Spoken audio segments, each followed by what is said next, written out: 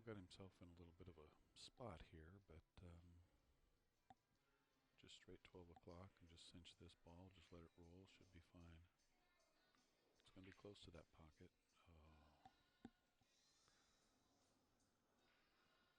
He squandered an opportunity to go up 2-0.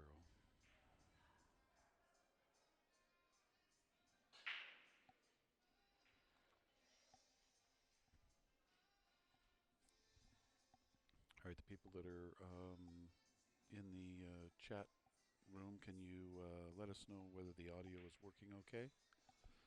Ooh. We had somebody say that the volume is no good. Let us know. Sounds good on our end.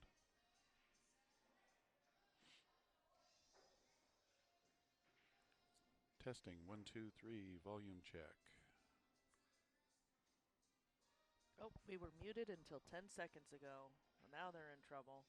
You better mark up the score there, champ. I have to mark up the score.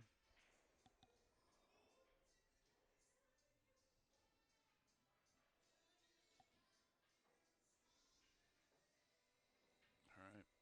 1-1, race to 9.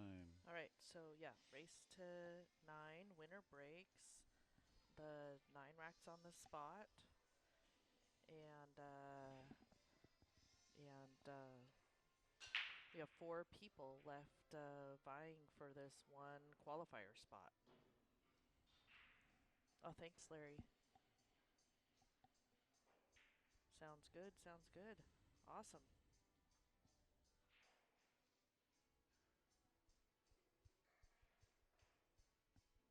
And if you are in the area and have a chance to make it down here and join us for lunch, you should definitely do so. The food's good. There's lots of 7-foot diamonds to play on, and we're just going to have some amazing matches this afternoon.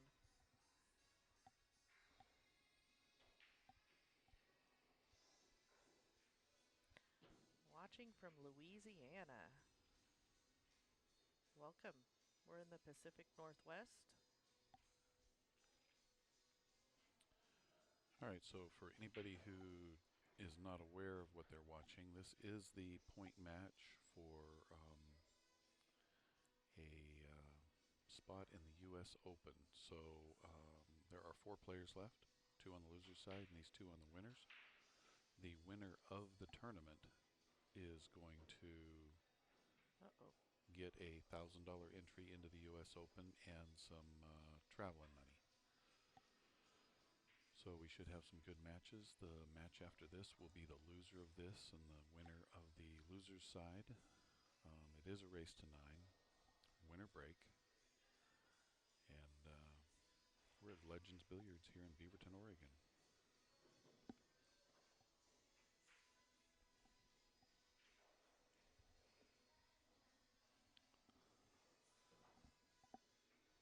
Also, for all the people out there that are watching, if you can share the stream, that would be great. Let's let more people know that it's going on. We're going to have some good pool this afternoon. So Stephen has asked a really good question here in the chat. He said that Cole is already signed up, and we have that scenario in some of our qualifiers where people who are participating in the qualifier are already signed up. And what happens is, yes, I'm sure that frees up a spot. There are several people on the waiting list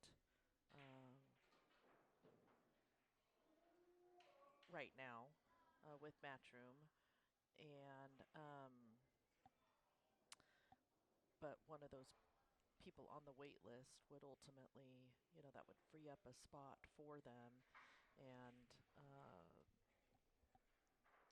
Matchroom would refund Cole His deposit. his deposit or the money he's already paid for the entry. Mm-hmm. So.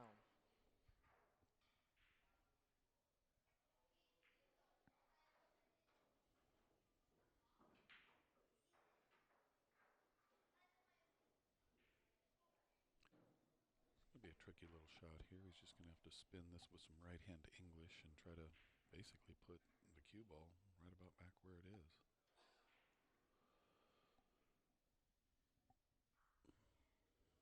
Almost like a practice drill. Put the cue ball right back in the middle.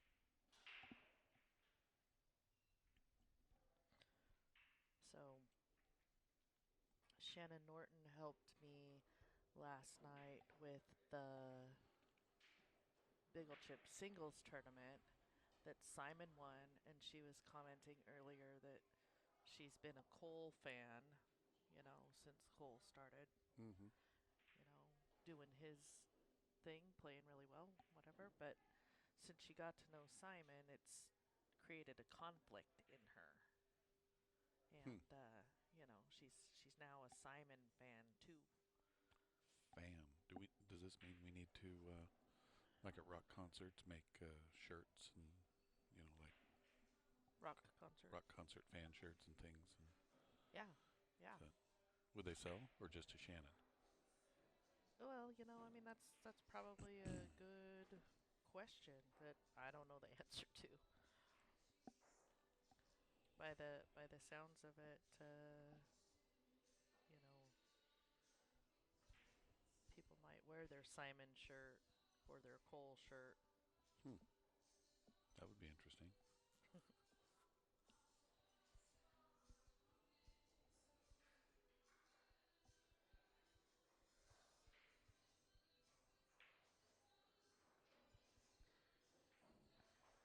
So Mr. Ringler says the microphone is really low. Is that for both me and Steve, or Steve? I know Steve's so quiet, but I think I'm loud. So, you guys out there will have to correct us. I think he turned down his microphone, but I'm not 100% sure. Why don't you turn it back up a little there, honey? See if that makes a difference. Shannon says she could put a name on each side of the shirt. Ooh. Nice, nice. Well, I can hear you better now. Oh, and Wrangler says both are. Um, Sometimes it's the device that people are on.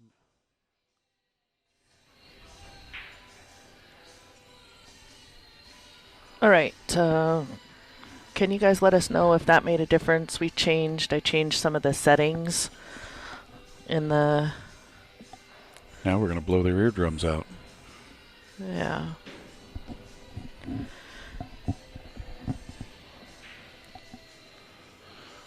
All right, Cole's in a predicament of probably going to have to push here. He could kick at it, but with the 8 there, it creates a bit of a problem. Okay, so Ringler and Shannon both said that's better. Whatever Better. Good, better. Better's good. All right, here we go with a push shot. And I think Simon will go ahead and take this, unless he's dead hooked, which he is. That's actually a pretty good push.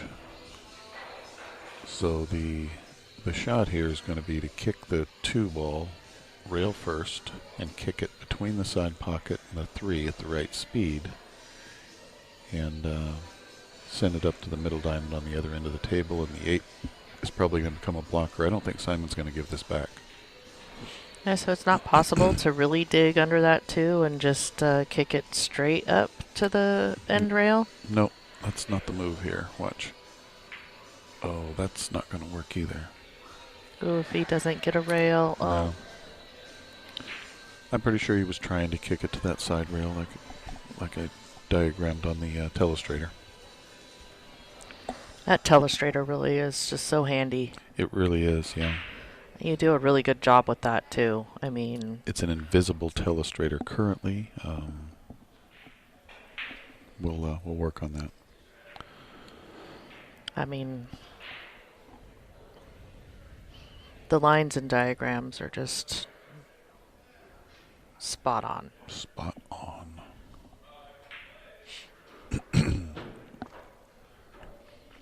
Cole is not where he needs to be.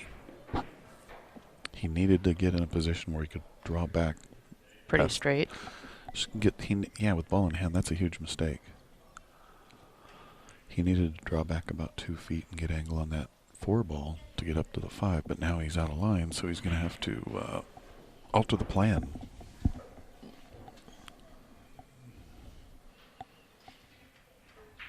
Well, what's the plan going to be from here?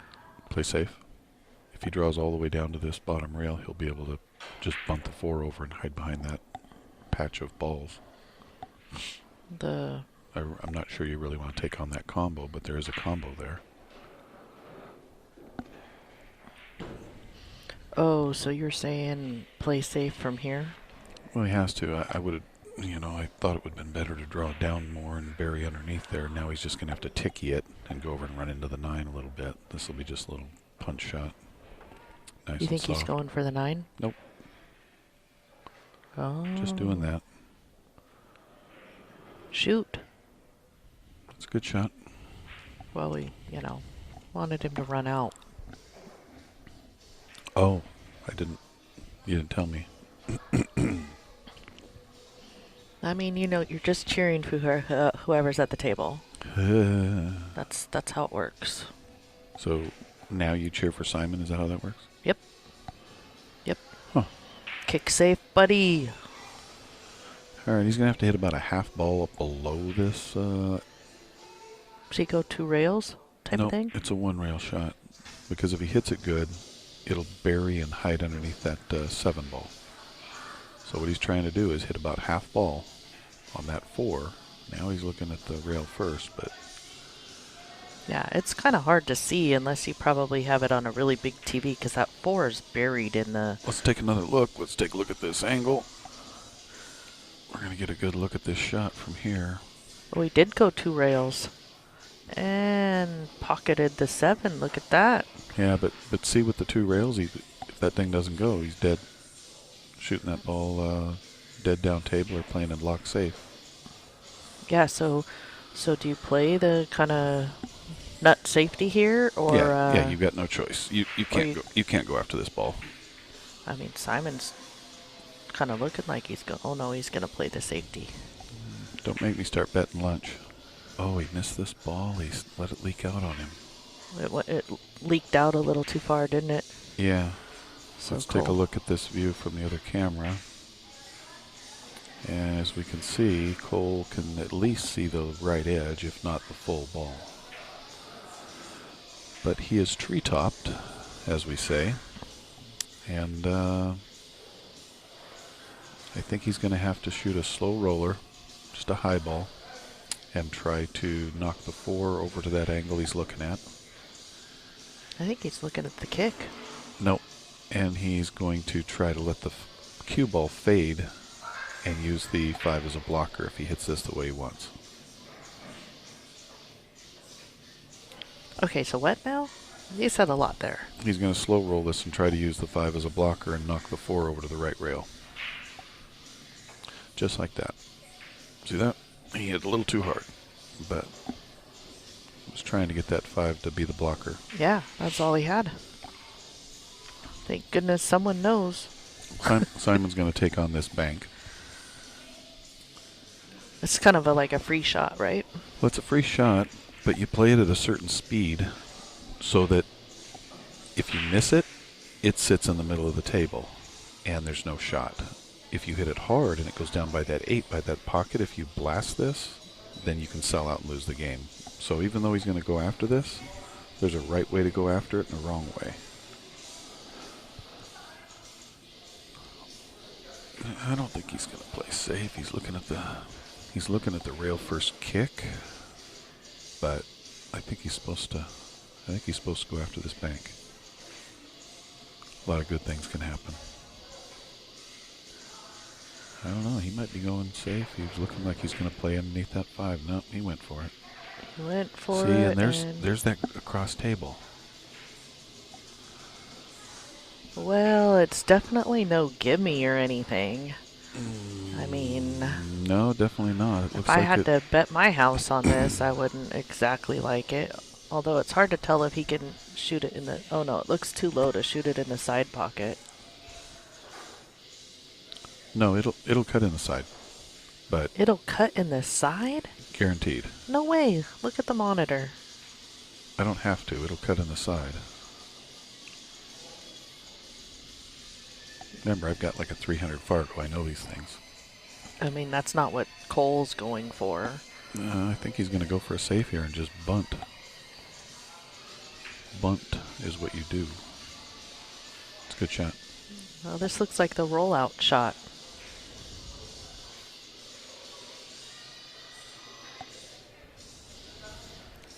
Except for it's down the 4 is down a little bit further.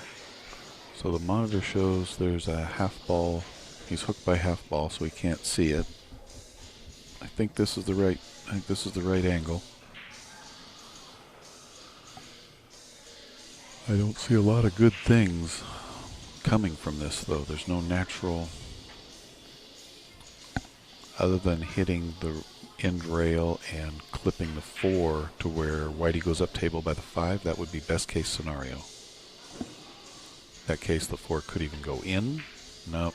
Oh, he hit that pretty good. Yeah, but there's no reward there. He had to hit the I think he got rail. safe. I think he didn't get safe. I think he got safe by like half a ball. I'm looking right at the monitor, and he's going to shoot it straight in the hole.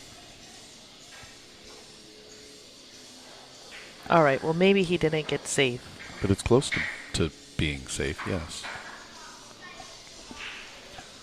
So a lot of those little kick shots are one pocket type of shots that if you've played one pocket a lot, there's a lot of really good options, like on that one that Simon just kicked. But sometimes younger players and rotation players don't see where to kick those balls. And bingo. Cole's just like a machine. A machine? Yeah. Ball making, rotation playing machine. Are you going to put that like on the t-shirt for Shannon, you know? The machine? Cole the machine. So what are you going to name Simon if Cole's the machine? I don't know yet. Simon's like the little... His personality, he's got, you know, I mean, it's hard to encapsulate in a nickname. He almost... Okay, the machine may have taken a stall. No, he sees it fine. Oh, it's the 6. I thought the 8 was next. Nope, he was playing shape for the 6 and almost rolled into trouble.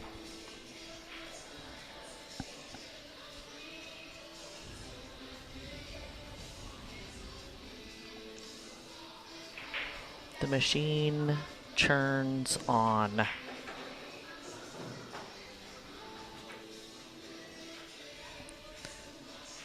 Nice.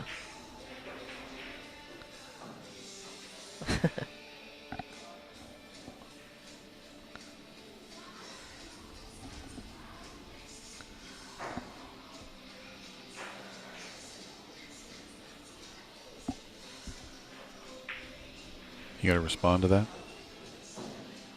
Oh no, this is I guess not that big of a deal, but He's fine. okay. To the person in the chat room that thinks that we're probably married. Well, I thought everyone knows that we're married. Well, the person that put that on there doesn't, and the people from, like, you know, all over the place. All over the place? Yeah. You said No, yeah. I was making an announcement. Shh. All over the place. We are married.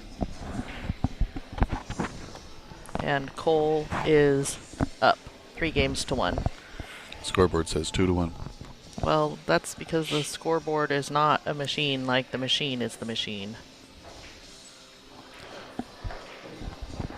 So if the commentators don't mark the score down, does that game still count? Oh, my goodness. I guess that's a yes. I think it does to Cole. In other words, fix the scoreboard. There we go. There we go. Look, it is your favorite number. You got 88. 88. There we go. All right, everybody, share the stream with your friends if you would. Sharing is caring. And this production is brought to you by Bigglebox. We're located here in Portland, Oregon. And we sell cues and accessories. So if you're ever looking for anything, go to bigglebox.com. There, I got the shameless plug in. And Nice job. We're at Legends Billiards here in Beaverton, Oregon. Beautiful new facility that just opened up August 1st. And they have a bar, and it's called Catfish Lou's, connected to the pool room. The pool room has 20 7-foot diamonds and 4 9-foot diamonds. And I believe we have talked the owner, Michael Bean, into adding 2 more 9-footers for the players that like the bigger tables. So soon to be hopefully 26 tables in here. It's a pretty neat facility. Yeah, it's huge. Definitely encourage people who, if they haven't had a chance to come out here, to do so soon. They're going to have all the different kinds of leagues, and looks like we're going to get a juniors program going, and or several junior programs going. Yeah, a little bit to our left over there, there's a, looks like brother type of thing, maybe, or maybe dad and 2 kids. Yep. One looks to be about 8 years old and maybe 6 or something like that, so it's nice to see. Yeah, kids under 21 are allowed in here until 11 o'clock at night, which is pretty cool. I think we're going to see Whitey sit down underneath the, he's looking underneath the 8, but I think it's more natural. We'll see. I like going down underneath that 5-9, but... So is he trying to back cut that to bank to the bottom rail, or just behind the 3 and the 6 kind of thing? He actually hit that exactly the way he wanted. He was going to put it behind the 8, and he got there. Cole's hooked by about a half a ball, so he's going to go check his airline miles here.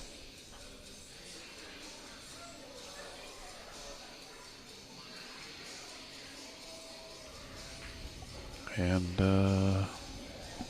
Brian Vance just won another game. I'm going to watch the coin move. Brian is on 2. And looks like Mike could be on 4. So the score over there is, I believe, 4-2. Mr. Grimm is ahead of Brian Vance.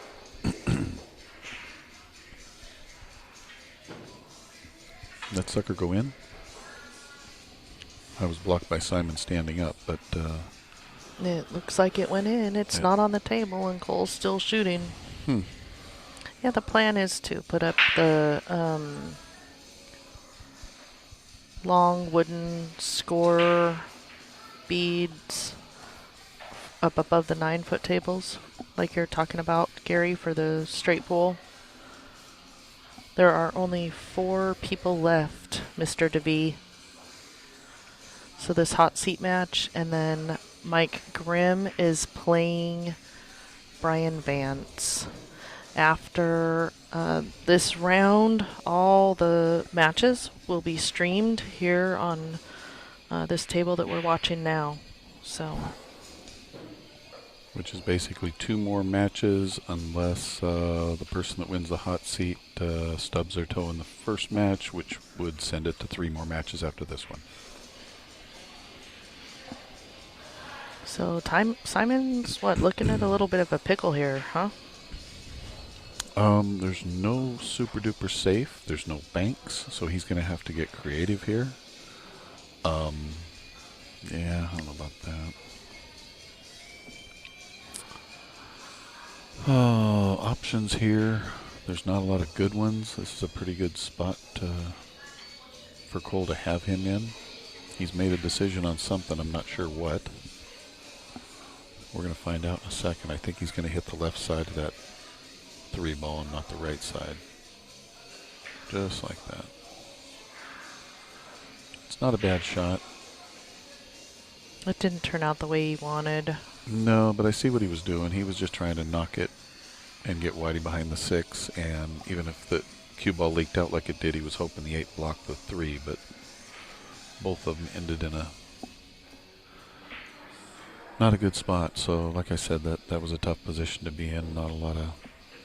Well, the 5 looks a little wonky too. Like, I mean, this isn't a gimme, I guess. No, he needs to just go all out on this ball and stiff it back out off the rail.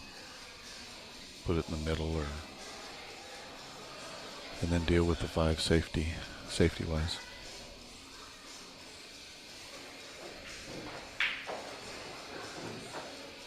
Okay.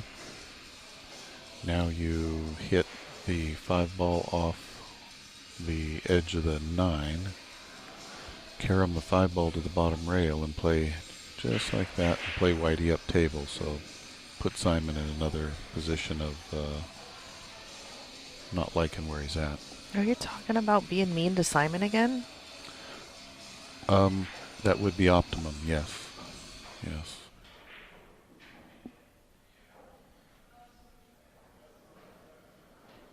Not sure why he's looking at this angle on the 9.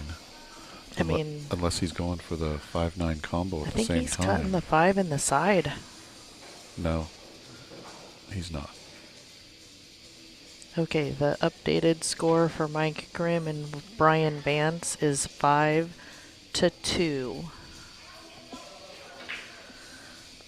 Yeah, that was...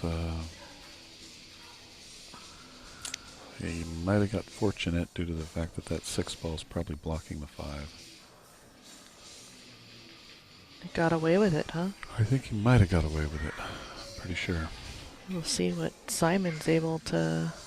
Derive? How he's able to counterpunch or whatever. Is that what it is? A counterpunch if he's... So a good option here is to shoot this 5 ball straight away and knock it 2 rails back down to this rail and try to hide Whitey behind that 6. Oh. Just like that. He didn't hit it great. Oh, and no. if you put it too close to that 9, it gives your opponent sometimes a free wacko. So... 2 options on this particular shot. You can thin the right side of that from Cole's view and knock it into the 9 and kill it and run up table. That would be the safety here. And he's looking at his options on the 5-9 carom right now. Well, you just bank the 5 straight back to the pocket and go for the 9 as a bonus. Bam. That's the one I was just talking about, yeah. Oh, you were just talking about... I thought you were talking about a safety. I just didn't add the bam part. Well, No, I mean, I it's think no fun without the bam. I think he's going to go all out at the 9 here, and if the bank goes in, the bank goes in. Oh, so now he's going out for the 9? Mm-hmm. See that? He played the 9, otherwise the 5 was nowhere near going in, and he also got very fortunate again. Man. Simon's going to put a high ball on this and just try to cinch this combo. Tough shot, but he has to go at it. It's easier than the safety. I think he should have thinned the 5 on the other side and put that, you know, kind of like right under the 9 and played safe. But I mean, if you eat rabbit's feet for breakfast, then, you know, you can keep rolling the dice, I guess. I think percentage-wise, you might win more games if he would have played the thin shot than the one he played. At that speed, it's really hard to get that carom to go natural into that 9. The only thing Simon's getting to eat this match is pickles. Pickles. Yeah, Cole keeps giving him a pickle. Oh, he went at it that way. Oh. Oh. Well, now, okay, did Simon get fortunate there? I mean, he got fortunate also. he was kind of playing the 9 a little bit, right? Was he? Could have been, yeah. I don't know. It's a little bit of a mystery to me. 5-way shot. Yeah, on that last shot, I would have played the 9. So Cole's thinking about playing the 9. I don't know who put this miserable music on, but someone, if you can come down here out of the audience, someone, and play some better music, like classic rock for us, that would be great. That is really annoying music. I think it's my Grimm music. Shh. Oh. I don't know 100%, but You know, that's a long way to jump. I think he's going to jump. He's going to have to land just past the... I think he's going to kick at it. Oh, is he going to jump? He's going to jump. Oh, yeah. He finally decided that that's his best option.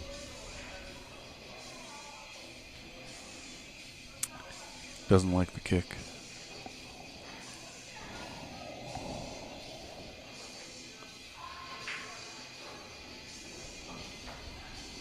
That's a long way to jump. And that is the major drawback from that shot.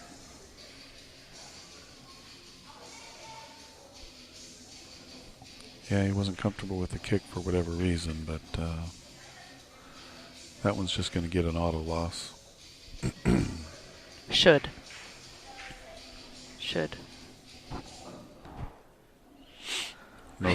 Notice how Simon's not even considering shooting that 5-9 combination. Yeah, it's up above the pocket, and you know, there's what, 4 balls to get out here, but now he will kind of have to do a combination from the 8 to the 9, right? Or Well, what? doesn't have to. You don't want to shoot combos unless you have to. So he's going to take a look at his options. I would probably play the 8 in the side or up in the corner. I'm not sure I would. We'll see how he's looking at his options.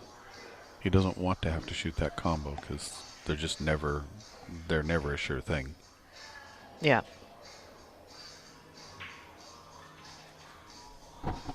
And he knows that. Simon's plenty experienced in dealing with stuff like this.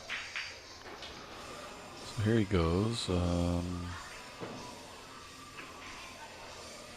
He might be potting that thing on the side and sliding over for the 8 in the corner. Oh, I thought he was going for the corner. No, he played for the side pocket.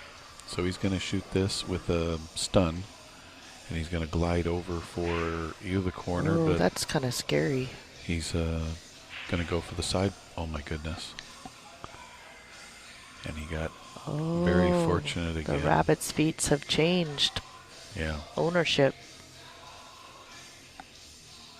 Just basically really concentrating on his shape, and he took his eye off the pocket in that shot. You take away the position, he makes that shot all day long. Well, Hey there, Cliff. Cole has a jump cue that is hard to come by. He got that from Kopin Yi, and we'll be carrying it as soon as we can. But they don't produce enough of them at this point to have dealers. So I don't know. I think that's about the best of the answer I can give you about Cole's jump cue.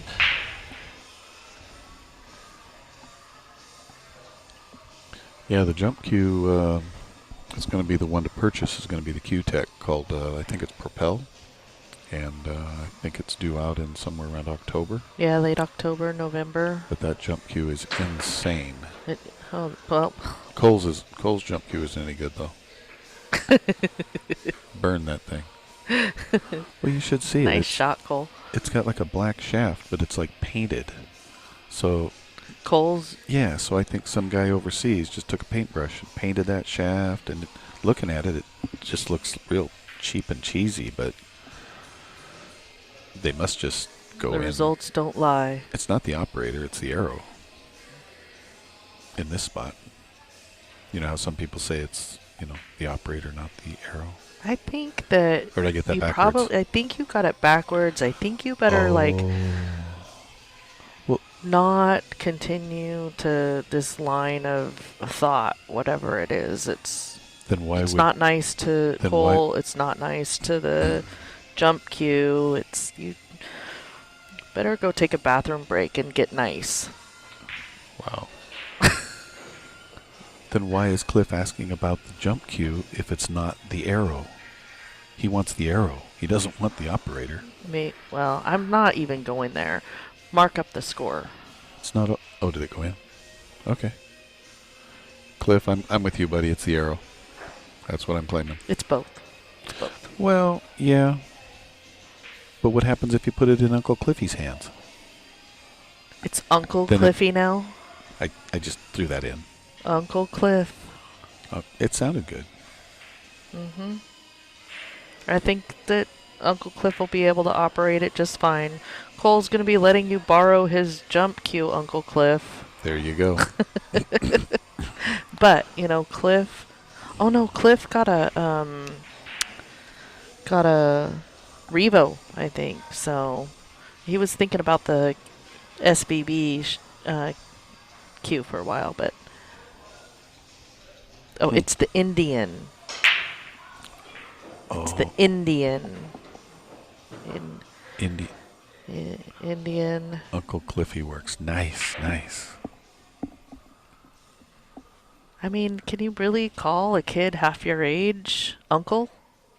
Well, he wouldn't be my uncle. I mean, there's a lot of people called uncle that... Don't make me explain this to you. Let's get back to the ball game here, and now it's not the operator, it's the Indian, right? Indian in the arrow? Yeah. Well... That was a huge jump shot for Cole. 2-3 compared to 4-1 is a big swing. Now if he can finagle this game, looks like he's going to push. I'm not sure what he's doing. Yeah, that's kind of interesting considering the fact that he could see the 2 okay, but maybe it was because he was jacked up on the 3 or something. I don't know. What I do you think Simon just takes this on with a tip of low and just tries to bring the cue ball over and back and put it right about where the 2 is right now. Yeah, he's not even going to hesitate on this. So you pocket this. You go for it. You go for it, especially down 4-1. The safety's just as hard as the shot, so take the shot on. Oh, well, I mean, when you shoot like that, Well, duh. but I mean, if you add it up, he's probably going to make that ball like that 70% plus, Uh-huh. That's Okay. not a 50-50 shot for Simon, so Yeah. you just go with the percentages and fire it in like that. So he's off angle a little bit here. How does he get on the 4? This is just a draw down to the... He's got enough room. He can go around that 9, it looks like. Just like that. Oh. Boy, that was a nice shot. It was. He should be on the road to Outsville here. Road to Outsville. I've never been down that road. Well, you can talk to Uncle Cliffy about that. Never been to that town. That's the only road Cliffy likes to take. He took a nice line on that. Oh yeah, he did. He hit that really good. Okay, so now he just needs to take a look at his line. I think he just kills the ball and runs the cue ball around the 9 and gets a little bit angle on that 8, and he's back in Outsville. No, he's on the road. He hasn't been in Outsville already. Like you're on a road to that. That's like a road you take. Well, what?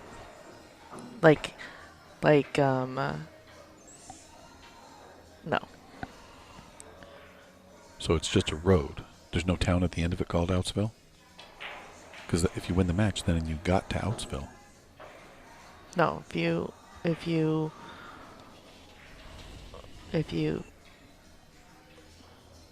completed the road to Outsville, you got to the town out.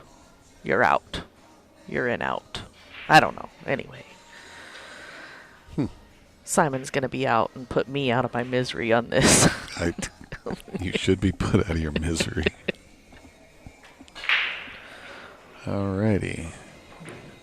Bam. I don't think Cole. These two gentlemen are not classing each other any 9 balls, which isn't a bad thing. But All right, we got a 4-2. I like Joe said it's like a scenic byway to the next town of Racksville. Oh yeah, yeah. I like Racksville. it. Oh, I like yeah. it. Oh yeah. But that's where you send your opponent, right? You send your opponent to Racksville because you diverge to Outsville. All right. So for anybody just chiming into the stream, here we are at Legends Billiards in Beaverton, Oregon, just outside Portland. This is the hot seat match between Cole Gibbons and Simon Pickering. Simon is from Vancouver, BC. Cole is from right here in Portland. So the winner of this tournament, not this particularly this match, is going to get a spot with some expenses to Las Vegas, Nevada. I believe it's April 13th through 19th for the U.S. Open, the premier pool event on the planet. Last year we had, I think, about 8 of us players in the Northwest go to the tournament. Stan Tarango, myself, Steve Lingelbach, Stephen Fullen. Who won the first qualifier? Cole Gibbons went. Stan did. Jeff Jimenez. Yep. And it was an unbelievable field. I've never seen that caliber play in one building, but every top rotation player on the planet was there. It was, and every pro, Mika Immonen, everybody said that it was the toughest field ever assembled, which is. Yeah, they had 256 players, right? Yeah. And that 256 players is full as of right now. It is already full. Yeah. And It's insane. And it's going to get worse and worse every year as far as trying to get in.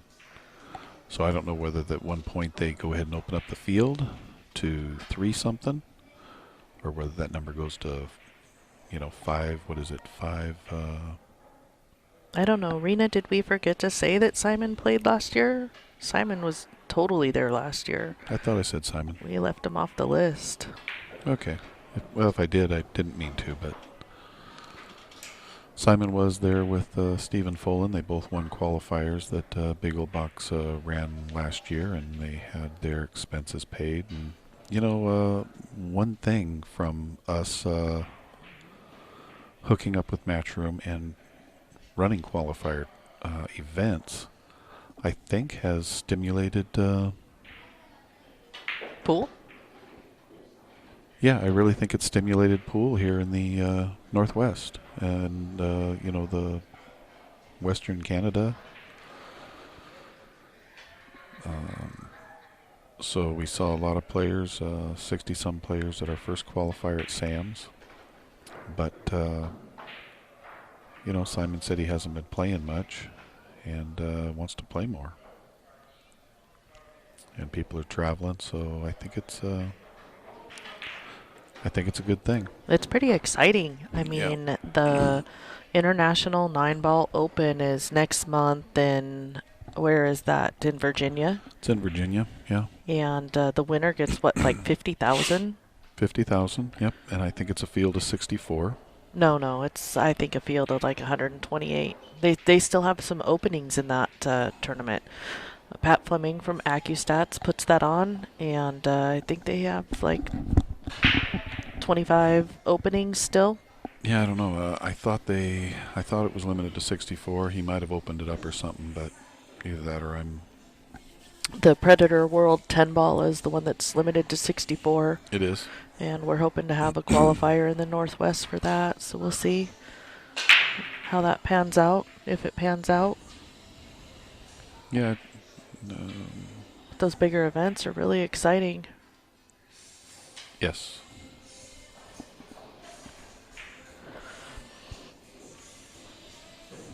Stephen Fullen is admitting that he takes the road to Luxville. The road to Luxville? Yeah. He likes the road to Luxville. Didn't you see him play a few weeks ago in that match against Grimm? He practically stole it from him. He did get a good roll that would have ended it for him when he missed a ball, but you know, if you're a rotation player, you have to learn to roll with the punches. Yeah, because you know it's going to go both ways. You're going to get them, and you're going to have them against you. It's just the ones that go against you just suck. They feel twice as bad as the one that you got. Yeah, I think that too many people in this game remember or focus on the intangibles instead of what they can do. It's like the trap.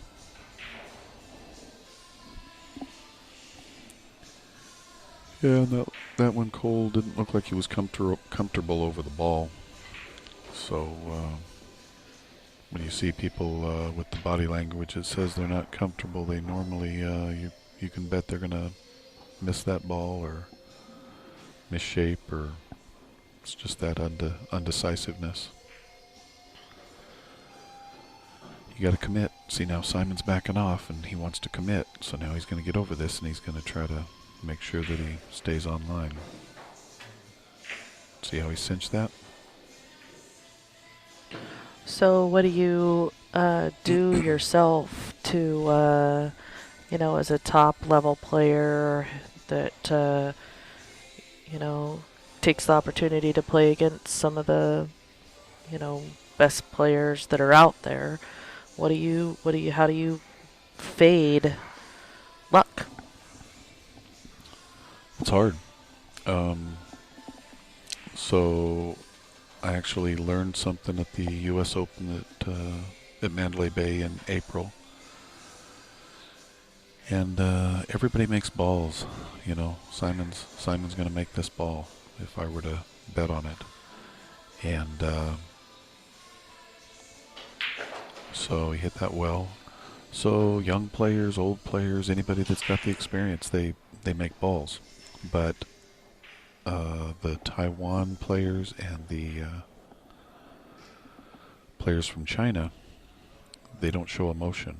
So when their opponent has a roll like that, some of the Americanized type of players tend to come unglued and let it affect their game. They let emotion show, but I saw the way mostly the Asian players played. You couldn't tell whether they were ahead or behind. You couldn't tell whether they got a good roll or a bad roll, and it was pretty amazing to watch. And those players as a whole were winning. They looked like machines. And so I have tried to incorporate some of that into my game, and it has been hard. It's not like I have a cow when a guy gets a roll. I think I handle that well, but I could handle it a lot better. So, you know, that type of thing. So that's what you do with those rolls. So unless they change the rules of rotation, they're not going anywhere. Yeah. So.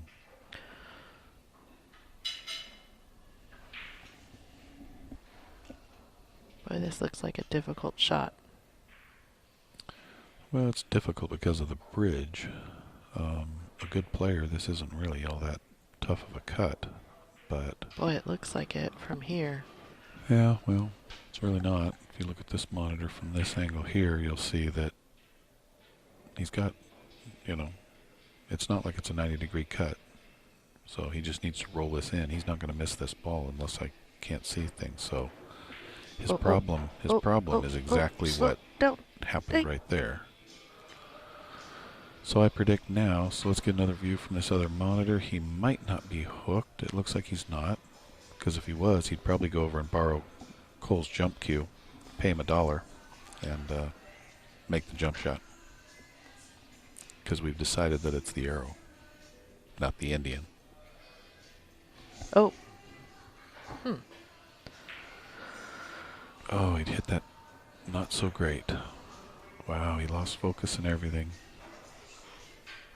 Those balls are both 2 miles from where they should be, but Simon's not going to be happy with himself there.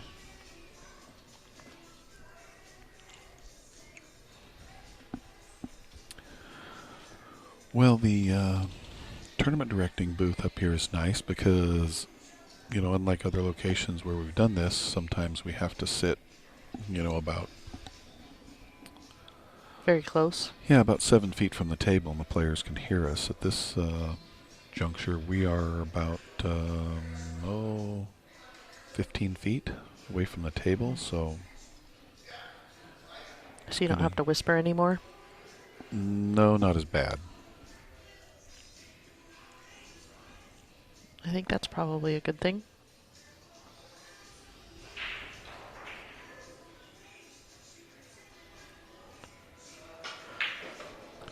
Nice And shot. he hit that really good. He needed to. Simon snuck back into a 3-4 situation. Cole needs to try to get a little bit of separation because Simon is a dangerous player. I had him down like 6-1 at 15th Street one time and sat in the chair most of the rest of the match, and he winter break. In other words, he's got a pretty good high gear, or he can put his opponent in the chair for a while and come back and win a match. He did that in his first round against Mike. He came back from a bit of a deficit.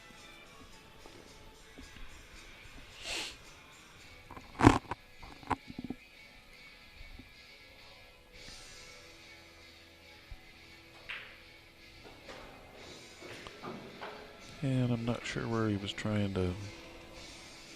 what angle he was trying to get there, but he's straight in.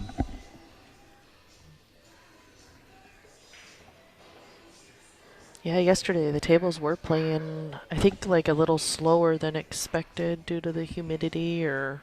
It was really muggy in here yesterday. I thought I was in a sauna, and it was real sticky. Yeah. It feels a lot better today. He cheated the pocket on that one to get back in line. He must have had a hair of angle to cheat it, and did well to give himself this position.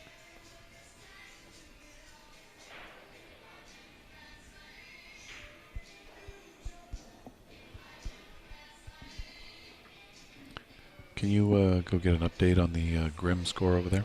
I will, just as soon as this game is over. Okay. I'm being a bit facetious because the set is over,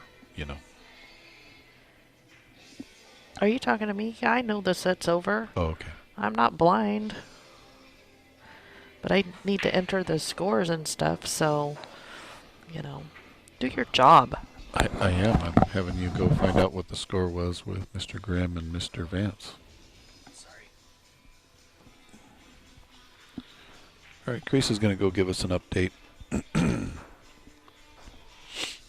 on the score in Grimm's match.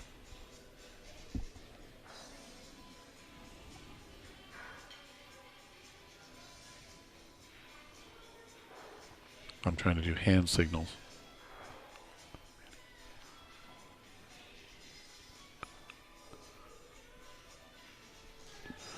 Okay, my hand signals worked. Mike said the match with Brian Vance was 9-2. So for any Mike Grimm fans out there, that was the score. So he will be playing the loser of this match. Well, that's an interesting cluster by that side pocket. That's going to take a little bit of maneuvering from that 3 to the 4, the 4 to the 5. I know, like. So what are his options? What can he do to... I guess he's got no choice. He's just got to run them. So he's going to go run 1 to the 2, figure out, play top side on that 3. And when he gets position to the 4, he's looking at it now. He's not worried about the 1 and the 2. He's trying to figure out whether he runs into that 8, clips it, goes down underneath for the 4. Obviously, if he gets out of line in that spot with all those balls there should be a pretty good safety no matter what. So I think he's come up with some kind of plan. Not yet.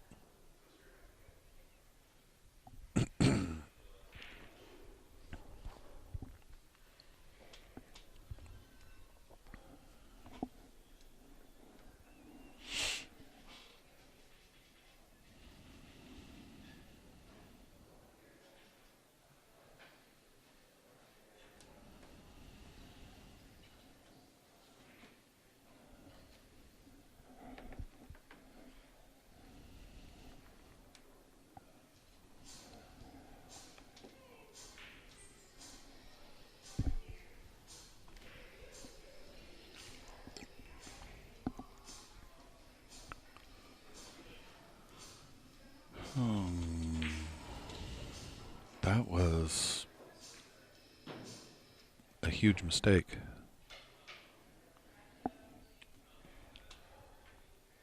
I have no idea what he was looking for. That's somebody of Simon's caliber. That's a very uncharacteristic ball in hand shape. But I think that cluster of balls is what caused the whatever issue that was.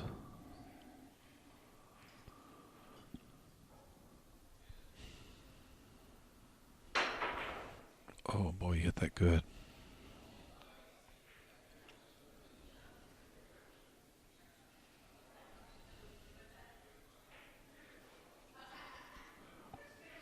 Alright, so unless I see the table wrong, if Cole's got a little bit of angle, he'll pot the 2 and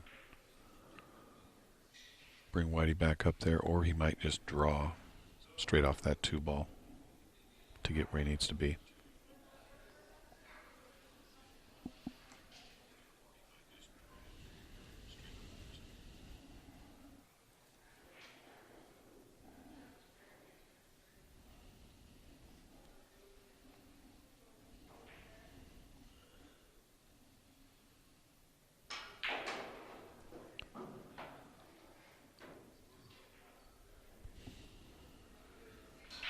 Well, do you bump the traffic out of the way, which is really gutsy?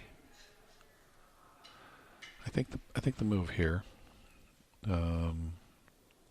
should be to draw out a little to the left of where the cue ball is now. Shoot that 4 ball 3 rails and hide Whitey behind the 5-8. Because I just don't see a future in trying to run out here. He's trying to calculate how to run and bump. I think the safety and locking him down behind that 5-8 will get the victory. Anything else and the odds are not as good.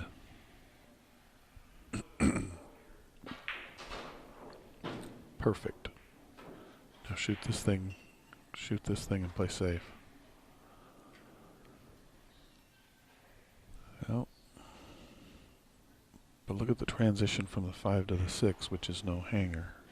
Yeah, I like your plan. I just think it's going to win more games in this spot. Yeah, well, and you could even like tickle the 5 a little bit if Right. you got real cute about it. Because he's dead set on trying to make this 5. 4 or 5. Get shape for the 5.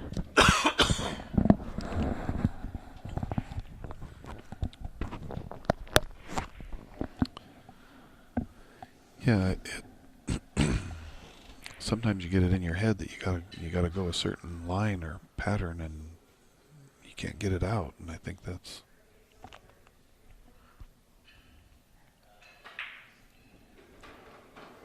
Oh, that is. I think the safety on that spot and hiding behind the 5-8 was the move. It just your percentages are just so much higher of getting out in that spot. Yeah. So people that are watching, watch what's going on here and watch the good with the bad, the mistakes and the good play, and incorporate it into your game, and figure out a style, whether you're that guy that likes to lock it down on that 4 ball, or do what Cole did and try to bump the 5. And there's different styles. He's in jail. No, you went It's from like having minimum security, but I mean it's still jail. Yeah, this is I believe he's kicking out the proper way now. He was going to go the other way, which I didn't like. Now he's going back to that Other look, way. yeah.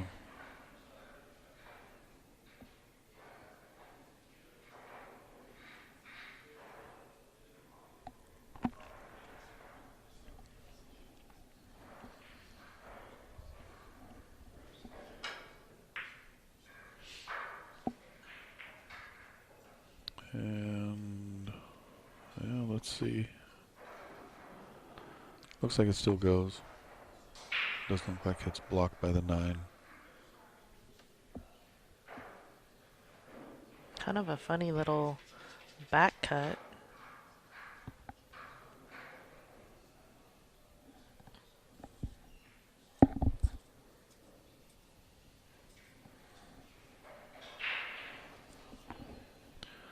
So, Mr. Olson chimed in and wrote a small book on here.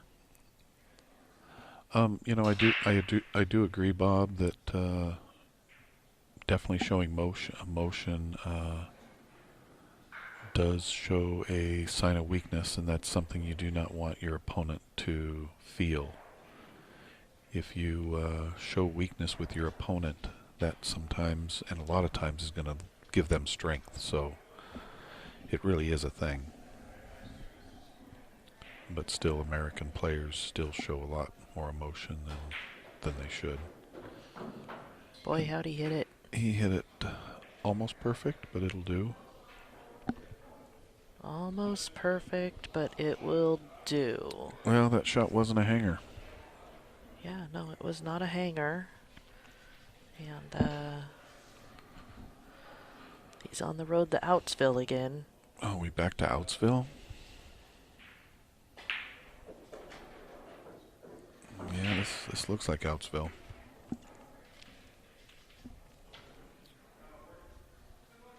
He's going to make sure he takes his time. He missed one earlier that was easier than this. Boy, I'm surprised he hit that with so much. Well, I guess. He just wanted to go up and back.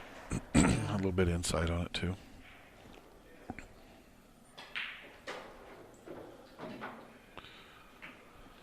All right, I hope everybody is enjoying the stream. This is Steve Lingelbach and Carissa Biggs in the booth commentating for you. We have quite a match on our hands. This is a race to 9.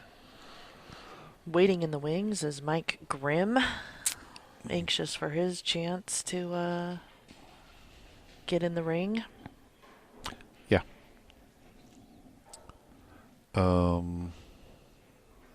So we're gonna have some good pool here.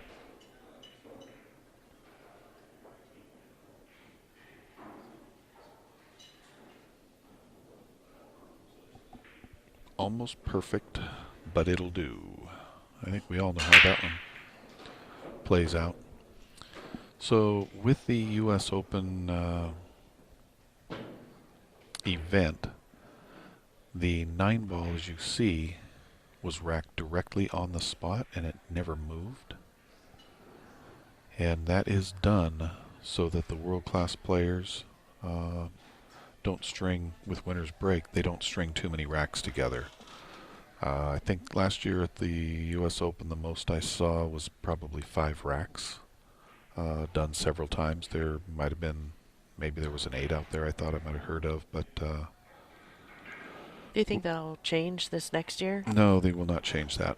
I think it will. I think that, Nope. the pros are going to be practicing that break and trying to dial it in. It's just a natural progression. I thought you meant change the 9 on the spot thing.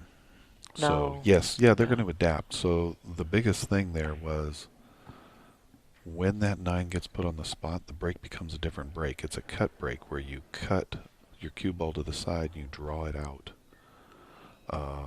The 1 ball always goes in a predictable fashion up towards the corner. Your cue ball is shooting it straight in. A lot of people try to make the 1 on the side. Most of the players chose not to do that because it does go in a pretty good percentage. But you have no idea whether you're going to get shape on that too.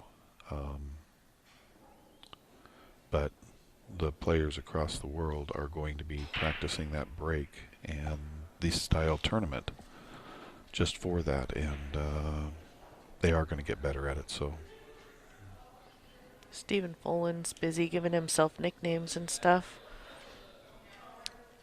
good enough. Putting himself on a shirt and, he wants a T-shirt too. He doesn't want to be left out. And Stephen just reminded me who it was that put that 8-pack on, so it was James Aranis. So I didn't actually watch that match, but I heard about it, so. Yeah, it looks like it's on YouTube, he says.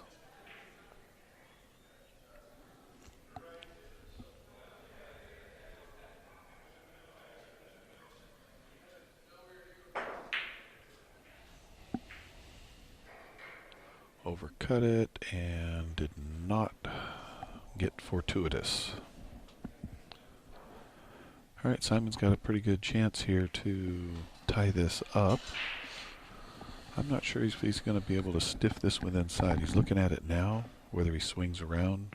The angle, I'm looking right down the pipe here, and I do believe he probably is going to have to spin this with left English. Cinch the ball. I like this shot. Do you like this shot? Yeah, I'd like to shoot this shot. It's just a total spin shot. He looks like he's using high ball. He's just getting comfortable and dialed in. Well, there's more than one way to skin a cat. And he got... Nope. He didn't make the ball. Cole can see it. Yeah. Oh, he's going to be mad at himself. Yeah. And he didn't have shape on the 3 either. No.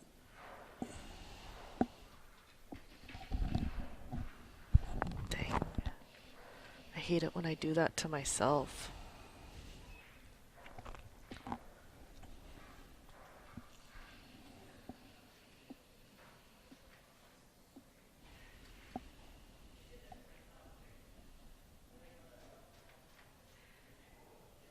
So I think Cole's going to be able to use a high inside, like about a 2 o'clock English, and try to hit this thick and just go straight up and back. I think he can, if he chooses to, not have to swing around those balls like Simon did. Because that's what caused Simon to miss the ball, was the cue ball line. The cue ball line? He was creating a line with the cue ball that wasn't totally natural. And you don't think Cole's going to do that? Well, he's Cole's just going to use the one rail? He's taking a good look at it. I see he's hitting it at 2 o'clock. He's going to do the little bit thicker thing. Yep. He's going with plan B.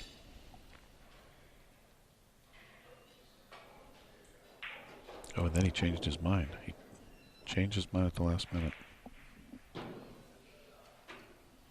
That was interesting.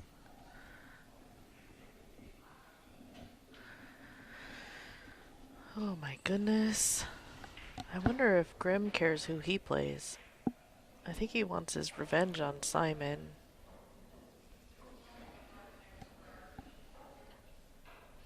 Now, is that something you think about when you're in a tournament? And you're having to wait for a match, or do you care? Be honest now. I am. That's why I'm taking a minute to think about it. I mean, yes, there are going to be times when you are a little more mental that day, and for whatever reason you think, well, you know, I'd rather play that guy, he's weaker, and get another warm-up match in. And there's other days I just don't care. And the days I don't care are the days that, you know, you can handle anybody and beat anybody. But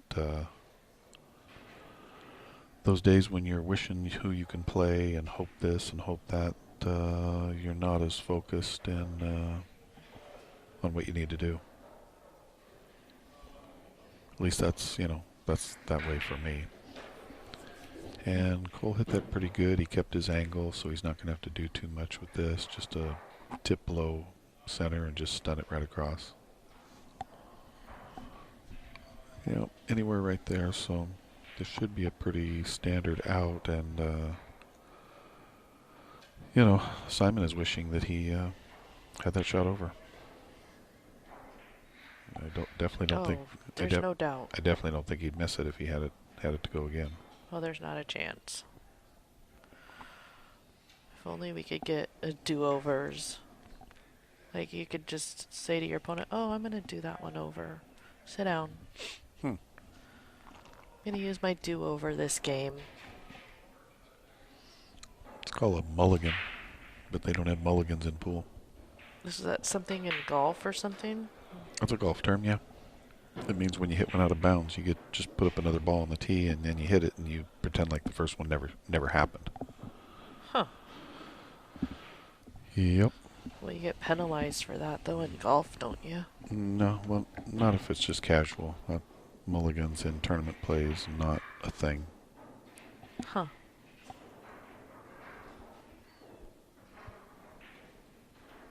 Someone smelling blood, someone says. That was Mr. Folan. Oh. He said if Simon would have won this game and got it tied at 5-5, that he would have smelled the blood and I guess ate his opponent or something, like a shark thing. Is that, smell blood? Is that? I think that's what that term is. Huh, yeah, that could be, Man, them Canadians like to eat their opponent when they smell the blood. I In think other they words? do. They come down here all nice and everything, and oh, we like it that you guys don't like us. I know, I know. Well, what about that rule banning them from these U.S. Open qualifiers? What's up with that? How did that pass with the board, that board meeting? Who talked about banning them? You did. I did not. Don't. What are you trying to do to me here on this stream? I had never talked about banning any Canadians. Okay, like if you guys can't beat them, that's your problem, not mine. Oh, now it's our Maybe someday you'll get better. Man, that's cold-blooded. Just messing with you, Steven. We love most of you guys up there, Stan and Paul Potier and yourself and Tyler and Simon. So you guys are great. If anything, sometimes things like that, having players from other areas come around and play, should be able to just pick up play. So if you think you're a little bit behind and, better or worse, that should make a person better. So in the meantime, Simon's having a rough time of it a little bit, where he's stubbing his toe more than he would like to. I've seen some uncharacteristic position and potting ball plays so far.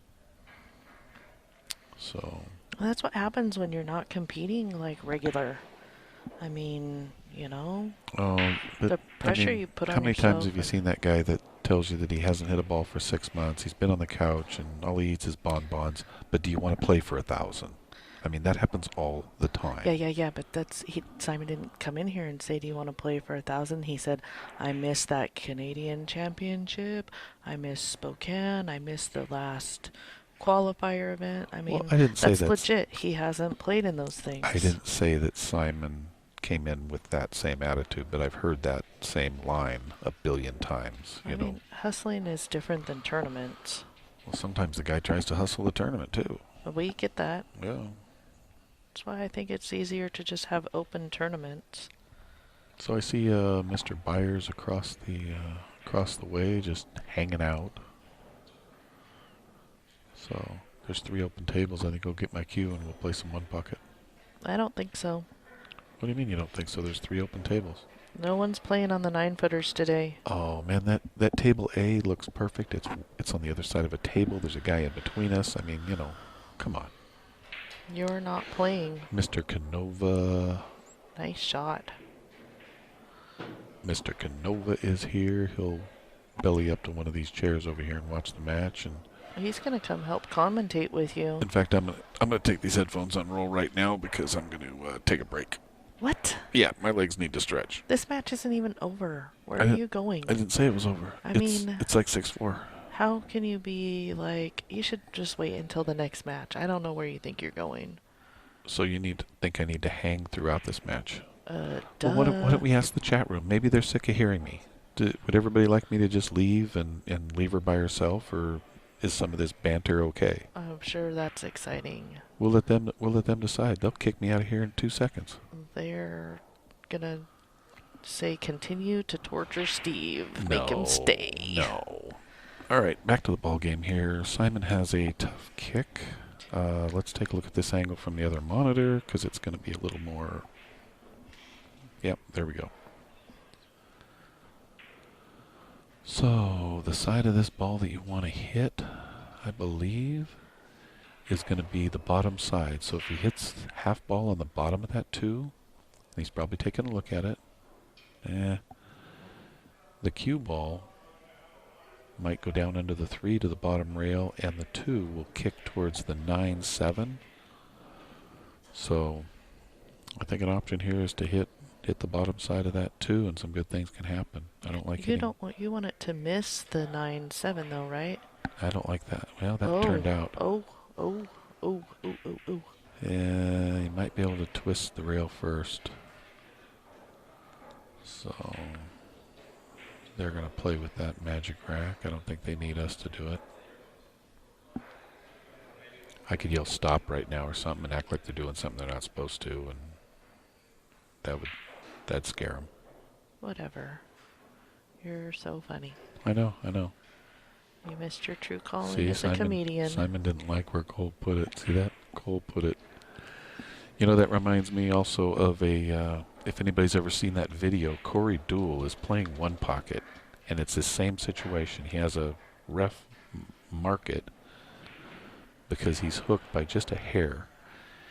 And the ref does that, marks it, puts it back, and then he didn't like where he put it back, so he made him do it again and again, and He's not hooked. pretty soon he's not hooked anymore. He shoots it straight in.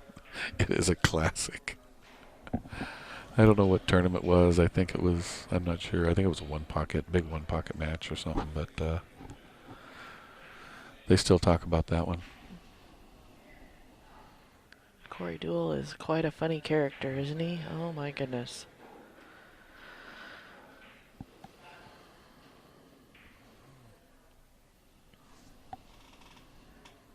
I'm winning. Steven's voting for me just so that I win. I think Bob said for me to get out of the booth.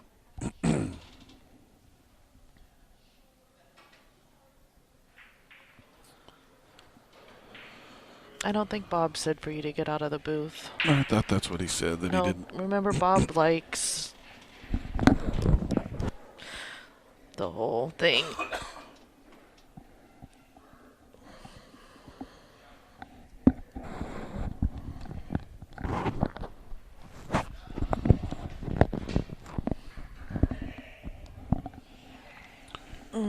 All right, sports fans, you're going to see that cue ball stuck to that.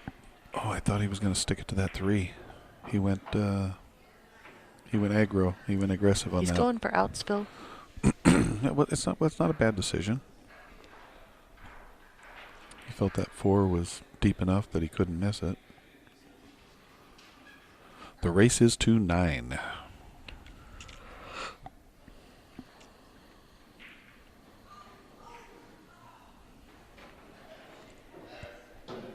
Came up a little short on that, and I think he's going to have to crash the family car on this and hope that it lands on all 4 wheels. Crash the family car into the 6? Yeah, I don't think he's got a choice unless I don't see the angle right, but the monitor is indicating that well, the way he's looking at it, it looks like it might go around. So, and if that's... You have to kind of hit it hard. Yeah, so... Cut it back? So if that's the case and he's going to swing around, he's probably going to swing all the way around 3 rails around that 5 and back to the middle of the table. He crashed the car like I thought he had to. Ooh, ooh, ooh. And he's on a 50-yard line a little bit because Whitey's going to be interesting. So he's going to have to swing around that 1 rail and out, it looks like. Yep. Oh. He rushed it, I thought. Because from the point he made the decision where he was going to go with Whitey, it looked like he just stepped up and pulled the trigger. All right. That's the kind of shot that'll... I'm going to quit talking about outs, Phil. I'm starting to feel like I'm, jinxing Simon.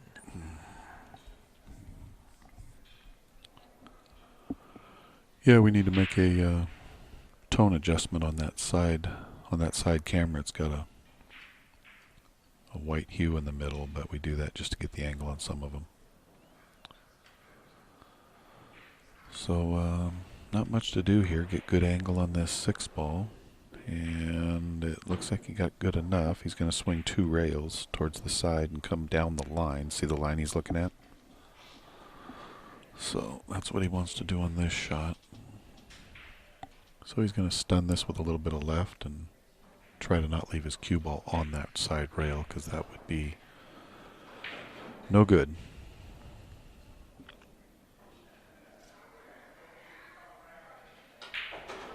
Just like that. A little bit towards the middle, but he'll be fine.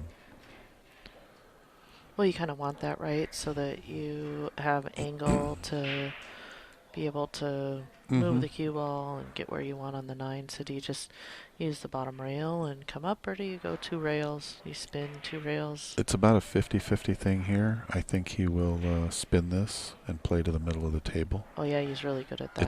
It's more natural. Uh-huh. If you use the high end side, the ball can skid, things can happen. So I think he'll twist over 2 rails. Try to put the cue ball right back where it's at. It's one of those put it back where it's at thing. He's uncomfortable with the shot. He keeps standing up. Yep. Cole tends to stand up quite a bit. Well, I didn't say that. She stands up quite a bit. But look at it this way. I mean, Cole's taking his time because he's not comfortable. And on the last shot, Simon shot pretty quick and made an unforced error. So if you're going to err to this side rather than what we saw in that last shot.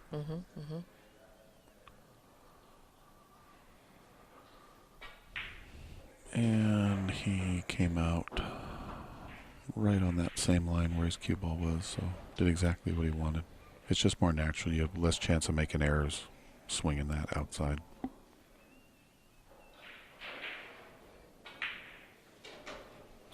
All right.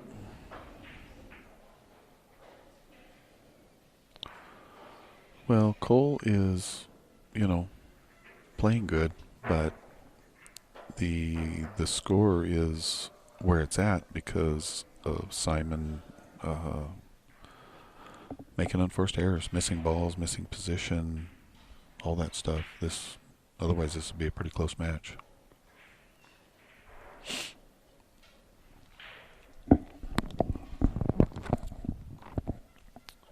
Well, that's kind of how that works, right? Yep. Once again, if we can get everybody to share this stream, everybody that's got friends out there that want to watch some good pool, it's just going to get better. Or come down and join us live. Yeah, Bob, come down here and buy Stevie a drink. You're drinking? If Bob Olson comes down here and buys, I'll drink. Well, I was kind of thinking of people in the proximity, like, have lunch or whatever, not someone coming from Bob, East Vancouver that... Bob, if you buy me a drink, I'll buy you lunch. Think that'll get him over here? Probably not. I don't know. How come Bob Olson needs to come over here? I don't know. Well, if he does, great. And,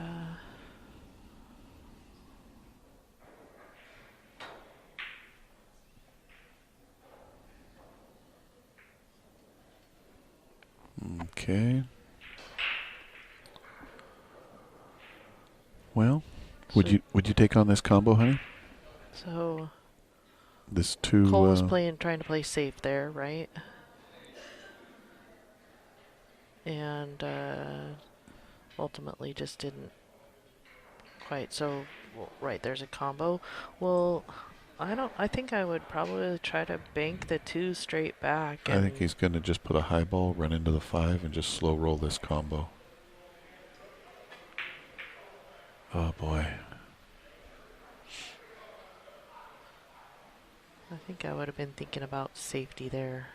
No, I like the decision. He just didn't seem to focus and line it up because the combo wasn't even close. It didn't rattle. So that's been the case on a few shots now. So fairly Characteristic. Yeah, thanks, honey. Having trouble talking all of a sudden. You knew what I wanted to say. I just believe it's uncharacteristic for Simon to make so many of these mistakes. And that's what happens when you don't play in tournaments.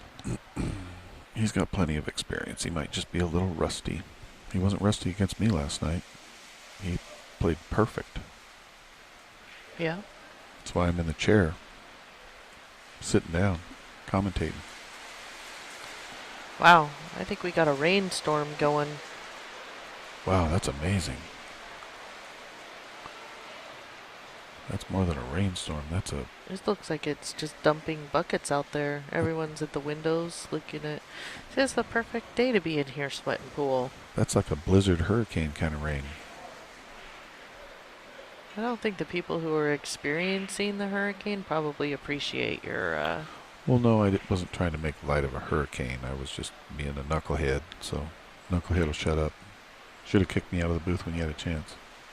Not a chance. All right, Cole's gonna just cinch this and try to Get shape on the 3? Yeah, I think he's gonna try to kill the cue ball a little bit.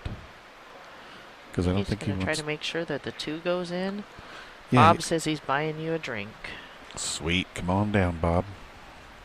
Looks like I'm on the hook for lunch, honey. This tournament is in Beaverton, Oregon at Legends Billiards. A relatively new... Oh, you hit that good. Nicely done, nicely done. That was not that easy. No, it was not. What looks like he's going to power this around the corner or possibly draw back with low inside, so low right English. Draw. Yep, he's going to draw it to get a little straighter on that 4 ball.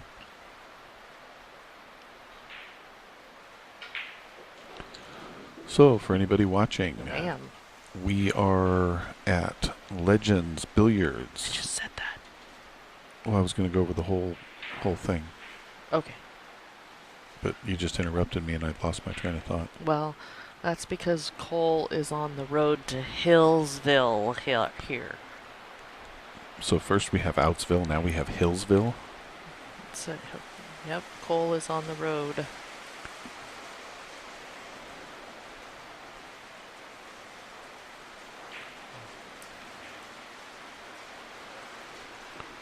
Oh. I think you might have to run all the way up table on this one. Oh, Maybe not. that's yucky. Also remind me to tone down the second camera and deal with that little bit of whiteout that Yeah, we have. we will do that in between the Looks like a matches swimming here. pool. I don't know what happened. It changed. Oh, it quit raining. Yeah, no, it's still raining, only just lightly. You can't hear it over our system. I think it's got to go up and back possibly on this. Oh, I don't like hitting it that hard. Like I said, he's going to have to go up and back like he did. I just said I don't like hitting it that hard. It doesn't Well, mean that, you know. That's what the table gave him. Yeah, it makes me nervous. Now he's going to have to hit this at about 400 miles an hour. What? Yep, because he's real straight. He wants to get off that rail. He doesn't want to just roll this. So watch how hard he has to hit this. He's just going to plow into it to get it off the rail about 3-4 inches. It's not that bad. It What? looks worse on the monitor. Watch how hard it goes in. Bam! And he might want to get his extension. I'm not sure. He's seeing about what happens if he takes his licks. Nope. 400 miles an hour. I've got the jugs gun on it right now.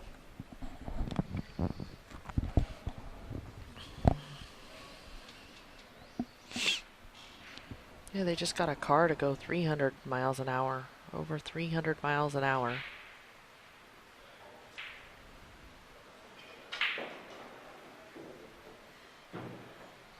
Well, that was definitely only $2.99. And he's about 4 inches off the rail, and that's what he needed to not cause problems.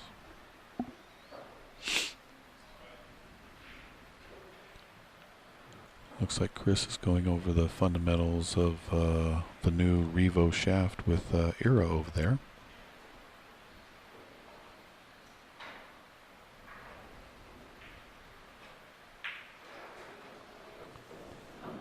Cole says, yeah, I made it to Hillsville, baby. Mm-hmm. Hillsville. Let's get back on the road and hit Victoryville.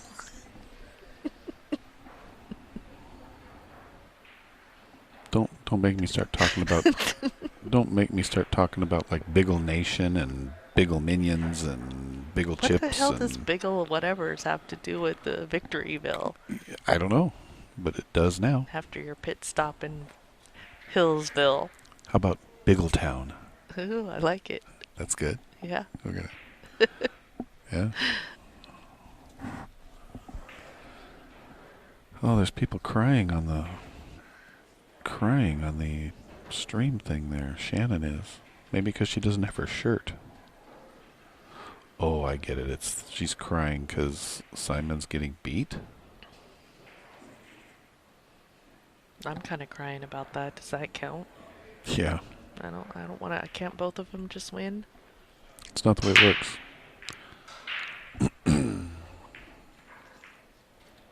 It'd be better if it worked that way. Do you think we'd get any entrance if it was all just everyone that enters is a winner? Yeah, everybody gets a blue ribbon. I mean, I'm not talking about like that. Let's give out ribbons. You've got people asking about a bracket, honey. Could you help them with that? Yeah. It's on Challenge. I'll go over and copy it so I can share the...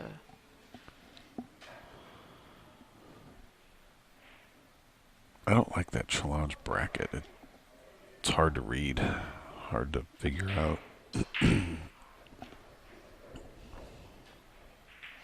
What are you talking about? I'm just talking. And Simon laid down a pretty decent safety. If Cole can't swing past that 2 ball, he's going to have to kick one rail at it. Might be able to elevate here and make Whitey swerve. I can't tell from this angle, but from this camera that's too bright, which we will fix here after this match. It looks like Cole might have a line there. So we'll go back to the non-messed up camera.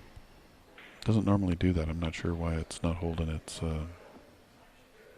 color tone.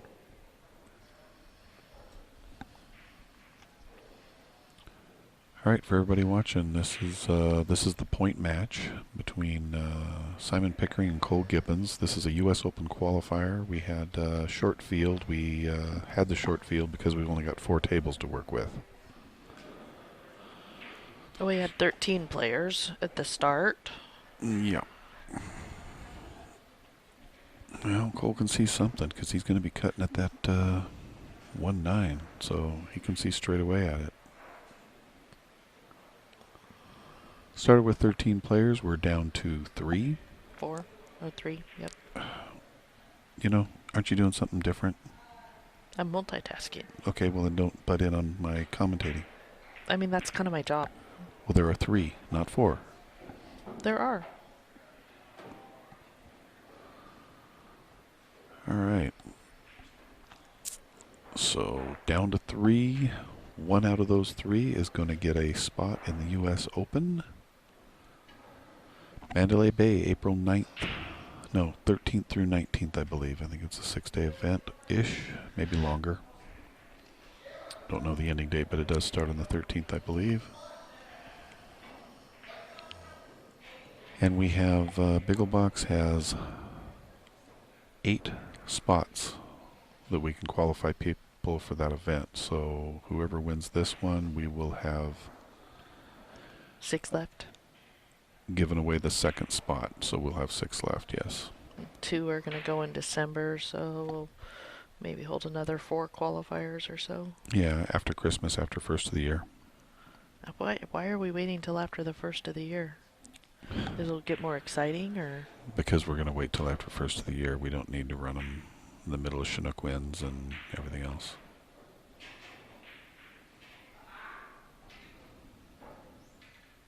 Okay, Well, Simon got himself ball in hand there.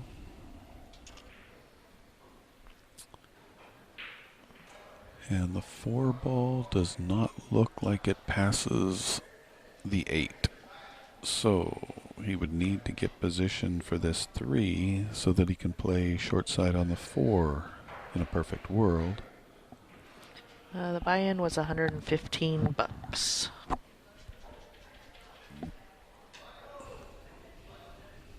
And I am posting a link in the Bigglebox Facebook page chat room Oh, that was a brilliant shot. to the brackets. That was a brilliant shot. I didn't see that.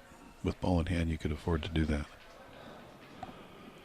He didn't like where the 4 was, so he relocated it. He didn't care whether he bumped it downward or upward. He just wanted it so it plays, and it worked out. So that's going to make this particular shape from the 3 to 4 a little more tolerable.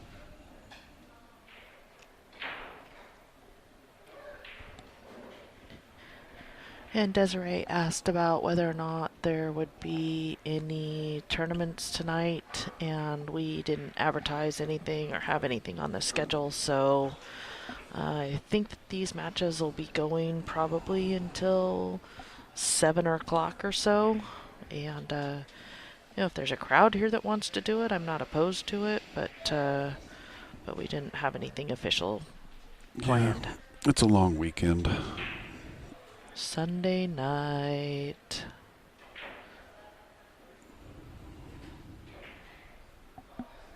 Uh-oh. No. Now, is that going to help with Outsville? Not, Or Biggletown?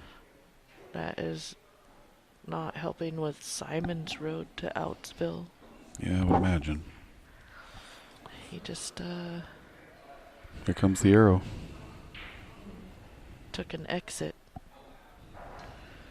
And, we'll see if, Cole gives him the green light to get back on the road. So, 2 ways to attack this 4 ball. You could try to catch rail first, but it's going to come off too hot. So I think you aim half ball to the left. With your jump cue? Yeah, you do. That's the thing. You play shape with the jump cue. I'm not saying you don't. I'm just clarifying. And So I think you, with low left and a half ball hit on the left, it's going to make that cue ball possibly traverse straight back towards that 5. And that's the first time I've seen he's been jumping excellent with that thing. So that's the first one where he stubbed his toe. Didn't think that jump was that difficult, but it still crashed. Well, I imagine there's a lot of stuff going through Simon's mind right now. And this 6 ball out doesn't look as easy as it really is. Sometimes when you make a bunch of errors and you're not playing well, you start to second guess yourself, and sometimes the errors just keep piling up. So let's see if he can hold it together and not. Now look at this.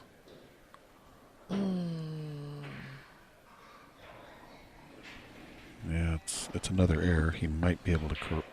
I wonder if the tables are playing faster today than they did yesterday. I would say yes, because the temperature in here is way different than it was yesterday. Yeah, it is quite a bit different. It's just not as muggy. I mean, the air conditioning works and was going yesterday, but there's certain little areas, and then just it seemed like all the humidity was in here, right? I played on the corner table and I felt like I was in a sauna. I had to go to the bathroom to wash my hands because they were clammed up, and today none of that is here. Well, so you're not it's playing on the corner table either. Well, it's different. The whole room feels different over in this corner, so it's not as sauna and hot and sticky like it was. It was really bad yesterday. So Simon hit that pretty well. A little bit too much speed, but I think he's going to have the side pocket bail him out here. Yep. We have a bailout situation. He needs to get some more gas in his car. Gas in his car? Yeah, to make it all the way to Outsville. Who said he was out of gas? I mean, I didn't say he was out. I'm just out of gas. I'm just saying that he needs to get some more in. Well, I think he'll put the Anyway, fifth game on the wire here as soon as this is over. So, well, Uncle Cliffy's back. Hey, Uncle Cliffy. Scott Snyder, Dave Curtis. We got a bunch of locals. Share the stream, guys. There's going to be a lot of good pool coming up. So Simon does not want to go away, at least currently. He's going to let Cole know that he's come back from this before. oh, he's going to try and let Cole know that. Yeah.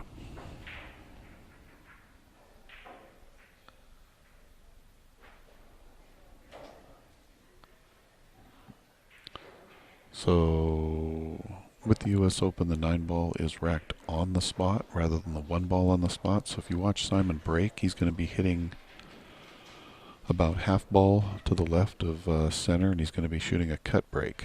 And he's going to draw it about a diamond short of the side to his side and drawing it up table. So watch this break. It's really effective. See the way he drew it? He did not want that 1 to go into the side, though. Or the 2.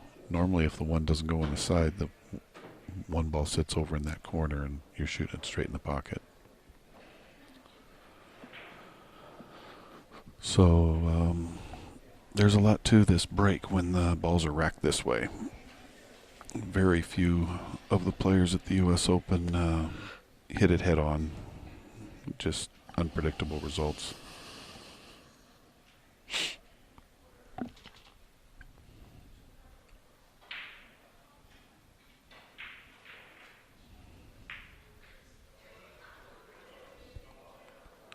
Oh, did he get away with it? I don't think so.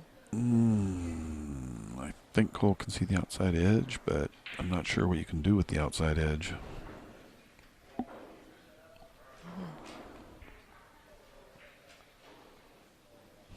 Something.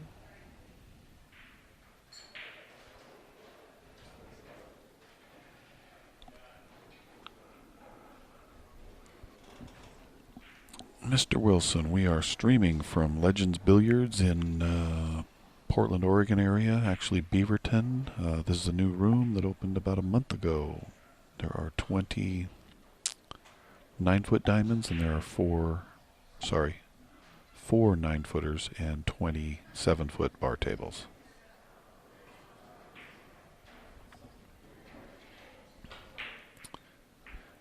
And this particular room is slowly getting traction to become basically the place to play here in the Portland area as far as a competitive situation. So Slowly? It's been open for a month. well, yeah, a month isn't very long.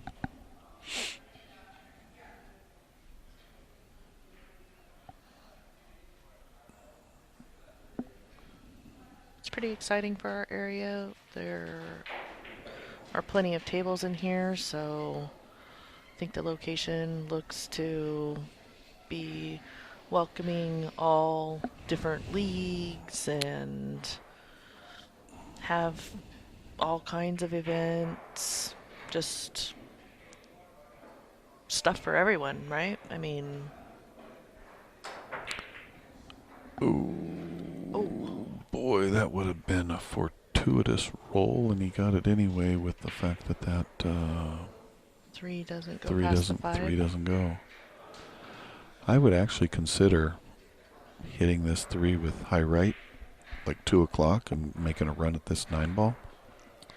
You're on the hill, and even if it comes down here and jams up that 9-ball, the 5 and the 6, a lot of good things can happen. So I like your plan. well, it's an option. So, but cue ball can't scratch past that 9, I don't believe, unless you have a lot of speed on it. But this shot shouldn't have a lot of speed. Let's see what Cole decides.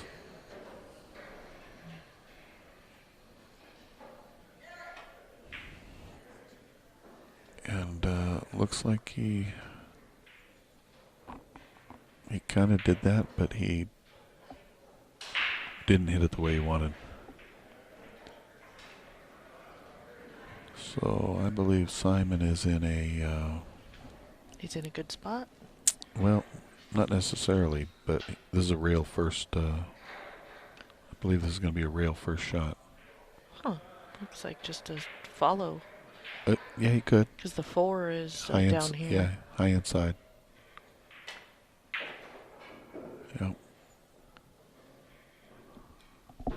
It should be okay. Question is with this angle whether he has to go all the way down to the end rail and back out, or whether he can kind of kill it. I think he might be able to kill it with a little bit of left twist. Little left twist. Nope, down and back. Wanted to make sure. Well, I don't think you get to... Well, he's got good angle. I think he just goes and shoots the combo. I don't think you try to play short side on this 6, but he might choose to do that. Ooh, gosh. That's like got them in problems, it seems like, each game. Well, it's perfectly natural, but...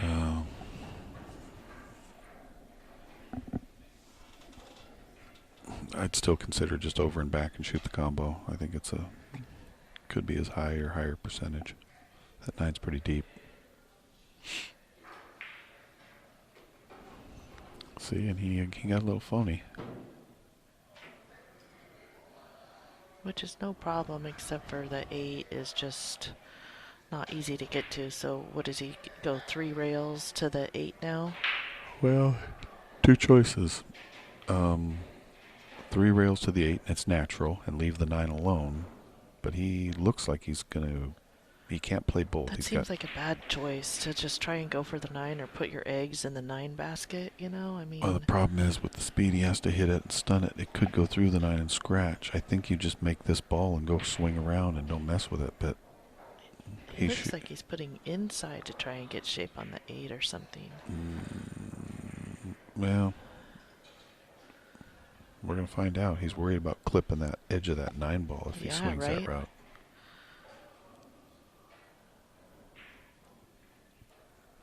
Here we go. Yep, that's what he was worried about. And because he had it hit it with speed, it came off the line and it didn't stay on it, so he knew that was possibly there, and it was. So what do you Z-bank? Yep, you Z-bank, and if you can... try to control the cue ball and get the hide it behind the 9. Get the 9 to become a blocker if it all turns out that way. There's no bank on the side.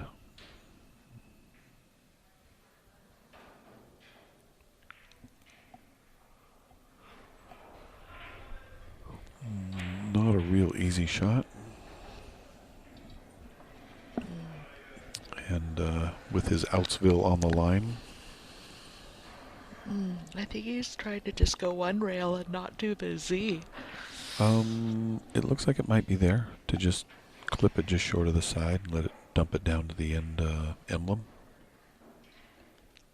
That just seems a lot harder to control the cue ball.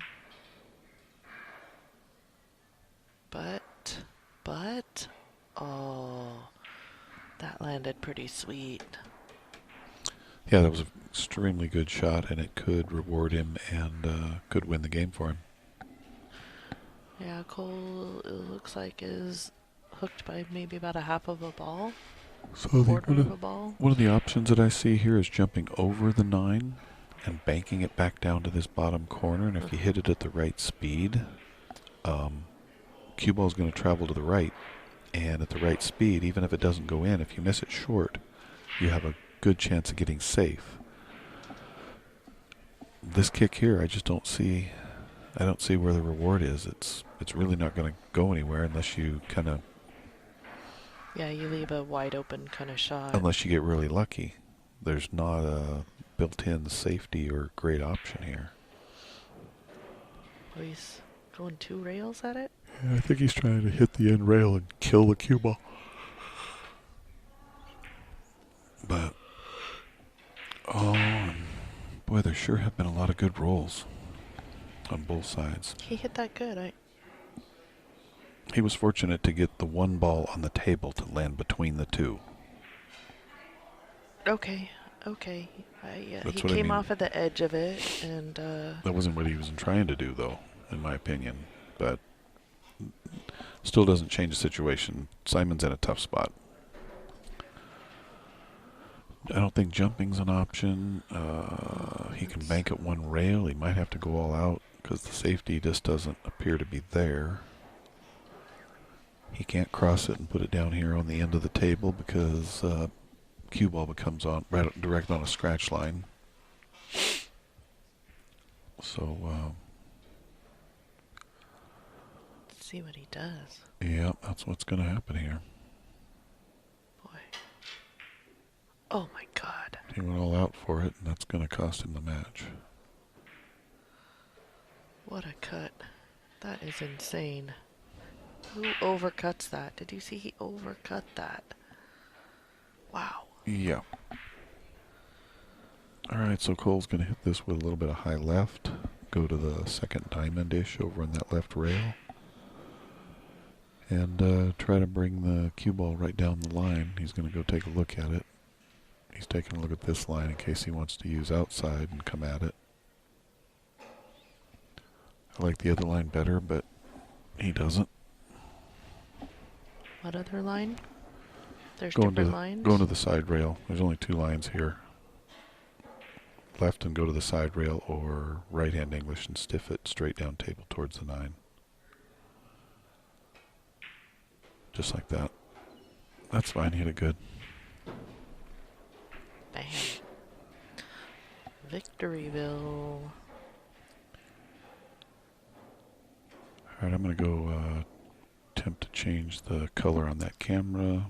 And we're going to step aside here for a minute to everybody. And we'll have Mike Grimm and Simon Pickering back up. All right.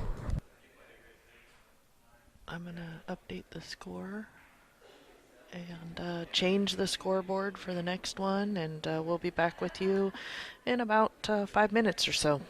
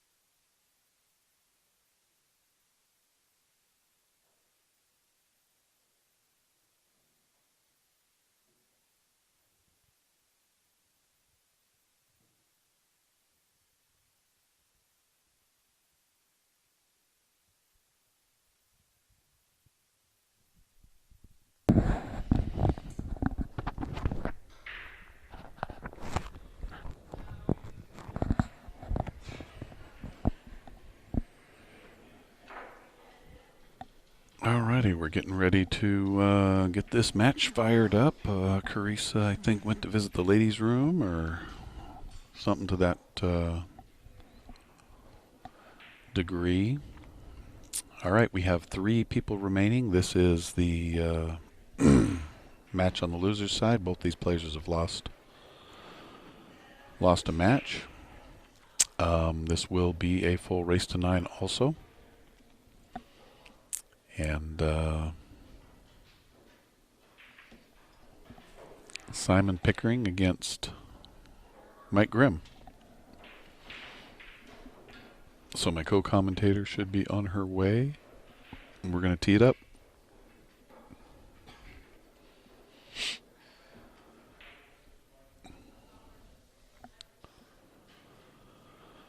So if you notice, Mike's breaking from a different spot that Simon is.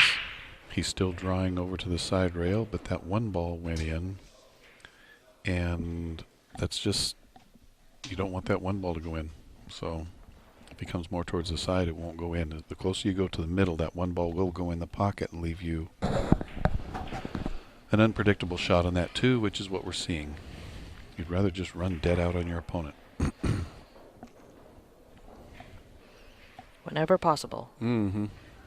So you can get to Outsville. Oh, this is touchy. He hit that good. All right, everybody. We are here at Legends Billiards. This is a qualifier for the U.S. Open. There are 3 players left. These are the 2 on the backside. Cole Gibbons is waiting in the hot seat. It's going to be a true double elimination. And I'm sure one of these 2 would love to get the opportunity to see if they can double dip Cole on that front side. Mike hit a nice shot there.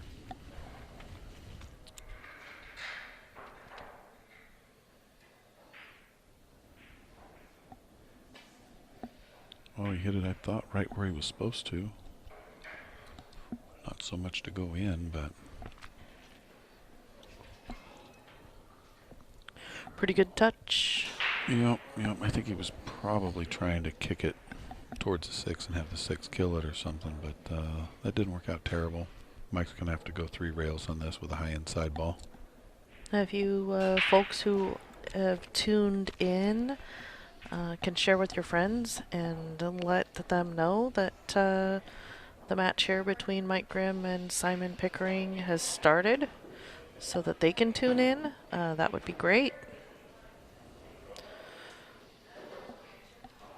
And Mike has hooked himself a little bit there.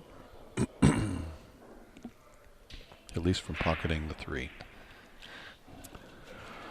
So if he can get enough of it, he'd like to come off that 3 ball and put the cue ball over in the ballpark of that 4-7. If the angle's there, I think it might be. At least get the 9 in the way. Just like that. He hit it a little bit too... Yeah, you got that 9 in the way. Another nice safety shot by Mr. Grimm. Yeah, we were talking before the last match, and he feels that him kind of embracing one pocket and trying the game and liking it, that it has really helped his safety play in 9-ball to see all the different lines and just play safeties and control your cue ball like you have to do in one pocket. So that makes sense. Yep. You have to kind of see the table in a whole new way with one pocket. Yeah, he said that... Oh, hey, look, I found my car key.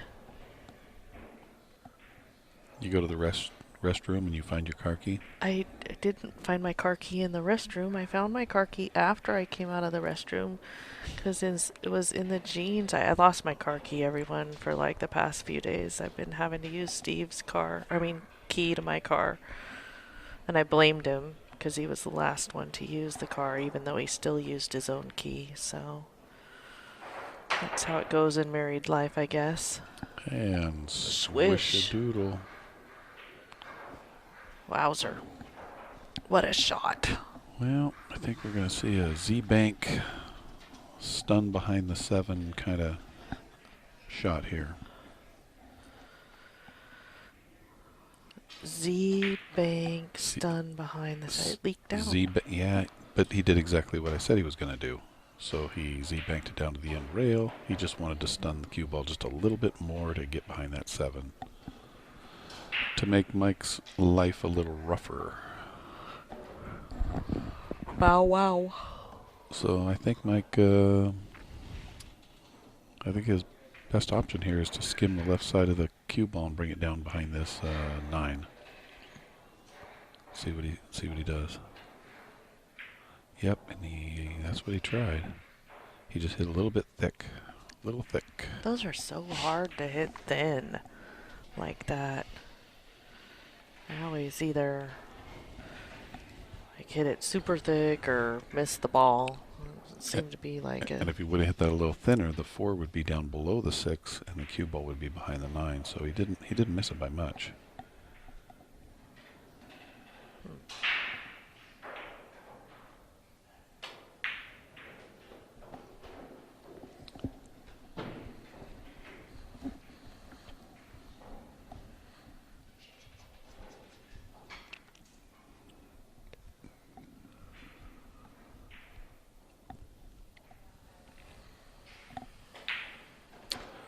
So Simon and Mike Grimm actually have already played in this event once.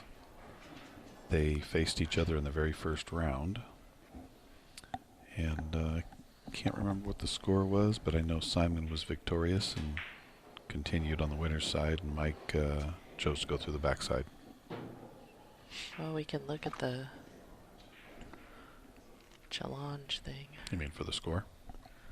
Yeah, so 9-2. So yeah. Simon laid it to him pretty good in the first round, so I should give Mikey a little motivation to change that outcome. Oh, this I bet Mike is just about sick of these Canadians. Really? I mean, you know, if I had to guess. Huh. Well, it looks like Simon might have gone outside in the rain and got an attitude or adjustment or something. And maybe brought a different mindset to this match that is different than the last because, like I said, I thought he played uncharacteristic for him with unforced errors. All right. 1-0, Mad Canadian. Draws first blood. So would it be out of line if we went in and put Canada under Simon and USA under Mike and had a Canadian against USA thing going? You want to take care of that for me? No. Yeah, no. I don't. They do it at the U.S. Open. This is an open qualifier. Next to our names at the U.S. Open, they put an American flag and they signify where we're from. I'm just saying, and this being a qualifier, we should do the same thing. That would be cool. I have to work on the graphics for the flags for the different countries and stuff then. Even though we only need 2, but I still don't have the 2, so... No, you just go into Besides the fact, you know, I mean, the Canadians have been beating us for like a solid year straight. At least here in the Pacific Northwest. I think it's all luck. Well, I mean, the baker, Stephen Folan, baking all his jelly rolls is for sure about that.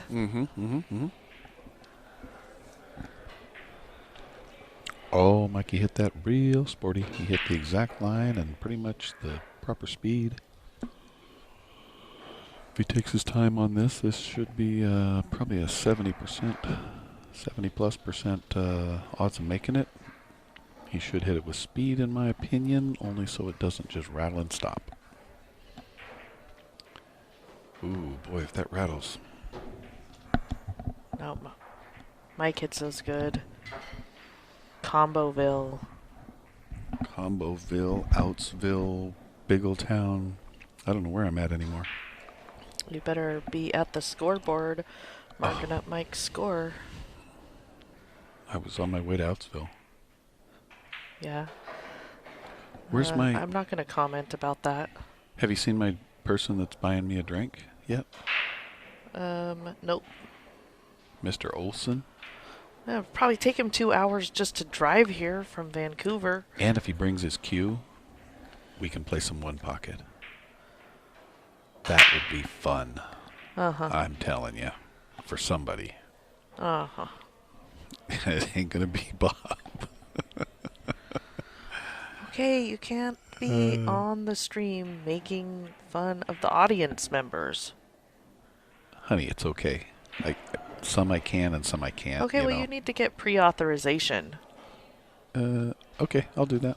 There you go. Bob, if you're still in the chat room, give me authorization to make fun of you and taunt you and things like that. Okay, Uncle Cliffy was bad enough. No, Uncle Cliffy liked it. He said that's okay to call him Uncle Cliffy. Yeah, that's what I'm saying, is you need to get permission ahead of time. Oh, okay. Advanced pre-authorization. All right, so Simon is going to... Kick at the one? Rather than roll out. Oh, is there a scratch there? Kind of, well, I guess not. Oh. And bam.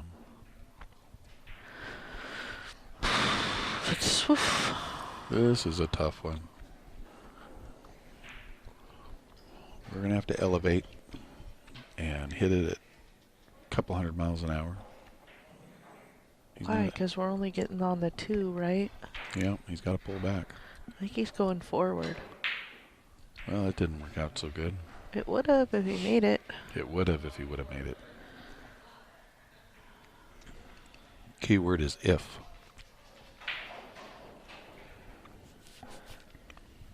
Yeah. We did mean Vancouver, Washington, Miss Rena. Steve's begging for alcohol. Some reason. The double A. Alcohol and action. Steve's looking for a double A program. AA. No, I should throw another A in there. I'll come at it with triple a A minute here, you know.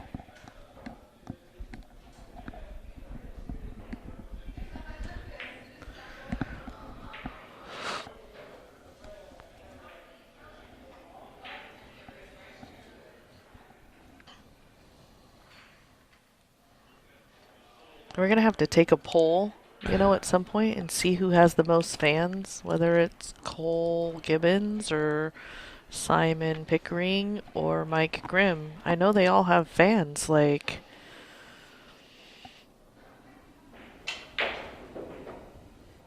All right, so we are going to take a little impromptu poll right now. Who wants who to win?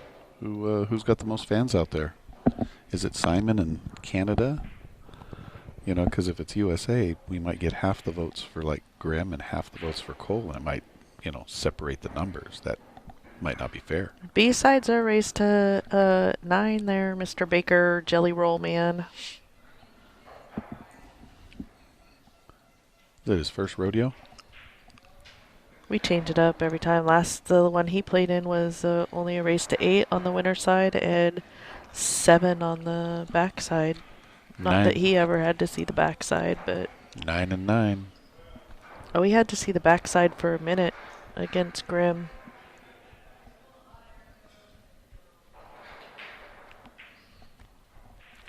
Hey, don't fall over in your chair, but Simon's girlfriend voted for Simon. No. Yeah. Oh, we got lots of votes for Simon. Oh boy, it's a Simon landslide so far from Tim, Mike, and Rena. Oh, we got a Grimm lover. There we go. Little Grimm love. Cole so far is out in the cold. Well, he's not playing either, so. Well, we're talking about. Look at Shannon. I mean, man, what a hoe bag. Oh, now it's all 3. Yeah. Oh, it's a Simon landslide so far. Look at this. Oh, boy. Shannon's a fan of Cole's, and now Simon's, and Grimm. This Falansky guy, is he allowed to vote?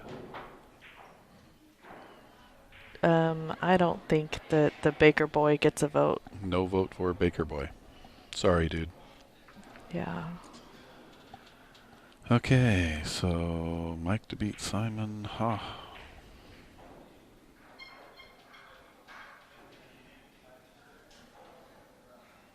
Yeah, that's how we feel about you Canadians, Stephen. Like, your game's good and we'll be okay if you win the tournament, but Well, so far the most feedback's come from Canada. Canada and Simontown. Simon's got his own town now. Biggletown, Simontown, Outsville. We're sticking with this town theme today. We're going to go all the way with it. All the way all with the way. There's probably a Reaper Town for sure. I'm pretty sure there is. I mean, that's like a Stephen King movie, Reaper Town. Grimsville? Ooh, yeah.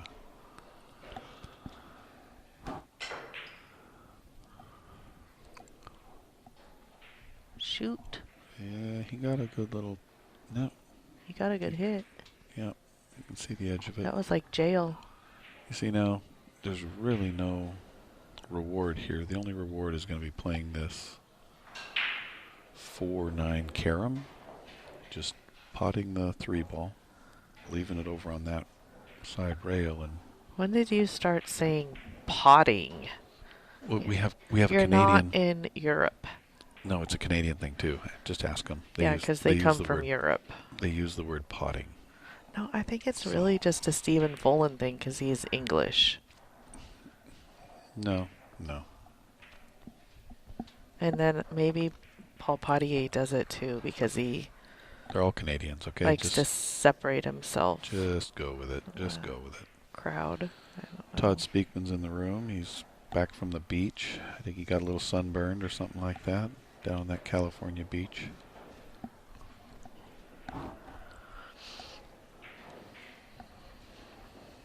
Who do we like here, Speakman? Are you on the Simon Pickering train, the Grim Reaper train, or Cole Gibbons train? I'm on the what on earth is going to happen here train. Because I'm not sure. Well, there is an option to hit this with sizable high and go 4 rails and put the 3-ball back down by the 6. That is a viable option, or just rolling this in. Oh. That option Worked out okay. Well, wasn't disastrous, but I don't. Little interesting. I guarantee you, Mike is going to roll that 3-ball in and play the 9.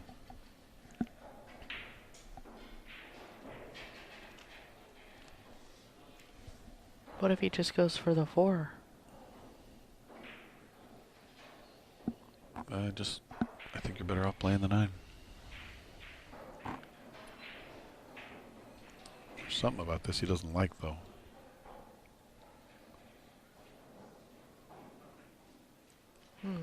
Oh, Slim Finansky says that it doesn't use pot very often.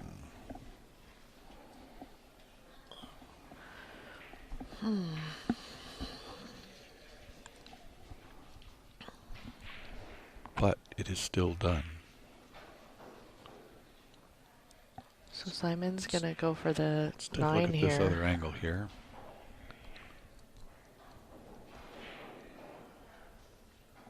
Yeah, I think he's going to go for the 9 and maybe hit it soft. Nope, he's going to hit it hard. And he got fairly good on that one. Boy, that's almost like a 1-pocket shot or something. Like he's going to go rail first here. I'm not sure if he can get enough rail to make it. Maybe he can. Yeah, but then what happens for the 4? The 8 will stop it. Ooh, nice shot. I didn't. Boy, that sure slowed down. I thought it was going to end up a lot higher. Yeah, it did end up kind of right on the point of that.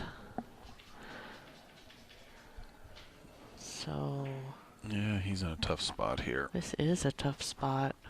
So, something that I see here, or that's an option, is rail first. Nice and soft, and let Whitey just slide over by that 9 and the Are you 3. trying to go thin on it? Thin, yeah. Rail first thin, and it'll go past the side pocket, and Whitey will go over by the 9 ball. Oh, that's so tricky. He went with a hard, high one. Yeah, he's still got that cue ball good, but I don't think that he's going to like out. the...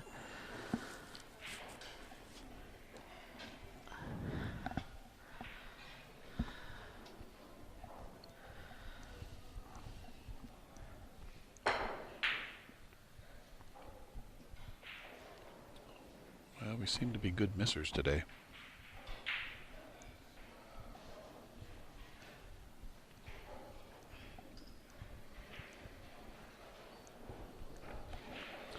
And for anybody watching, this will be the second qualifier spot that we have bestowed upon somebody here this I don't think bestowed is the season. right word. Oh, I just used it, so that's what it is now. You know, there's a little facetiousness, you know, with my comments. Ouch. Is that even a word? It is now. Hobagsville? Hobagville, not bags. Oh, Hobagville. It Yeah. sounds better with the S, you know. I need to hang out with Shannon more. Like we're a group. I'm not even going to even imagine what happens in that town or ville, Hobagville. Too much information for me. Mm-hmm.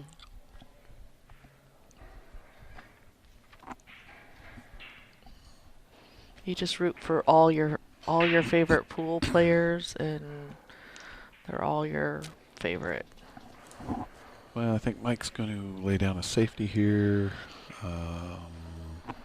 Put it behind the 7. Maybe the 4. Should give him a good chance of winning the game, or at least getting to the first open shot.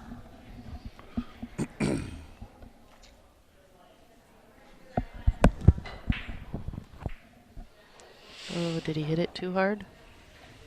Nope. No, he used that 7 ball. Simon's gonna airmail this one.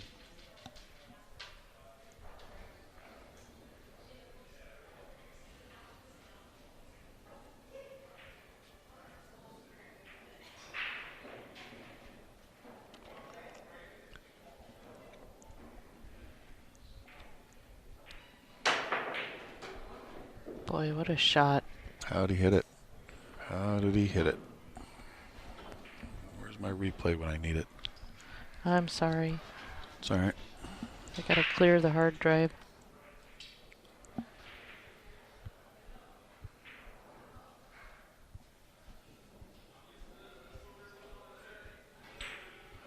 Is he just gonna play this side pocket?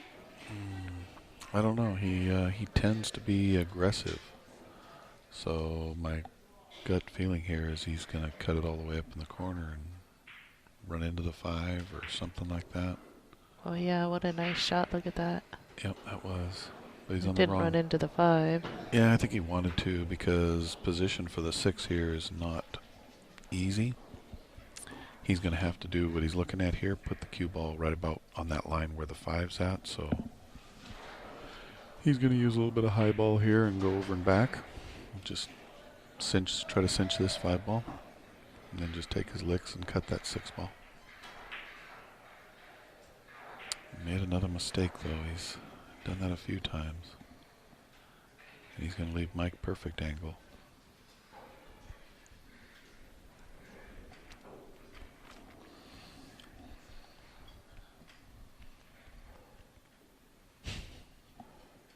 Shannon, you are funny. Funny. Funny. We need to hang out more. Because I want to go to Big Old Ville and Hobagville and all those places. Now, one of my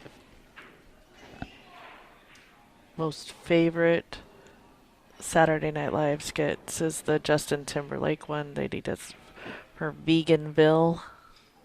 Have you seen that one, honey? Oh, Mikey just went to hang it upville. Yeah. Hung at that corner. I don't know. Not Wasn't what he that- wanted wasn't to that- have happen. Wasn't that tough of a shot? I didn't think. Simon's going to just come out about 2 or 3 feet with angle so he can get on that 8 ball. Nicely done.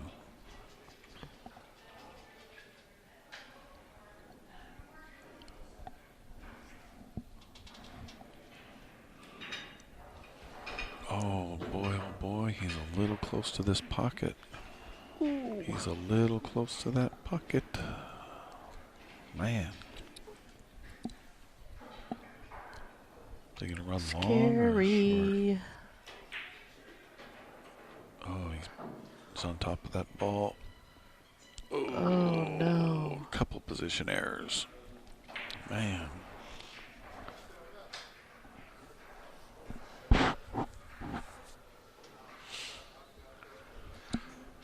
Oh, no. Well, he had to lay down that safety, that little bunting. Nobody wants to do safety. Oh, he's not happy. No, he's not happy.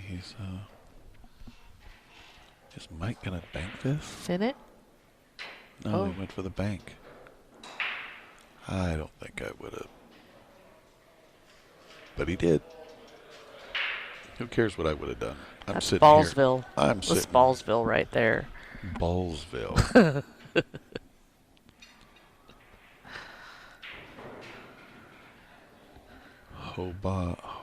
Yeah. Mm-hmm. Oh no.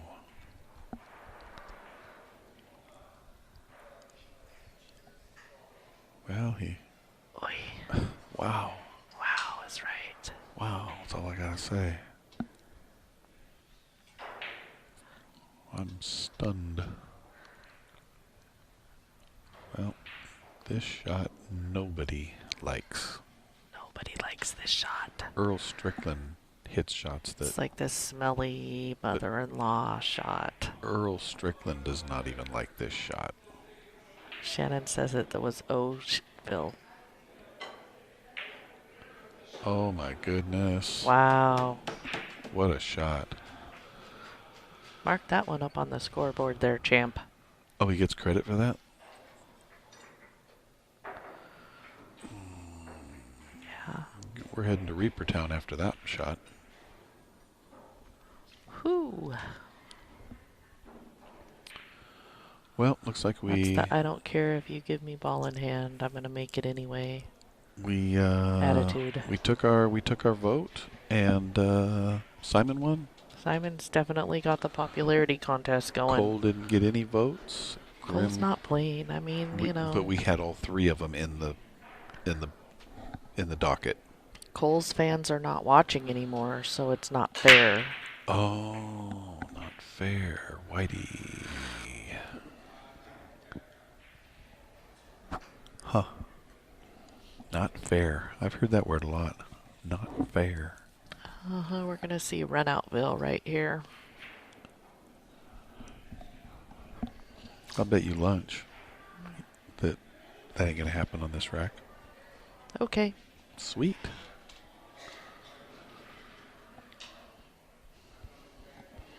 Go, Simon, go. All right.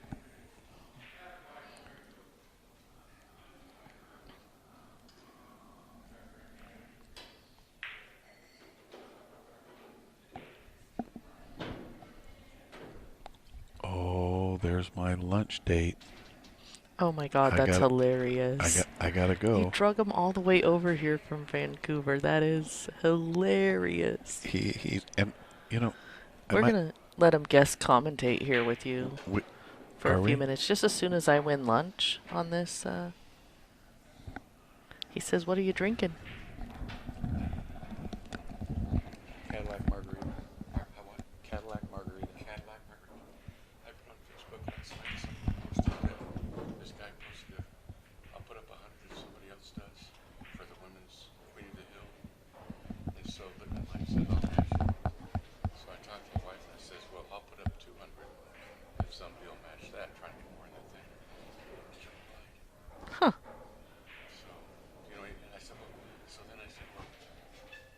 businesses or people put up 50 apiece and I'll match it up to 500, so that'd be 600 each. Nobody's not wanting to buy it. I'll talk. I'm just doing it because Cindy asked, and she's done a lot for me. Oh, yeah, yeah, yeah. So as all this she's done for me and everybody else, I'll put up 200. I don't care. Yeah. Cadillac Margarita. Do you want to sit in and co-commentate for a bit? I can't tell. I can tell. That's one thing you can do, okay? You are wrong about that. Hey, you guys are messing up my free lunch here.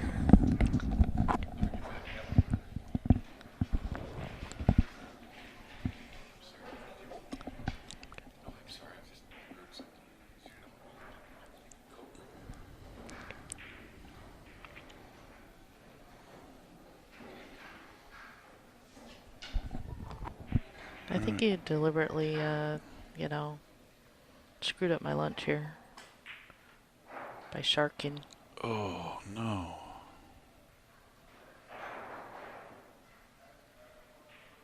Simon is just having a rough, he's having a rough day. I mean, just... Yeah, it's not quite going where he wants, and... No, just a little bit of... Everything's just a little bit off. I mean, so...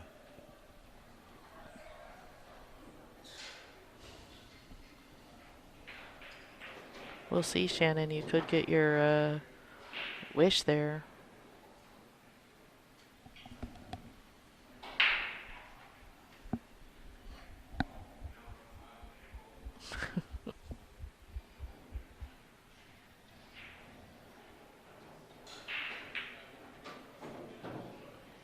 Watch out, corner pocket. Watch out. Why do we need to be all the way up there? I don't know. Because he didn't hit it all that great, but he pockets balls okay, so this shot he might hit good. Or not. Boy, oh boy.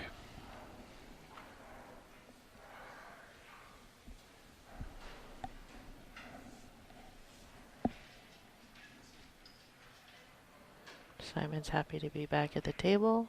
He's really happy to be banking this ball and going 3 rails with Whitey to play shape. He'll hit this with some speed. Just like that. Bing-a-da-bang-a-da-boing. Mike had a good opportunity to go up 3-1 there, and he decided to make it a boxing match and let Simon back in it. So 2-2.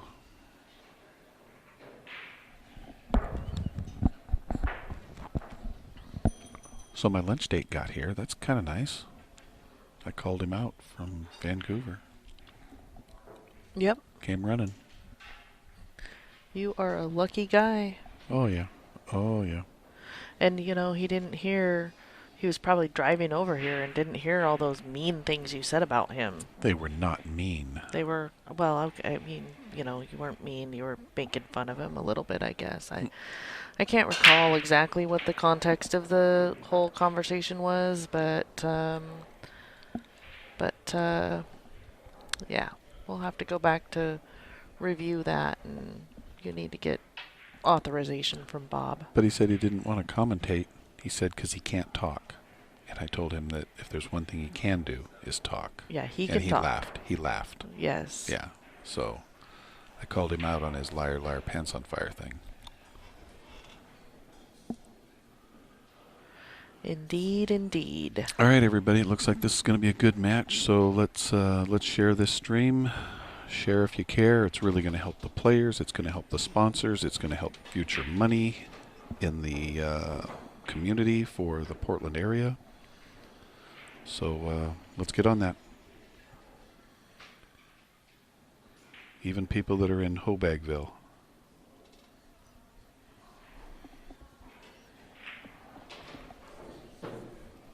Yep. And you owe me lunch, by the way. I know.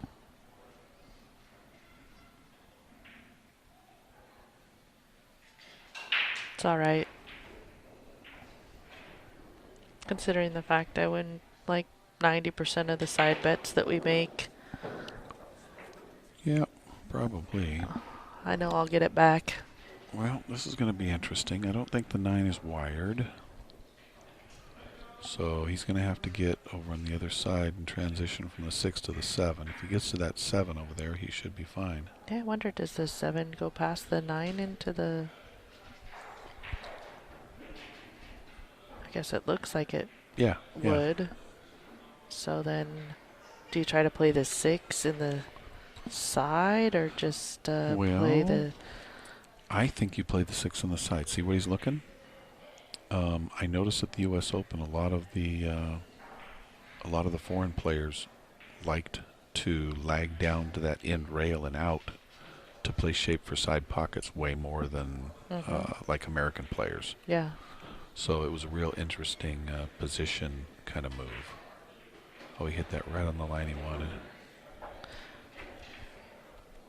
Because I was thinking, like, he would have been, you know, maybe not too bad if he kind of put the cue ball back where it was and then, you know, rolled the 6 into the corner. And so with this angle, as you can see, he's probably going to draw with a little bit of left, either that or straight high ball. Yeah, he went with a straight high ball. Oh, that turned out pretty. Yep, he had perfect angle on it.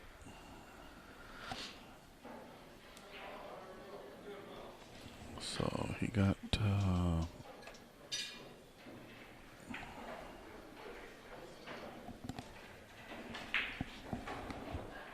Hey, I'm going to let Bob sit in here for a second.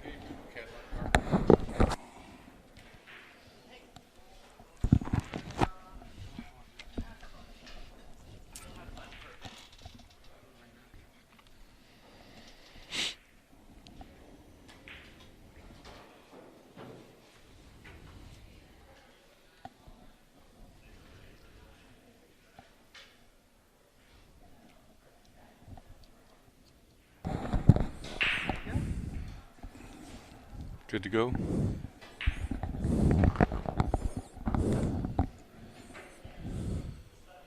All right, I just got a co-commentator in the booth, Mr. Bob Olson. How you doing, Bob? Doing well. And looks like you went for a Sunday afternoon drive, it looks like. Yes. You offered me lunch if I came down and bought you a drink, so I thought, well, why not? Sounds like a good trade, right? Yeah. All right, so Simon just snuck that one out. I think Mike got ahead. No, it was 1-1, then 2-1, and then Mike stubbed his toe to possibly go ahead 3-1. And since then, it's been kind of past games back and forth till somebody finally gets out. That's a good break. Well, Mike's been playing really, really good lately. Same since in Vegas, you took him down there, I think. He's playing good. Yeah, he's been playing better the last couple of weeks. Prior to that, it was a little bit of struggle, but he still, you know, more than anything, Mike stays in the box. Similar to me and Cole. So, you know, in Portland right now, the three of us are kind of traveling all over the place, competing. So, yeah, it's a good thing. Yeah, he's got a lot of talent. He really does, and it's showing up now. Yep, and if you know Mike, his struggle is with his mental state, and he'll be the first person to talk about it. Yeah, he's it's a lot of players. The mental game is the toughest part of the game, without question. Mm-hmm. When I was about 29, I was told that if I could withstand my mental game, I could play as good as anybody. But you know, I lose my temper too easy, which Mike does also. At 65 now, I don't lose my temper anymore, but it's taken me that long, so. But it's a tough game. But the thing is, though, some players don't struggle with the mental part. You know, some players are real strong with that mental, and that's usually, you know, not an issue. So. Well, it takes all three. You know, the more you compete, the more you're used to it. The more you play and practice, the more confident you are, and less likely to make those mistakes. So. Well, Simon got good on that 6 ball. I think he's going to just, let's take a look at the other monitor. Looks like he's got enough angle. He's just going to roll forward. Float down. Yeah. Take about a 10-degree angle on the 7. A little bit flat, I think. Yeah, he'll be all right. He may elect to shoot the 8 in the corner now instead of the side, so he doesn't have to force the. No, he'll go side all the way. You think he will? Yeah, I can't tell how much angle he's got. Because if you got straight on that 8 or even a little bit off, then you're in hit at 1,000 miles an hour range. Yeah. And he just 9 ball's a game of angles. Oh, I agree. So I just thought he didn't have enough angle here. He's going to create angle with speed, just like that. He's risking going behind, but he hit it good. Yeah, he wanted to get back in line, so he's fine now. He'll come off that end rail and over to the side a little bit, or come right on down the line. Use a little bit of right English, I think. A little bottom bit, right, just a little bit, just bit. to make sure it comes towards the 9.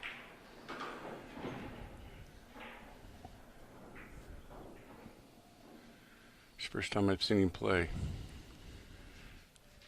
I hear he's a good player. He is a good player. But he has made numerous errors in his match against Cole and against Mike, even though he still had a Mike here. Do you think it's possible because he knows he's supposed to win? You know, that is a factor. Sure. That is a factor. You know, if you play another player and you know their whether it's their Fargo number or just experience, it can feed with the better player to just want to get up and stomp them a little bit, or make them weak. With Simon, he likes to show that bravado and kind of that dominance thing, and that's pretty common. Yeah. Oh yeah. There were a couple players in Spokane, and I used the word bully pool. In other words, they try to intimidate you by being a bully. Sure. And there were 2 players in particular, and I'm not going to mention names, but it's just a different kind of mindset and style, but it does work. You can intimidate your opponent, you can bully him, a lot of things like that. Yeah, I always looked at bullying on a pool team. I always thought it was funny because if they need to do that to win, they're already at a handicap, in my opinion. Yeah. So when I see somebody trying to bully, I think I have an advantage. Yeah, there's a little merit to that, but some people play that style pretty much all the time, no matter who they're playing, even if they're the underdog. Yeah. Oh yeah. So Aggressive. it's just their style. Simon's in a tough spot here. I think he's going to thin the 1 and try to get behind the 6 here, unless he can make it. He might, but if it's that thin, he'll leave it out in the middle of the table too. See how he's trying to get behind the 6. Yeah, it wasn't there. There's no pocket for Mike here, so Mike's going to have to go to 1 pocketville. And Mike I already said something about it earlier, but Mike feels that because he's played more 1 pocket and gravitated to it, that his safety play and his maneuvering is getting better. Yeah. So let's see what he sees on this one.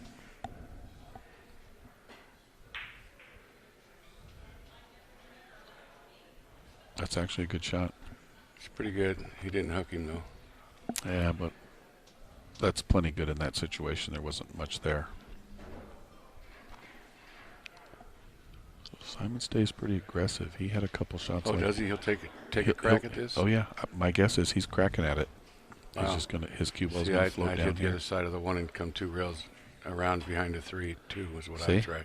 Wow, that's pretty aggressive. So when I played him yesterday, he swung at maybe 5 of those. Wow. He made every one.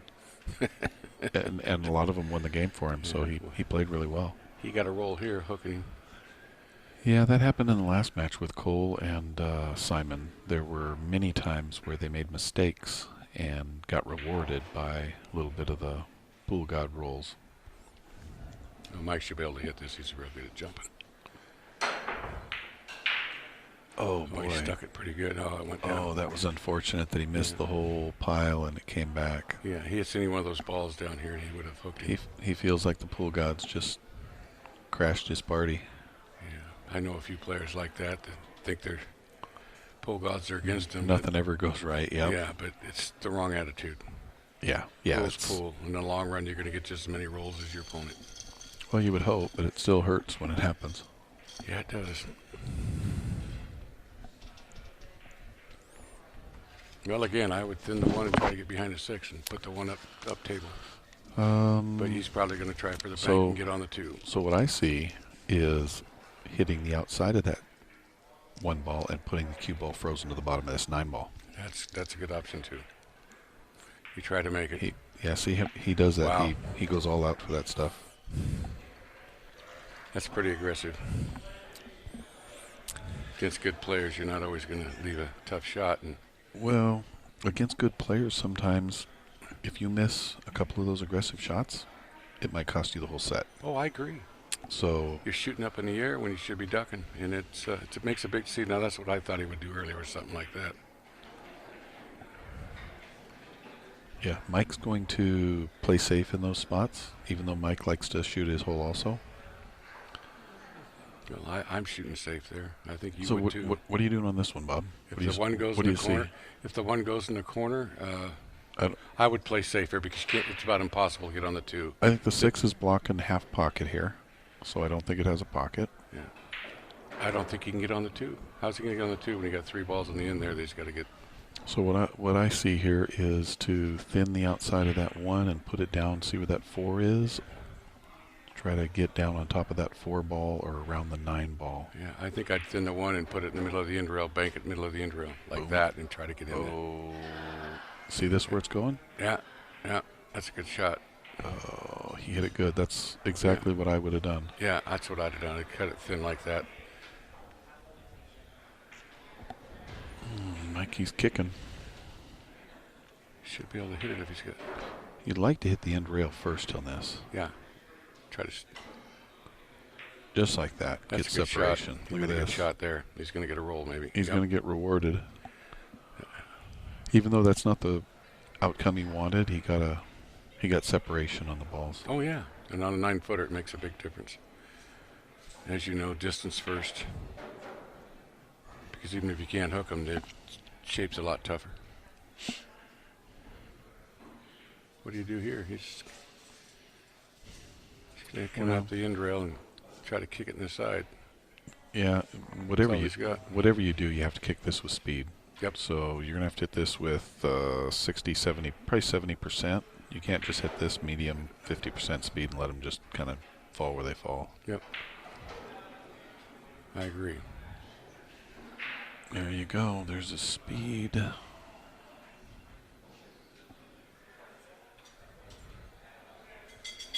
Well, Mike's got to make up a shot now, but shape's still really tough. He's ducking. You think he's ducking? There's no He'd reason have to shot make this this ball. 5 years ago, I guarantee it. It's right in the side and come off the side rail, and get on the 2. Yeah. He's still ducking. He's ducking now. Well, he knew that he wasn't going to get rewarded from that, but he figured he might as well make it and duck on the second ball rather than the first. I think he was trying to Z it in behind the 2 on the second rail. Yeah.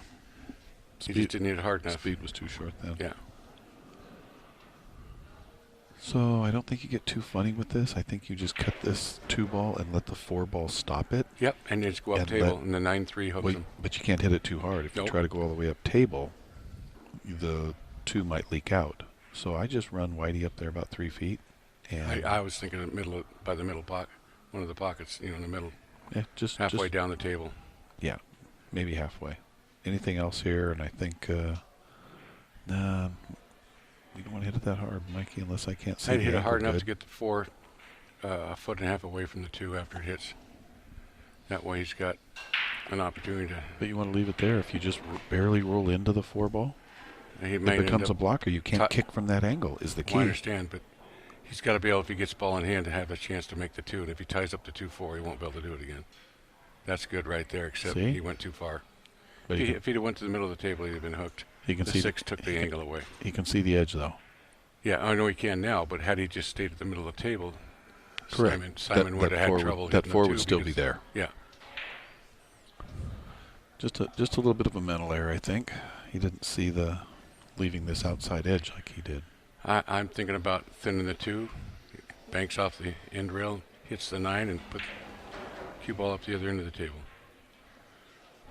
Is that what you see?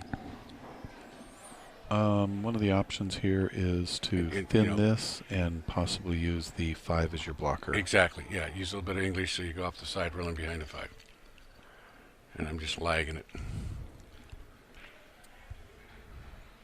Just like that. A little bit of English. Come out a little bit more than you want it, though. He's still okay. That line's all right. He was trying to get that's behind the good. 6. He actually might have got behind it. The camera view. And scores 4-2. I think the score is correct. Oh, we got some characters in the chat room now. We got Mr. Stan the Man and Maddie. Holy mackerel. Stan is the man. Well, Great player. Yeah. Yeah, last weekend it was me and Stan, Danny Louie, Cole, Grim, Toshi. We were all in Spokane up there trying to give all those champions a hard time. That was How'd you do? I finished 9th, which was actually pretty good for losing my first round. Yeah, that's pretty good. So I had to win 7 rounds on the winners on the losers side, which made it a little challenging. That was a nice shot. Table's open now. Yep. If he can get on the 4, he's going to get out, I think. I think he can. I think he's going to run to the 9, it looks like. Nope. I think he's going to go over and back. So he's going to Well, strike. I thought about that too, but he might have too much angle. He's thinking about just running into the 9 or coming off the end rail and hit the 9. He's going to strike this ball and come over Well, and if back. he's that aggressive, I like that shot. Be a straight draw, bring it behind the 7 and come straight back for the 4. So he'll just Pretty power good this over and back to where the bottom 3 Tough ball shot, is. though. Made a nice shot there. Just like that. It's unfortunate that he's on the rail because that's going to limit his ability to play shape for that 5. Now he can only use a high ball. Yeah, I would hit the ball with a high ball and just roll it down. Try to get shape in the corner pocket, and if you go too far, you have it in the side. Yeah, he's going to intentionally go past. He's going to play He's this. going to go back. Side. You think Yeah. to go side or the other corner? Okay. Because he doesn't want to try to baby this. So yeah, That's what I'm thinking he's doing right there. He's going to play shape there, and if he goes too far, he's got this 5 in the side. Watch, he'll hit it harder. I don't know. I'd roll this ball. The harder you hit it, the more chance you have of jawing it, especially if he tries to force it. Let's You can see roll the what ball he. in and just go up the middle, go up the table and shoot it in the other corner. Let's see what he decided. He went long. His table's faster than I thought. Yeah, he spent so long That's deciding fast whether table. I thought he hit it pretty easy and it went quite a ways. he spent so long concentrating on whether he was going to leave it short or long. When he finally got up to the shot, He didn't make up his mind. yeah, he didn't stay committed, and No. he rushed it a little bit. And there's frustration from there. I don't know why he hit that at 1,000 miles an hour. He's frustrated because Simon's missed a couple of times and left him tough.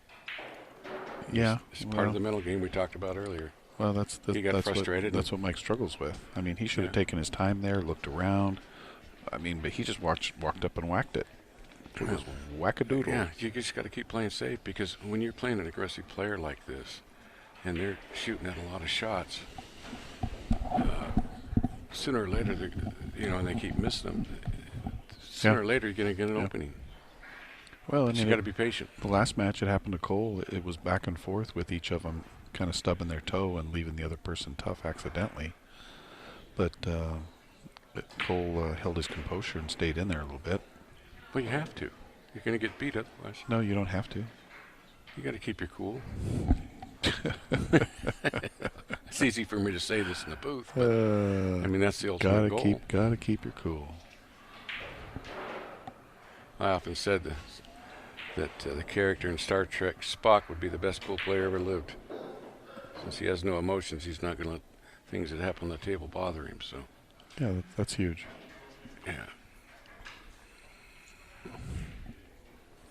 This will be just a nice roll it. Little in and up little high table. out, little high outside, and just stiff Yeah. it straight out, Yep, just like that. perfect. Yep. Well, Simon wants to take care of this match. He doesn't want to go home to Canada without Without the title, huh? without that U.S. Open spot. So that's why he's here. That's why he jumped in the car and drove Well, for yeah. 6 hours. You only asked to have this tournament, a few days ago? And you got a full field? It seemed like 5-6 days ago. The reason we made that decision is we knew we could get a short field. We knew we could get probably enough players to make it happen. Well, yeah, obviously. And we wanted to introduce people to legends here. And the tournament director's having a chat. Uh-oh. Yeah, you guys are gonna have to They're play. not pattern racking, are they? You guys are gonna have to play nice, she says. Were they pattern racking? You're not supposed to. It's supposed to be random. I don't Of think course. that's. Yeah, you can't do that. It's hard to say. Maybe that's what she saw or something. I saw people pattern racking. I am so much against that. I really am. Although in Spokane last weekend, I had an opponent that the second rack he racked exactly the same and was pattern racking. And just a sec.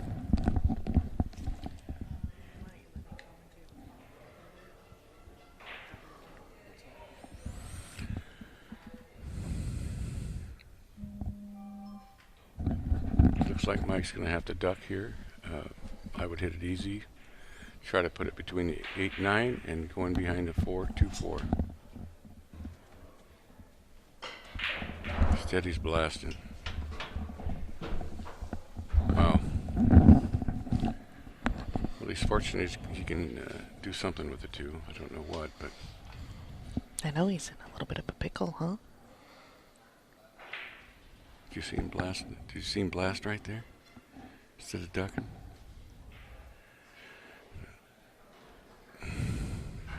I'm thinning the 2 and try to get behind the 6-5 if he's got the angle right there. And move the 2 up in front of the 4, so if you don't hook him, at least he's going to have to shoot a combination. Yeah. Does that make sense? Well, and that angle, he might be able to hide the That's what I'm 2 thinking. behind the 7 a little bit. Yeah, that's what I'm thinking. And if he doesn't, he's going to leave a combination.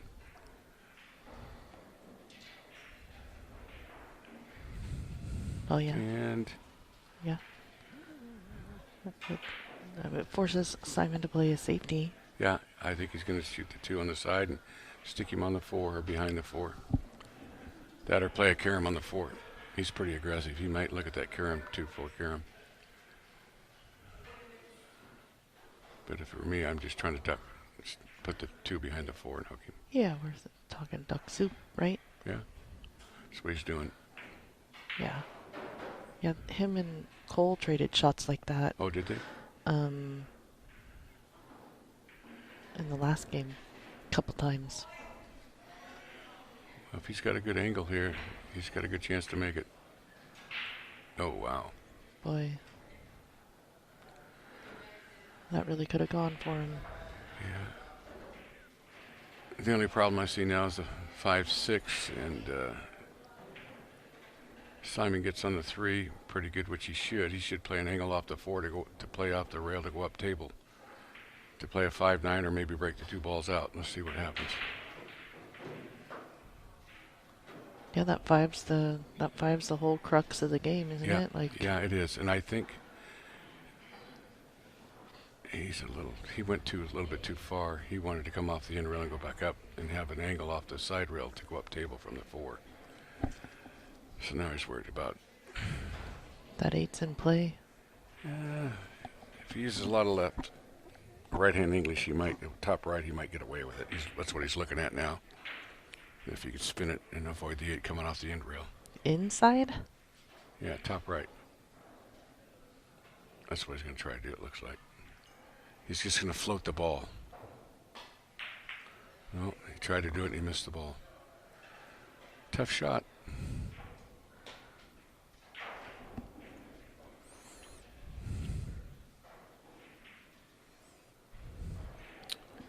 Well, Simon's had a couple, I think, really good, couple little things that have gone his way in this game, or the last game, where that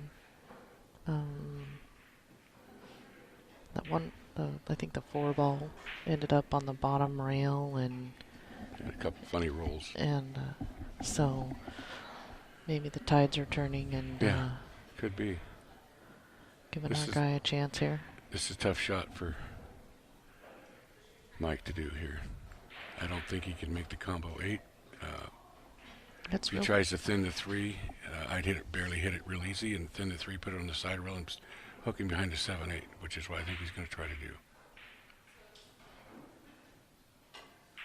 No, he's going to try to make the ball. Wow.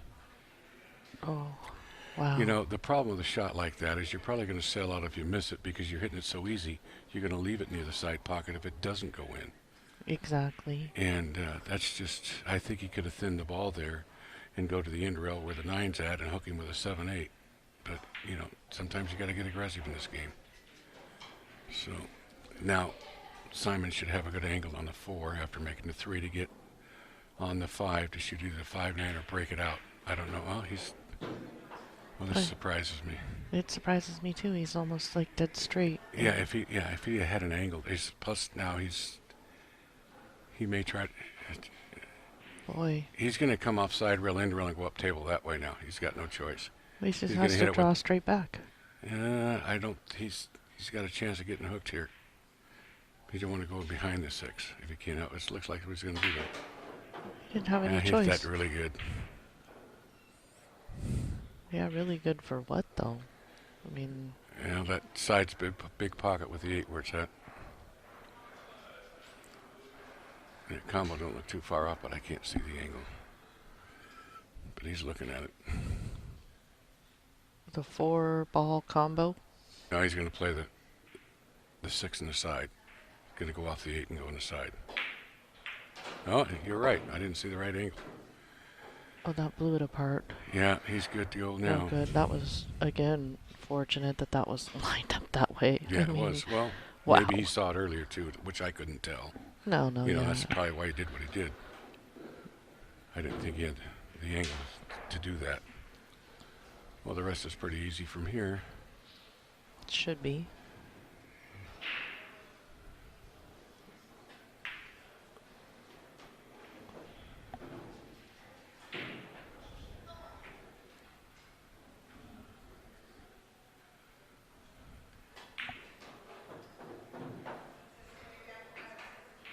A lot of players like to do that. They like to use a little inside and come in rail, side rail, and go up. I just prefer to go one rail and straight back up with a natural angle. But Yeah. Oh, no. oh, he's not going to like this. No. Wow. When he went the end rail, side rail, and up, he's going back into line of shape where if he just went off the end rail, he's coming into it immediately. And he come up short with that 2 rail and forced to hit it a little harder than he wanted, and he scratched. I'm just surprised that, well, I mean, I don't know. I mean, I figured he'd go down all the way to the end of the table, you know, with this. Yeah? And he come up short and ended up with an angle. But Wow. yeah, I know that was a big game too.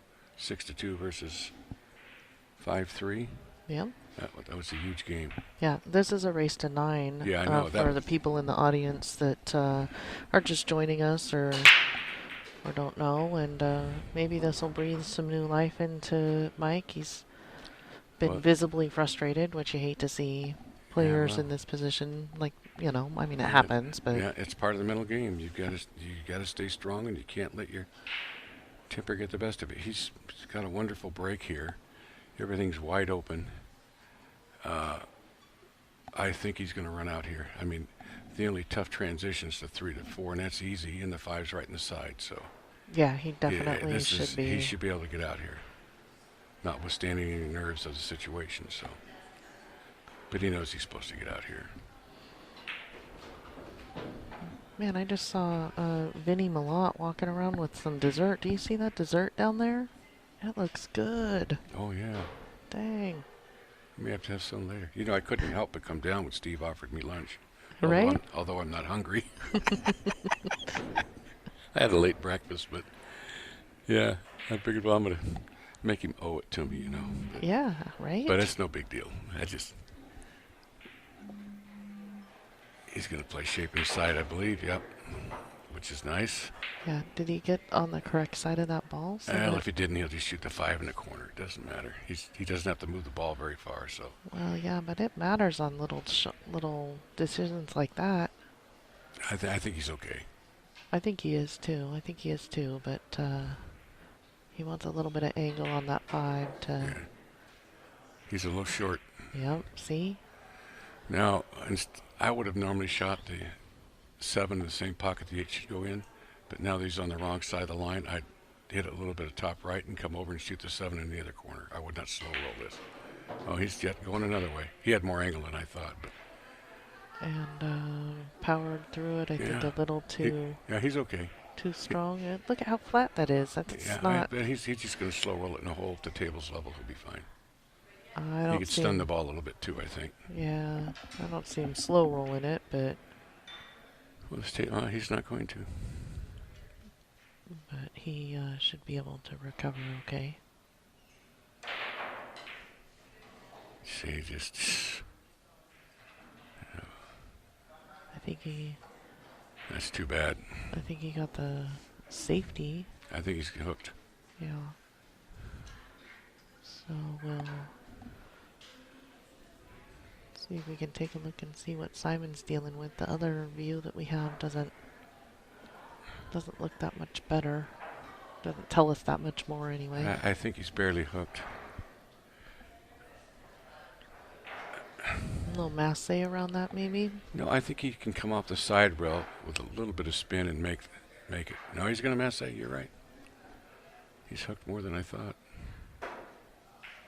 Oh. Yeah, that happens so often. You make a good masse like that and it follows in because you have to hit Because of the top. spin, yeah. Top spin on the masse, and if you hit it dead perfect, it'll follow it in. That's too bad. Well, and the rolls are going back Mike's way. See that kind of ebb and flow in 9-ball. Oh yeah, rolls are big. They can be huge at times. They can be, for sure.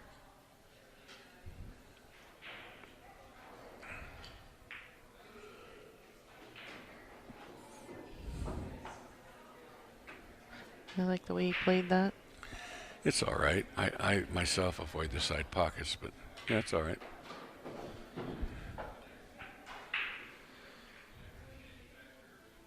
You know, the funny thing about the rolls, a lot of times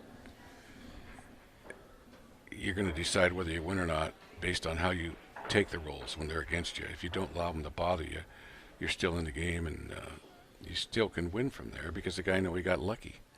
And later in the match, he's going to remember that. So if you keep your cool, you still can win. But I see a lot of players get one or two bad rolls, and they're done. They're just done. Yeah. And it's really sad. And I've said this before. I think probably the biggest difference when you get up around 700 to 800 is mental toughness. And I've seen Steve play forever, and he's getting better and better. And I don't visually see him get upset over rolls. He's learned to control that, which makes him a better player. Huh. So. Yeah, that's an interesting perspective about it. I think Steve might feel a little bit differently, but it depends on probably unfortunately, the opponent that's sitting in the seat.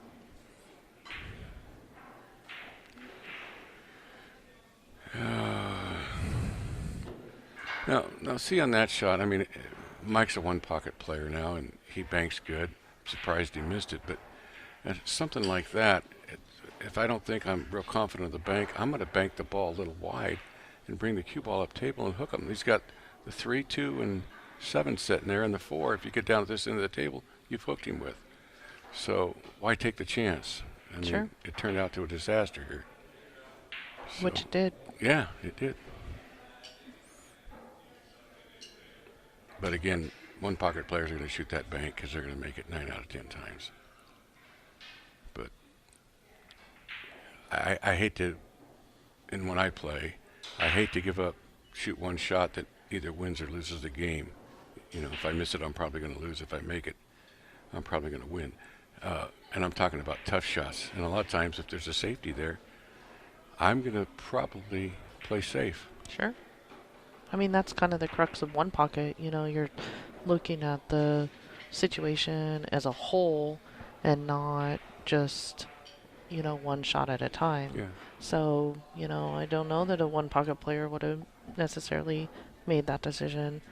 Maybe Mike's frustration and Yeah, very possible because the table's wide attitudes open. coming. Yeah.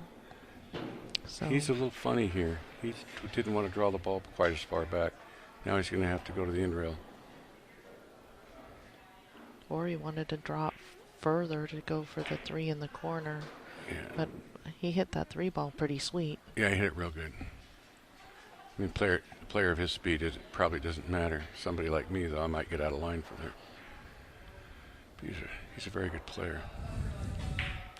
You know, one of the other things about 9-ball, you know, when I play safe and I hook somebody and they slop the ball in, I don't get too excited about it because 9-ball is an aggressive game. And if you play passive by playing safe, every now and then you're going to pay for it. So, but to me, 9-ball is an aggressive game. Oh, yeah. So, and he's certainly going to get out from here. He's just got to stay on the correct side of the 8. That's why he's going down to look. He wants to be on the other side of that line so he can just come down on the 9. Yeah. So.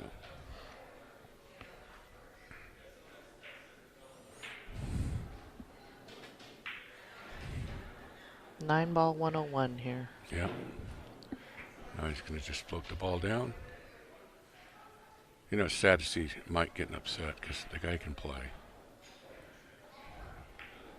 Yeah, of course. You want to... And he's getting, like you said, he's getting a little upset.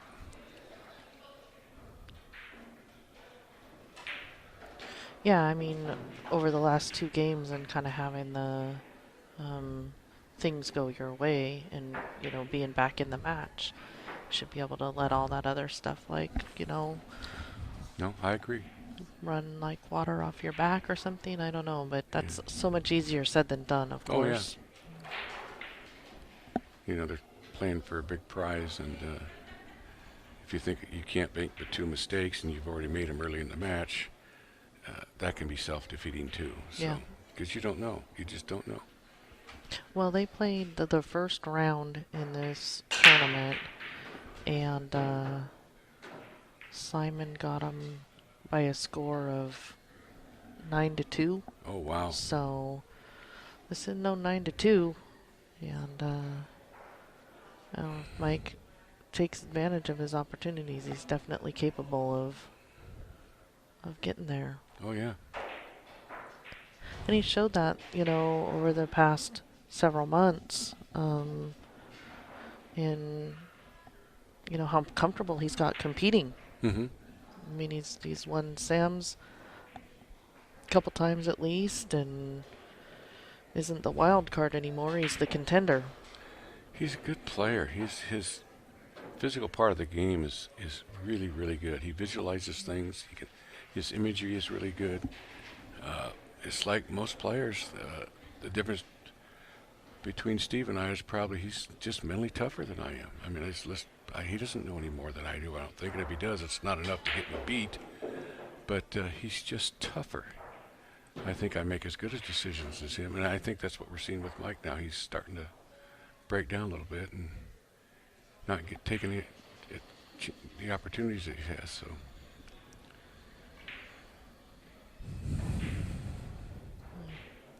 I wonder what Simon thinks about this, and if he's... I guess he just well, cut it. I think he's real aggressive. He's going to cut this. He's looking at how to get on the 5. He may. And he's looking at going 2 rails for it, huh? I guess that makes sense. You know, then you're going to be on the line. He's taking a longer route because he doesn't think he can hit slow enough to go with a little bit inside and go straight up the table. It goes into an angle and comes back and shoots the 5 in the inner corner pocket. So he's trying to save distance because he can't hold the ball 1 rail. And that's what he's going to do. Yeah. Made a nice shot. Boy, that was an excellent shot. Yeah. He But, wants off that rail, though. Yeah, he's where he's going to run into the 9. It's not just he has to draw in order to... Unless he's got a good angle just to bump the 9 down table a little bit, use it as a stopper. No, he doesn't. He's drawing the ball back. He's going to stun it back. Yep. Yeah. Yeah, and that's the danger with the stunning. So, Jason Young, is that what Grim drinks? Pineapple vodka? I thought he drank, like, whiskey or something.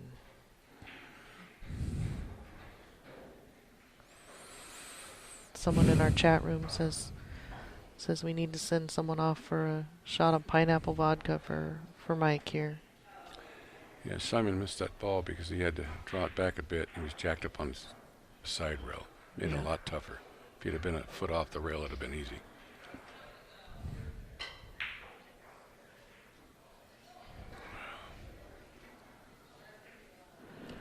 And Mike didn't have necessarily an easy shot, but he almost decelerated on that shot. That surprised me. I thought he would have to hit it a lot better than that. It's almost like it wasn't a give-up shot, but he just didn't shoot it with any confidence. Because I know Mike, he never gives up. But here's another tester. Straight in and easy to hold it so he can shoot the 6 in the corner. Now he didn't want to slow roll the ball. Because he wouldn't have shape. 6 inches. He could have made the ball and rolled it 6 inches and had the 6. But he didn't like the idea, and so he tried to go to the end rail and up, which made it quite a bit tougher. So it was a tough shot. He's shooting off the end rail.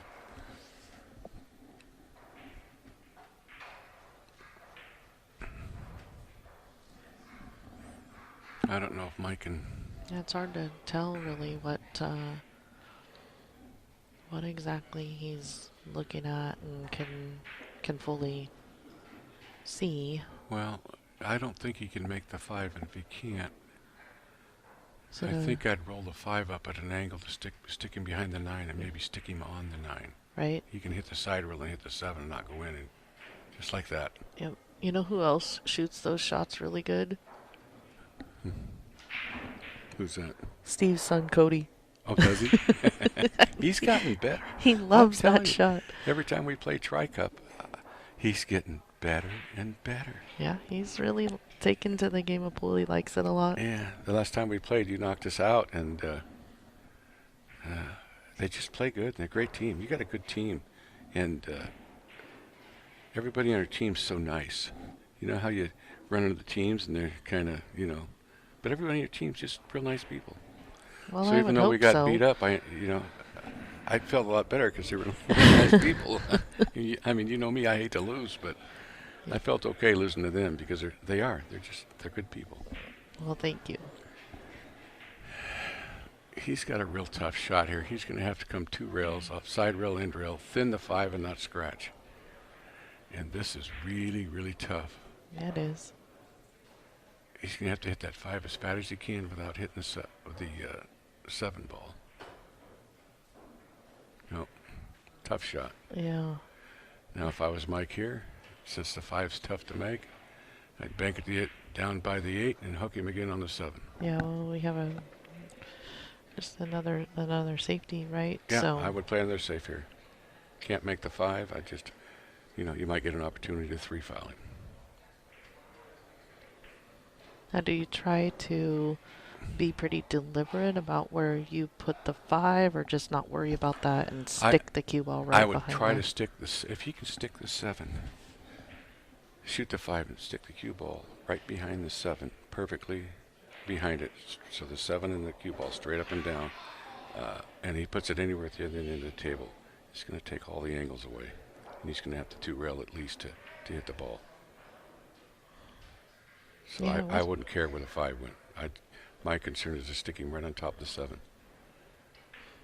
Yeah, I wasn't sure if he would be able to do something where the 5 kind of stayed in that little cluster or near that cluster where he could maybe try to 3 foul if he got the foul that's a on good this point. one. But the key here is to freeze him on the 7 so it takes angles away so he can't follow the same shot he just did. yeah, And he did. That's a good shot. And you're right, he kept it easy. well, and being in the middle of the table, having that 5 ball in the middle of the table, I think makes it harder to kick as well. I mean, hit. Now, yeah, that being said, if he happens to get ball in hand again and he can shoot the 5 and get on the 6 easy, I'm going to run out instead of try to 3 foul him. Yeah. But he made a nice shot there and stuck him on top of the ball.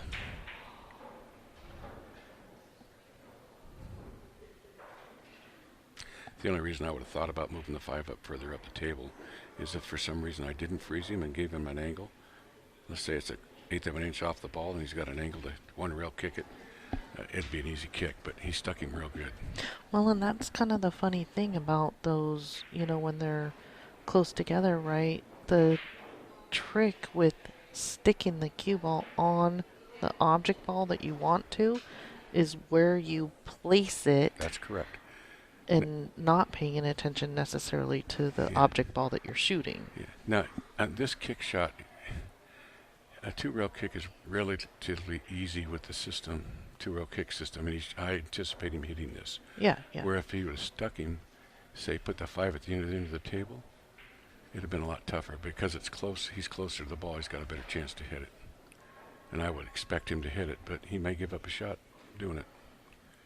Well, he's going to have to hit it with some speed because he needs to get a rail. Yeah, he's going to try to hit the side rail and put the 5 in the middle of the end rail. Mm-hmm. That's how fast he's going to hit it. If he hits it full in the face, it'll hit the side rail, go to the middle of the end rail. Well, and it's, he hits it. I'm surprised he missed it. Wow. So Mike has He's looking at the 5-9 combo. Interesting decision to make here. Well, if it's clear and and he's got a full pocket, it's something to consider. Yeah, that doesn't look clear. Yeah, because he can put the ball anywhere he wants. That's what he's going to do. He's going to play the combo. Oh no, he's on 2. He's telling him.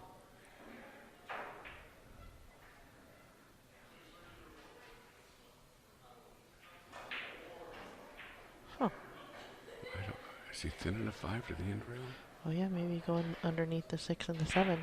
Oh no. No, he went for the. Oh, that was a smart shot. He just played telling him for general purposes. By the way, buddy, I'm gonna make this combo, but you're on 2. Well, I wouldn't. What he did there was really neat. Is he tried to make the combo, which he did, but he played enough angles so that he went to the end rail and hooked him behind those 2 balls in case it didn't go in. Because he was hooked on the 5, even though he made the 9. That was a smart play on his part. Yeah. See what I mean? Oh yeah, of course. Yeah. So.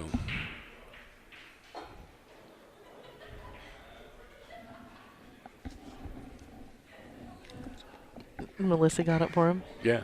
Aw, what a sweetheart. Mike's got his fans. Yeah.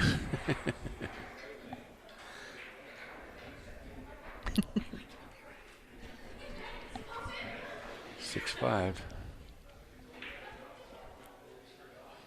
Probably having a drink to calm his nerves a little.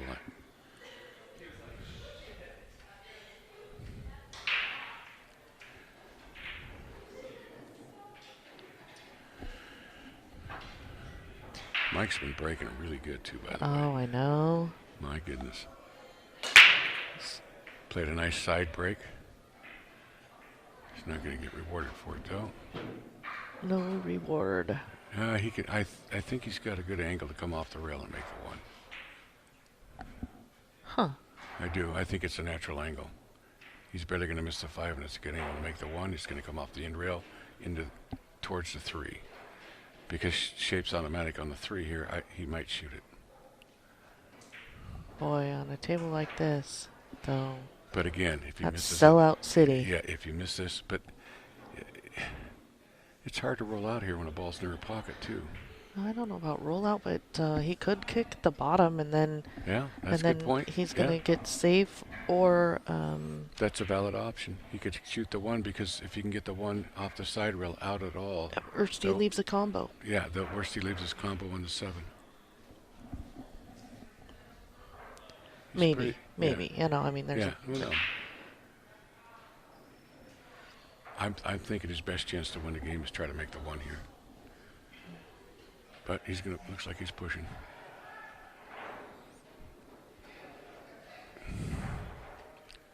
It's really hard to push out because your opponent, as good as they are, can really hurt you. Well, what? I mean, if you're going to roll out to play a safe, your opponent can make the same save. And that's a tough spot. Is he hooked on the? Can he thin the 1? Well, let's take a look at the other side here. I think he can thin the 1 and, maybe put the cue ball back Well, he's kind of where it firing, is. so obviously he can hit it. He's going to thin it and put him behind the 6. Just like that. A little hard, though. Yeah, looks like he got that 6 in between the 1 and the 5 and the Yeah. Well, if he can see the whole 1 here, and he's got a halfway decent angle, he'll hit the 1 easy and put the cue ball behind the 5 and the 1 on the other side of the 5. Oh my goodness, that looks like a really hard shot from the monitor to do that. I should have brought my glasses, I guess. Looks like that's what he's doing though. That's what he's doing. Just like that. I don't think the angle was such that he could do that. If it wasn't like a straight in shot, it would have been real tough. Yeah, but all you had to do is cut it a couple of degrees and now the big question is, did he get Simon on that? The way Simon's looking at it. I think Simon's hooked. I think he's trying to decide whether he's going to jump the ball or not. Okay.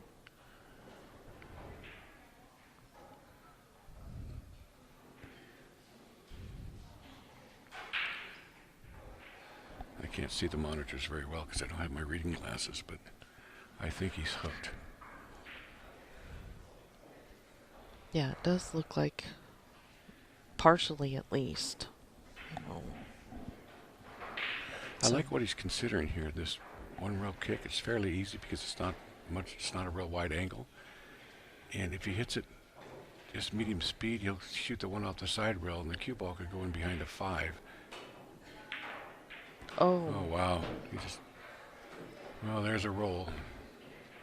But And there's he's a bad hooked. roll. Sometimes you get a roll and at the same time it's taken away from you. Right? And that's just what happened. Oh, now he's going to go airborne. Yep.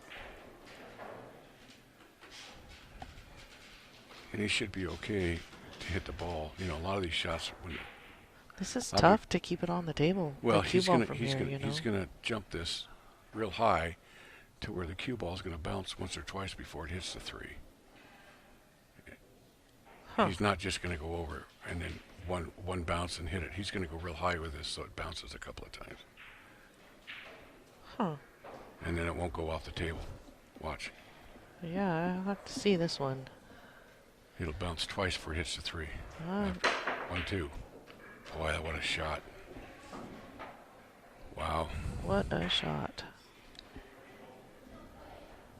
See how it bounced twice? Yeah. If he'd have went normal like most people jumping and just, launch it and go 1 bounce before you hit it, you don't off the table. That makes sense. Yeah, but when you bounce it twice, it bounces a lot less the second time.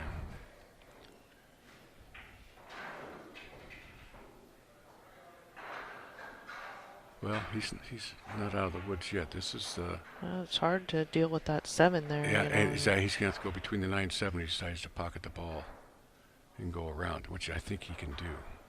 He's going to shoot in the other corner. I didn't think he had that pocket. Wow. Well, he got that shape that he wanted. Yeah. And he got a good roll there. Huge roll. And that shot he's supposed to make. I mean. Well, I think, I'll tell you what, if either of these guys plan on bringing the same game to Cole in the next match, They're going to be in trouble. They're going to be in trouble.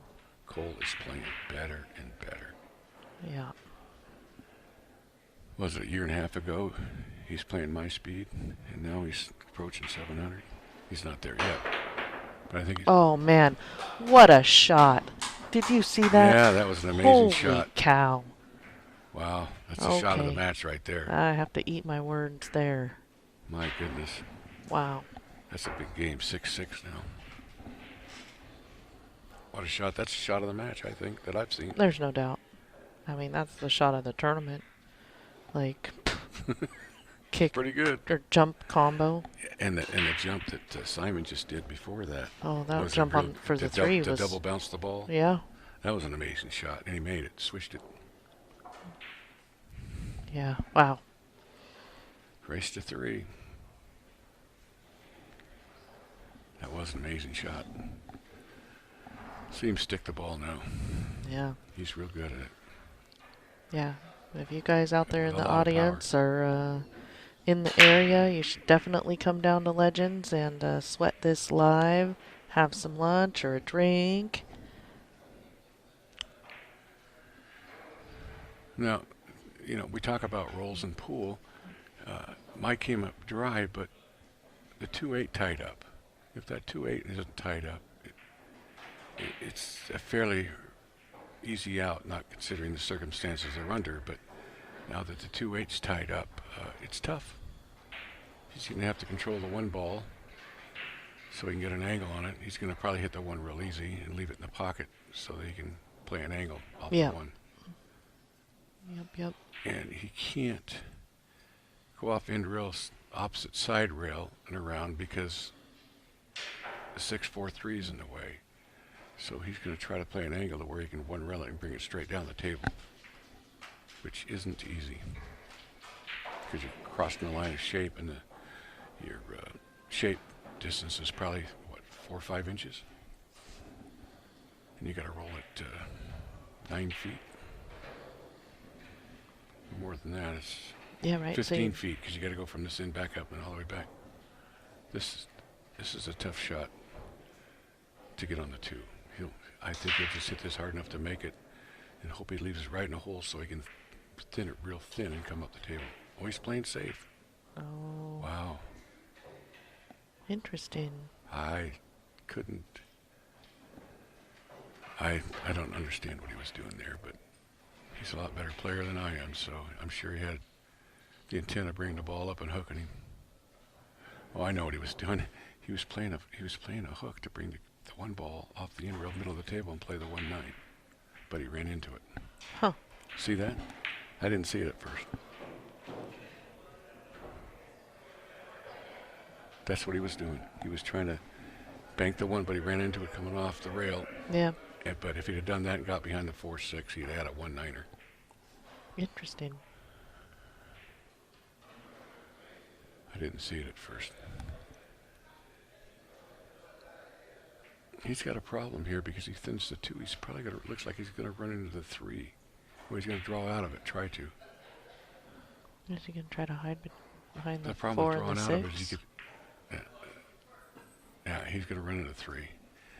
He tried to hit that so thin with draw that the draw didn't take effect because the power of the cue ball overrode the draw. It didn't take. Yeah, so he looks like he's left Simon pretty straight on the 2.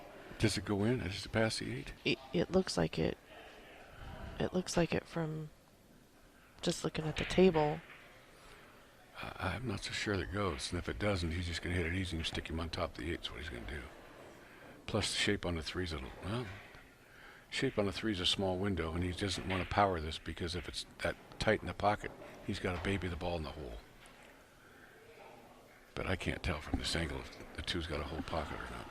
Well, the way he's looking at the table and stuff, it appears that yeah, he's acting he's like got a it little goes. angle, Yeah, and that yeah. he's got all the options available to him. Yeah, so. I agree with it. The way he's assessed the table, he can make the 2. Yeah, he's playing that window. I think he hit it. It's close. Yeah, he can make it. At least his body's language tells me he can make it. And this is just turning out to be quite the match. Yeah, it is. And even if you can make the 3, getting on the 4 is not easy. He's going to have to come around the table and shoot the 4 in the same pocket. No I don't way. Jacked up like that. There's no way. He's got to. Yeah, he can do it. He can. No, he's going to go the other way. He's He's going to draw it back. Superman. He's going to draw it back. And, oh, he was hooked. He was hooked a little. Too bad we can't see the angles, but yeah, he was hooked there.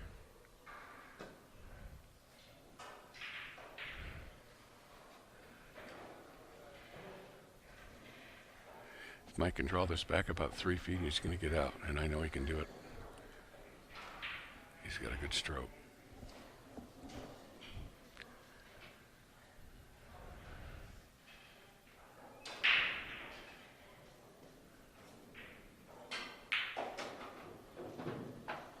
Boy, those Revos sound weird, don't they? Sometimes. Those Revo shafts? Yeah. Yeah. I mean, any of the carbon fiber shafts. Like, Yeah, I don't like a shaft that pings like that. It makes sound, and it's just a sound thing. it sounds, yeah, like it's. But I hear that somebody's coming out with one that sounds like wood.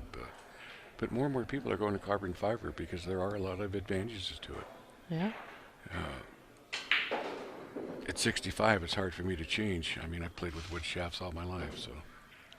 Oh my goodness, Mike, I Mike. Yeah, that's too bad. He might be able to make it.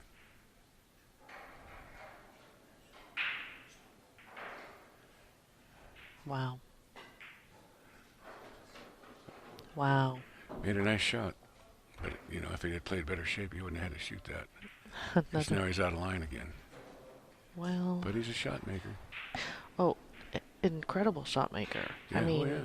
like, Mike can shoot shots. Oh, I know. His strengths. Crazy. That one he just made showed it. But, it's hard to make 2 or 3 real tough shots in a row because the odds are against you because they are so tough. And he barely missed that one, but he missed it. So yeah, Simon's in a hard spot here. I mean, I don't know if he 2 rails for the safe. I don't know. I think he's Well, going he's to play gonna safe. thin He's it. going to thin it on the left side of the ball and come up table. Try to get him behind the 8 ball, I'll bet. That's what he's looking at. And the worst case is you'll leave him a long rail bank. He's going to try to stick him behind the 8 ball here. No, he didn't hit hard enough, too. That's good enough anyway. Yeah, with the. Now Mike's going to make this. He's going to shoot the bank. He's that kind of a player. He's not afraid of anything. Boy, I would see him going more for the 7 Oh. in this spot. As more of a guarantee if he's going to be aggressive and go. He's going to shoot the long rail bank because if he jaws it, he could go into the middle of the end table. Oh, he's trying to cut it. Oh my God. Wow. Wow. Nice shot, Mike. And he made it. Unbelievable. How many players would shoot that shot? That's sweet. That's a sweet shot. Oh, you have to make that your pet shot. I like that shot. But I don't. Man, what a shot he shot there. That was a great shot.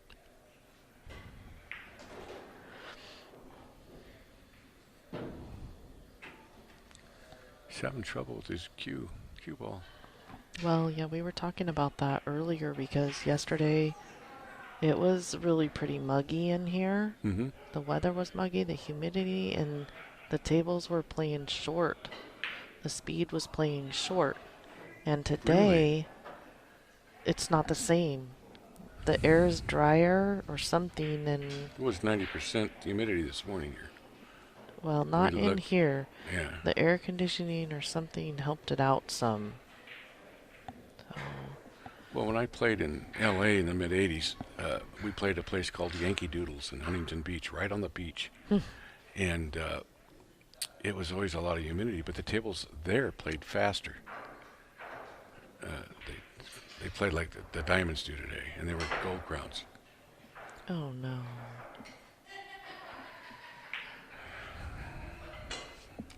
Wow. Cut that one too thin. Yeah, he tried to make a very difficult shot. He barely missed the ball, but he had to hit it that thin. But it's like I said, if you got to make, 10% chance shots 4 or 5 times in a row, it's hard to do.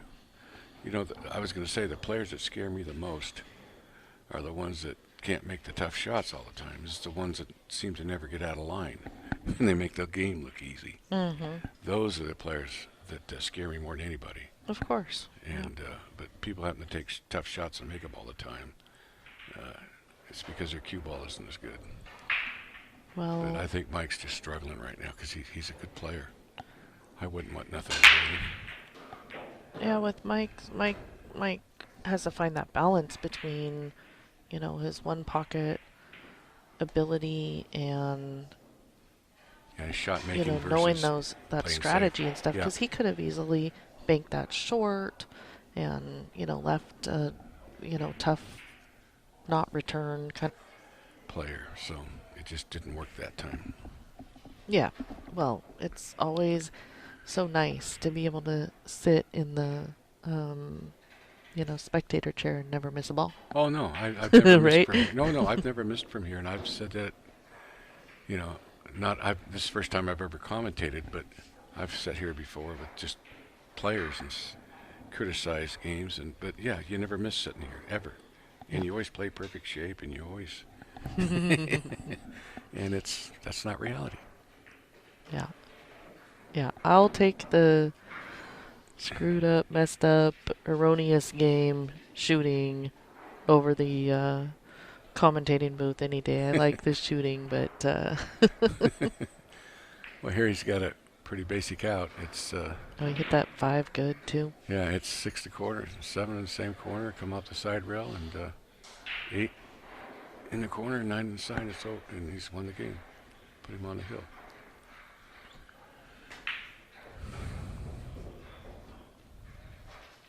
How'd you like to have this out every time? It's pretty textbook. Yeah. Pretty textbook, so gotta like that. Yep. Did he go forward with the cue ball here a little bit? No, I think he's got enough angle to come off the. Yeah, I would come off the side rail, shoot the 9 inside, but he may not have enough angle. No, yeah, he does. Oh, he stroked that good. Yeah. Because that angle was a little flat. Yeah, it was a little flat, but one of the rules I learned a long time ago is never pass a pocket except for shape. And you don't want to be shooting that down the rail when it's easy in the side. And shape wasn't that hard, so. Oh, I thought he was going to go forward like Oh, 2 rails. Side rail, end rail, and come up for the 9? Yeah. Yeah. That would have been good too. But a little more natural. yeah, but he had enough angle. He had a little bit more angle than we thought he did. Yeah. That's why he was able to do what he did. Yeah. So. I got to get that telestrator working, so we can all draw. Well, it's hard to see the angles. Yeah. Nice break. Yeah. Yeah. I mean, that's a good break. Mike's in a lot of trouble here. It's a little bit difficult with that cluster there on the other Well, side. if he gets on the 4 good, he can come to the end rail and float in between the 6 and the 7 and the 5. He gets on the 5 good, it's over. Yeah. Well, the 6 to the 7, I think, is the. Yeah. I don't know. Those balls when they get close, they get tricky. Trust me, if he shoots that, gets on an angle on that 5, where he can play a stop shot and play the 6-9, he's going to do that. He's looking at it right now. Oh yeah, that makes sense. Yeah, but he's got to get a good angle on the 5 to do that. To me, the toughest shot right here is this one he's going to shoot. He's got to get a good angle on that 4 ball to be able to come in between the 6, 7, 5. See that? If he gets too much angle, he can't do that. I think if I were him, I would shoot the 3 easy, come off the end rail, try to get somewhere 2 or 3 up. I wouldn't come off the second rail because he could hit the angle funny and have too big of a cut. But he's going to go that way. He risked, but he hit it good. He hit it really good. If he went 1.5 feet, 2 foot more, he'd had too much angle. But he's perfect. That's why we're watching him and he's playing. So. Yeah, right? Yeah. Oh, yeah. He hit it perfect. So you just go basically. Just come to the end rail and try to, yeah. What I would try to do is hit the 7 ball. What? Yeah, I try to come off the end rail, hit 7. Oh, see. Oh, wow. Oh. Wow. I thought that he would just go straight up the table like this. Oh, and go the other end, down the longer end? Yeah, and just the problem with that play the speed. Is that you've got to go 15 feet versus 4 feet, which is your ball speed area is going to be better. It's going to be better at 4 feet. He just hit it with too much top and decreased the angle off the end rail. If he'd have hit it with a little bit less top, he would have been perfect.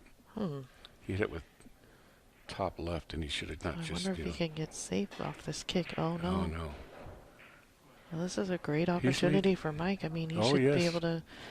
What's he? He should just make the 5 Mike, and he's then going to look at that 6-9. Yeah, he's looking at. I know Mike. He's going to look at that. Well, I mean, And he doesn't it's need legitimate, to. you know. Well, it I is, mean, but all he's got to do is draw back and shoot the 6 in the corner down here, and a little bit of follow. It's an easy out too, but I would go for the out. yeah. But That I makes understand, sense. Mike. Oh no. This is easy for Mike. Yeah. And you know me in combos. I'm not the best combo maker. I don't care if it's easy like this or not. But this can't be missed.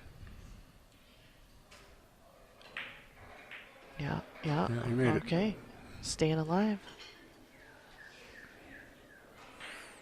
Yeah, I think Simon hit a little bit too hard, a little bit too much coming off that end rail. It didn't take a wide angle that he was hoping for with the English because he hit it a little bit too hard. Huh. Well, But, you know, like I say, I never miss from here. And there's a lot of pressure here to win this match, to win it all, and that's what we don't see. yeah, A lot of pressure. yeah. Yep.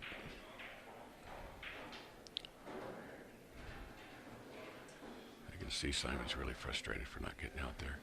He got perfect on that ball and got out of line.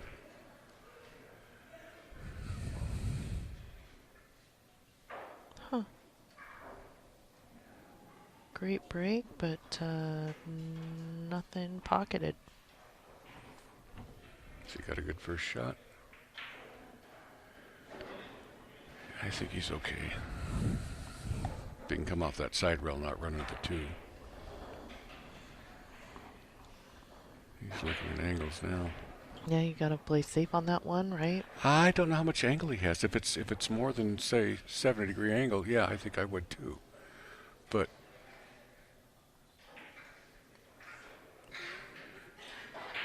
that's what he's doing. Yeah, he didn't. It's too much angle. Oh, he went right Made a between nice safety there. Yeah. And Mike's going to come out the side rail and end rail to hit the 1 and try to get distance. I wonder if he can just see it. He can see it. He's going to hit this with some speed. So if he doesn't kick it in, the cue ball will come between the 2-5 and come up table, and then hopefully if the 1 don't go in, it stays in the end rail, into the end rail. Yeah. Oh, he's going to get Doink. a roll. That's a big roll there. That made a big thud sound too. I haven't heard any of the balls make a big thud sound like that. Yeah. He hit the ball flat, I think. His only concern here is now is whether he can come behind the 9, end rail behind the 9 and up table. I think he can do it. That's what he's looking at. He may put a little bit of left-hand English to make sure when it hits the end rail it goes wide. He can't go too wide. I was thinking he would draw off it, but that makes sense. He's got to hit the ball too hard if it draws too far away. He's just going to roll the ball with English. Oh, boy. Well, still okay, except Yeah, he's all right. with He didn't the- have to. See, I'm trying to get closer to the ball where he... Yeah. It doesn't matter because the 3's in the hole, but him running that 9 could have hooked him. Well, and He running could've got into hooked it by the soft like 9. that, but now Yeah. with the 9 furniture rearranged, it's a combination on the 7. You know, like you don't have a Yeah, I don't clear like those. pocket for the 7. So it's just work. Oh, yeah. And that you bring up a very valid point. Making tough shot at one after another, it trains you a little bit. Oh yeah. It makes it tougher. Yeah.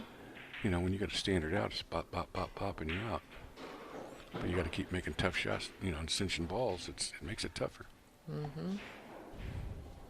And under the pressure that they're under, yeah, it's tough. He's got a good angle here, I think, yeah, to come off the side rail. And what he's trying to decide now is to get on the 6, whether he tries to go in between when he shoots the 6 ball, to go in between the 9-6 and shoot the 6 up table, or play the combo. Depends on what angle he gets here, is which way he's going to play it. Oh, that went pretty low. He's got no choice now. He's virtually straight in. He's going to go forward about 1.5 feet and take an angle on the 6. And I would say of all the shots that he can do, him shooting balls down a rail as good as anybody. Oh, he does. He I does know. too. I know my opponents. And he's going to take an angle on us. Oh, he hit that sweet. Oh, I didn't think he had an angle to do that. Oh and my, even if he he did, he had to created hit an that angle. so firm. Right? Perfect cue ball Another control. shot Absolutely. of the match. Yeah. Holy Yeah. cow. That was not easy. He had to force it over. And if he hit it with too much follow at all, he'd have been behind the 9. And he'd have been hooked. Yeah. That was an excellent shot. Yes, it was.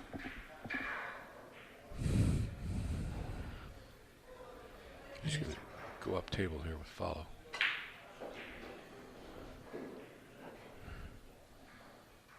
Boy, Man, the audience is going to be... this is no peach here. This is tough shot. He's got to come over a little bit, or he's going to be left with a tough shot. This is going to be shot real easy.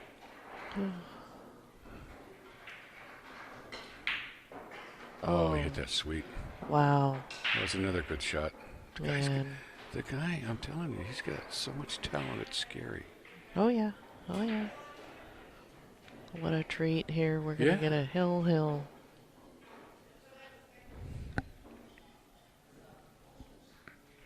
I don't like putting draw on this.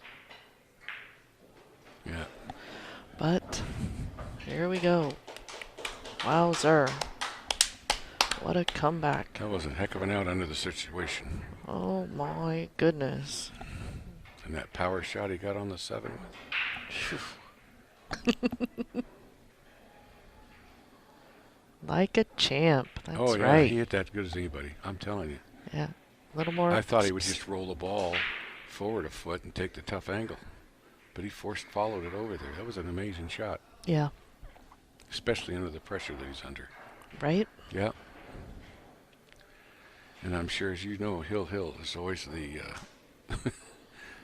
Boy, did you see the Hill match between Tyler Eady and Simon? No, I haven't. Last year? Well, as the rolls happen sometimes. I think he got hooked on the... You know, when in any game, it's tough to push out. Because if you push out to an impossible shot, you're going to have to shoot it. And if you push out to a safe, your opponent's going to take it. And saying that, Hill, this is a very, very difficult decision what to do here. I don't think he can see it. He's trying to see if he can. Yeah. If he can thin it and get by the side pocket. Yeah, we've had these funky angles today. Yeah, we've seen a lot of funny angles this match, haven't we? Yeah, like we can't see. No, it looks like he can hit it. He might try to make this, but I wouldn't. I'd try to play safe. Oh, he did. Nice. Oh, that's a great shot. Wow. Wow. Man, that was a great shot. And he knew, I'm telling you, he knew he was going to hit that first, after the ball after the 2. He knew he was going to hit that side of the ball, and he right there on the 6. And he knew he had even money to do what he just did. Well, that was the plan. Oh, wow. Yeah, to play a thin shot and then hit another ball, to go off the ball the right way and get behind the ball. That's tough. Yeah, absolutely. That's like no gimme But there. he meant to do that. Some people may think he got lucky, but he didn't. That's exactly what he meant to do.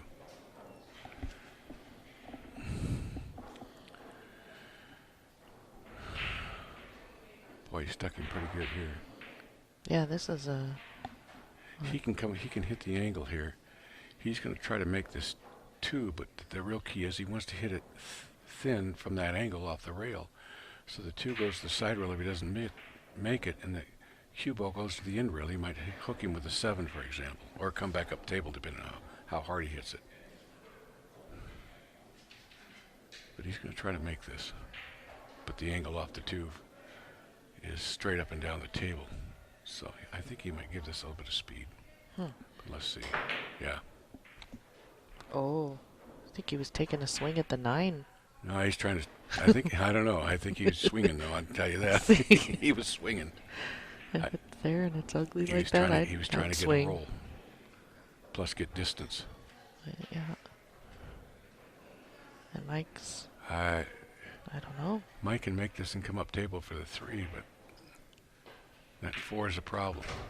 Yeah, of course. He's got a good angle to get that 4 out. He's got enough angle he can do just about anything he wants to do. You know what I mean? He can come down and try to run into those balls and see what happens. He can come off the rail and go by the 5 and shoot the 4 and hook him. He's got a lot of options here. But he's looking at the 4-9, but I don't know. Well, it's just ugly. I mean, there's no way around that fact. It's that the Yeah, it's tough. 4 and the 8 and the 9 being there and the 6. I mean, it's ugly.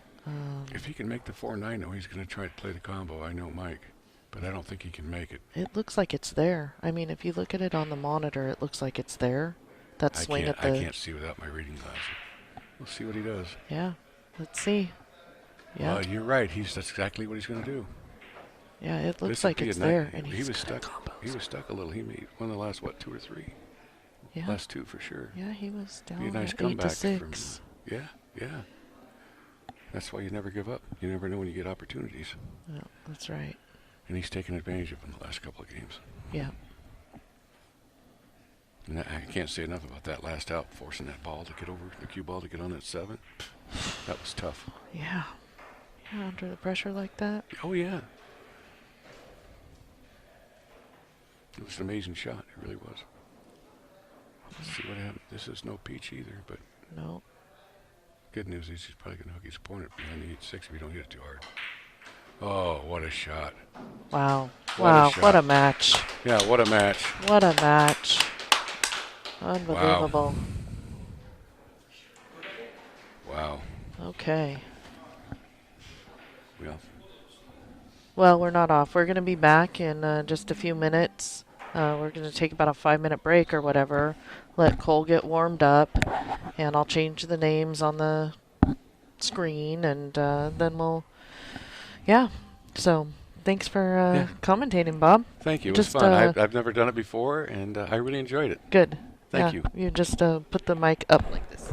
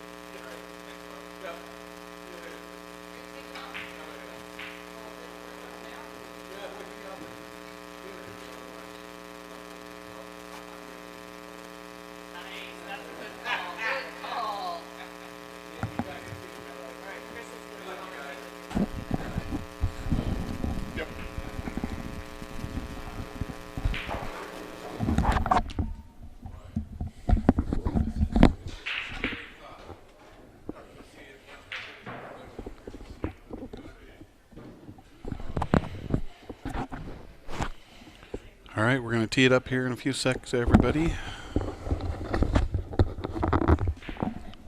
Play ball, Mikey.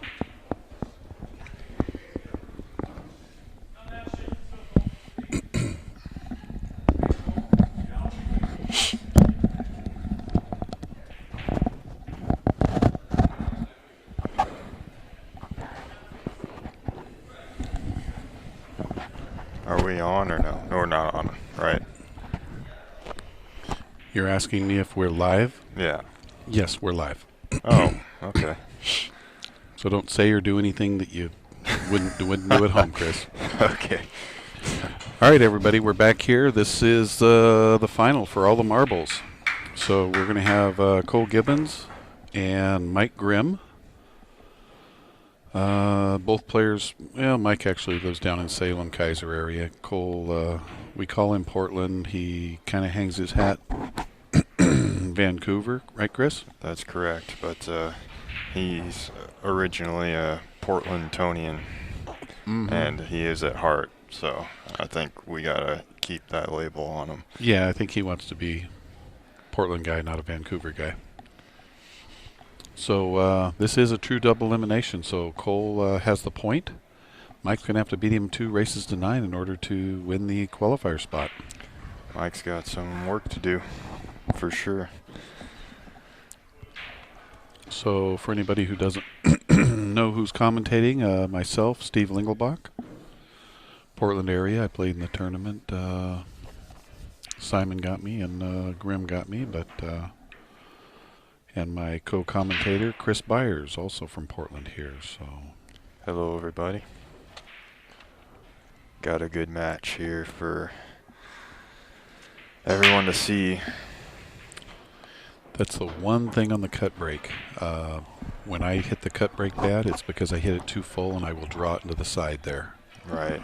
And most of the time it goes pretty good. That cut break works really well. If he drew it short of the side like you're trying to do and come across table, you end up shooting the 1 in that corner pocket at a real high percentage. So Oh, it's you really got to hit that cut break. There's not a lot of room for error on it because you hit it too thin and you're not pushing enough energy into the center of the pack, and you're not getting good result break wise. And if you hit it too full, then you're drawing it right to that side. So it's a really touchy concept.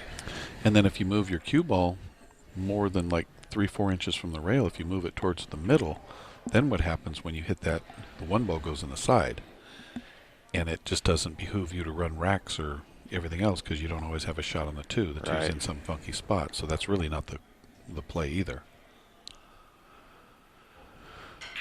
Well, Mikey... No, he's fine. Well, he's on a 50-yard line a little bit, but I know Mikey, he's going to try to cut that in the corner and put inside on the cue ball. I just don't know what his next ball is, though. I think There's no reward here. I think the live stream is a tad bit behind, so maybe we should watch on this screen so that people know what we're talking about. Because we're seeing it a few seconds before they see it. Don't commentate from there. Commentate on the live action. Okay. Yeah. I just figured this is what people are seeing. No, that's delayed. Okay. All right. Never mind. I don't know what I'm talking about. I mean, that is what they're seeing, but it is delayed. So we can't commentate to something that's delayed. It'll all match up. Okay. It's a TV thing, you know, there's a lag thing.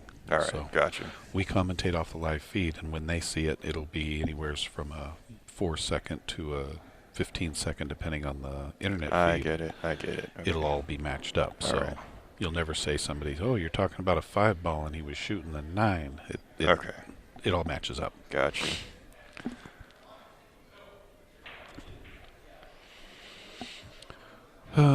Is he going to go? He's going to have to swing 2 rails here, maybe? High inside, straight draw. I can't see the angle. Looks like he's just straight draw. Straight back.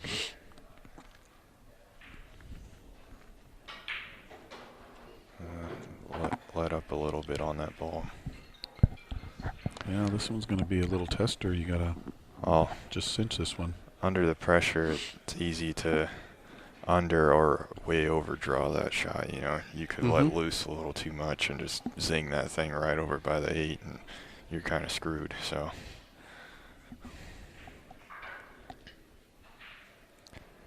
Yep. Just the first rack or two jitters.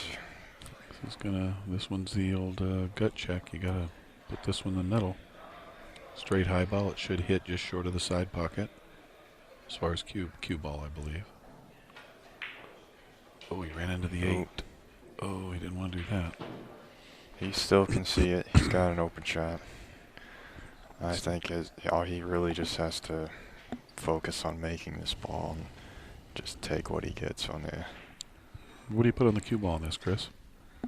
I kind of half stun it with like a tip above center. Yeah, not much. Just to send it a little forward of the tangent line. Use any right or left, or you just try to stay center? A little right, because I want to throw the ball in the right angle. And right. If you hit center ball without that touch of throw on the ball, it can skid, and you can you can make the object ball skid that way. So I always like to add a little running English to prevent that.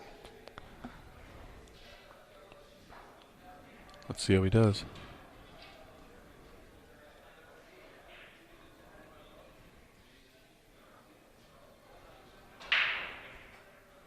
Oh, he just free rolled it. He opted to free roll. It worked out pretty good. Well, I think that's a comfort thing, you know. He felt that he had a higher percentage of pocketing that ball, just rolling it rather than snapping it. Like I think I would have snapped it too. Right. It's preference. Those shots boil down to preference most of the time. Well, it comes down to preference, but do you think you're going to dog it or miss that ball more when you just free roll it, or when you snap it and strike it in? That's preference. No, with you. With me, I'd probably miss it rolling it. Right, I do too. Yeah. That's why I like to strike those balls. I don't like to just free roll them. I hate to just roll a ball in and have it wiggle, waggle, and sit in the jaws. So, but Cole chose to roll that one. Okay, this shot just really has to stay down, follow through, put a good delivery. Yeah, he's got to commit. Yeah. This is one of those shots where you just got to just trust it, aim the best you can, trust it, and just commit.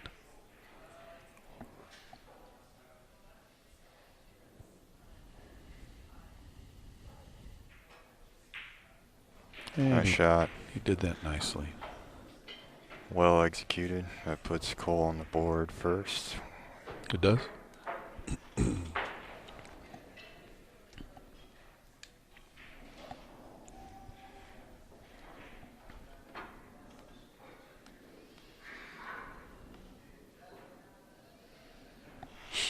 All right.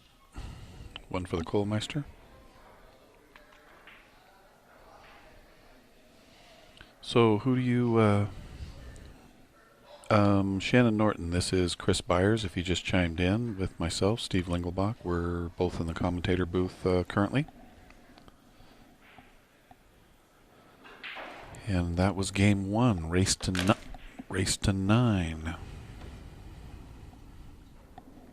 I like the long races, as I know you do too, and I think it's a lot more, you get to see players' stamina and their true game a lot better with the longer races. You know, the short races to 3 and stuff, it's just like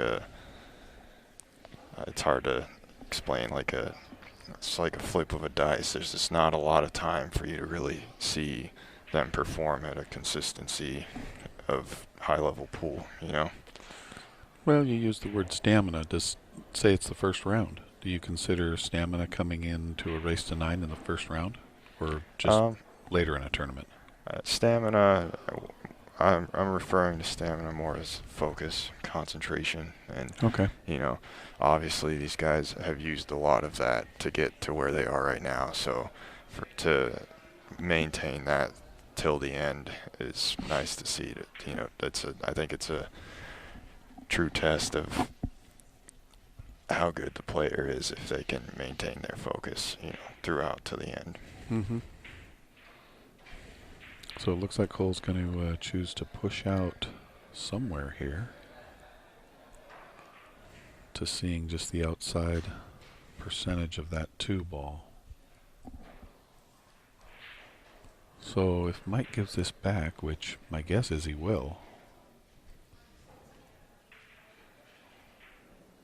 well, maybe not. He must see something he likes. He sees something, whatever Cole was looking at. Maybe just cross-banking it and going all chips in the middle. That's what it is, all chips in the middle. Hit it pretty good. I mean, this is a tester. Yeah. You got to go with it, though, don't you? Yeah, there's no safety that's easier.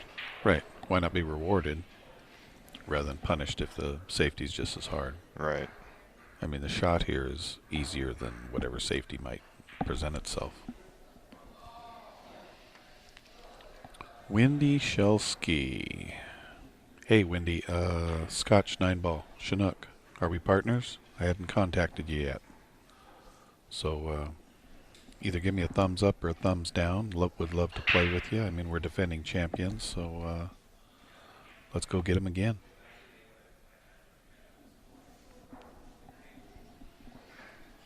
What turn was that? BCA. BCA Elite Division or whatever the top division was for Scotch. Nice. Yeah.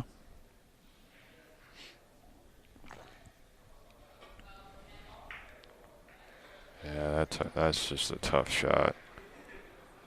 He didn't quite hit it very well. I thought he would put it with a little more pace and speed on that. I thought he hit it a little soft. The 2 ball, I think, is especially hard ball to see yeah. On that shot. If you had a 1 ball or 5 ball, it's a lot easier to visualize the edge of the ball and see where you're hitting it. So speaking of seeing, why don't you let the people watching know what you're doing next Thursday? Oh, well, I'm getting LASIK done. Nice. And I don't know, everybody that I give my glasses to put on and try, they are just like, holy crap, you're blind as a bat. So I guess I didn't really know the extent of my blindness until I started showing people my glasses. So maybe I really am just blind as all can be. So you're pretty excited for that procedure? Oh yeah, I really hope that it makes a difference in my pool game and in life in general. It'll just be great. And I know a lot of you out there have had it done already and have told me that it's the best thing you've ever done. So I really have no doubts about it, including you. Yeah, I had it done when I was, I think, right around 45. So I had it done around 14 years ago. And my buddy Stan Tarango recommended the place to me, so I actually drove up to Vancouver, BC, because it was a third of the price, and I figured if my buddy Stan was good enough to let him hit his eyes, I figured, well, I'll let it roll too. I didn't know Stan had it done too. Stan had it done too before I did. Wow. Yep, he did.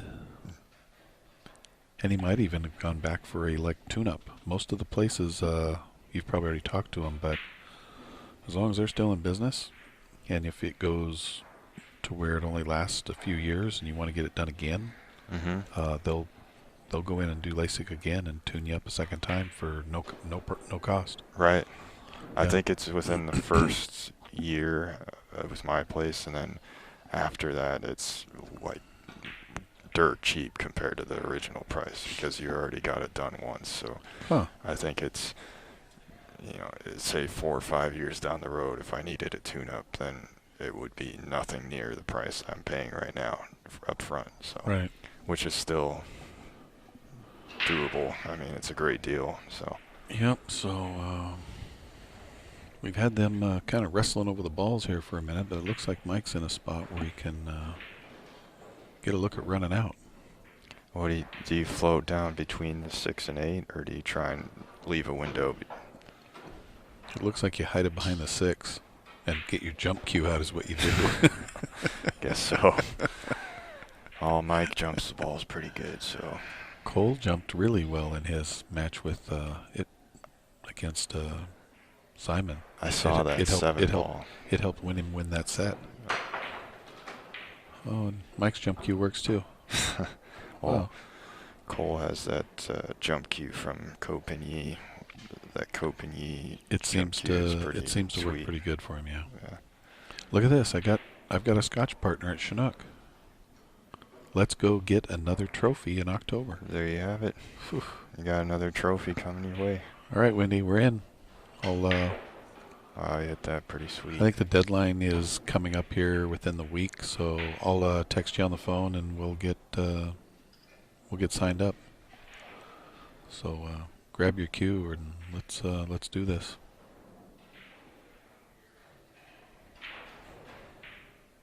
Meantime, back at the ranch. You just pinch this with low outside. Yeah, a little soft spinner.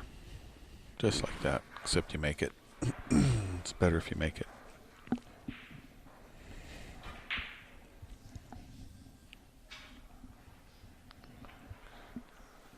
So, this shot, do you like to minimize your cue ball movement and play the 6 in the side, or do you want to bring it up closer to the middle of the table? No, because if you get on the wrong side, if you get on the A side a little bit on that, or dead straight, you're dead. So I think he's going to run it up and put it down here in this corner past the 8 and try to leave himself some good angle.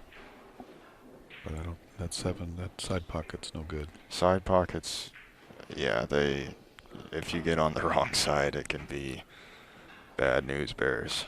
See, now he's in a good spot here to just, he can go with a high ball and go over to where he's looking. Or if he chose to, he could stun this and slide past the side and also keep his angle. I think he wants to roll forward because he figures. He could even let his stroke out more and zigzag it and play to the right side of the 7. Yeah, but I don't think that's the first line of position on this. He's a little straighter on it than I think he was. Yeah. If he had more angle, that would have been. I think he was fortunate to end up with some angle down there. Hit that too hard, hit it too deep.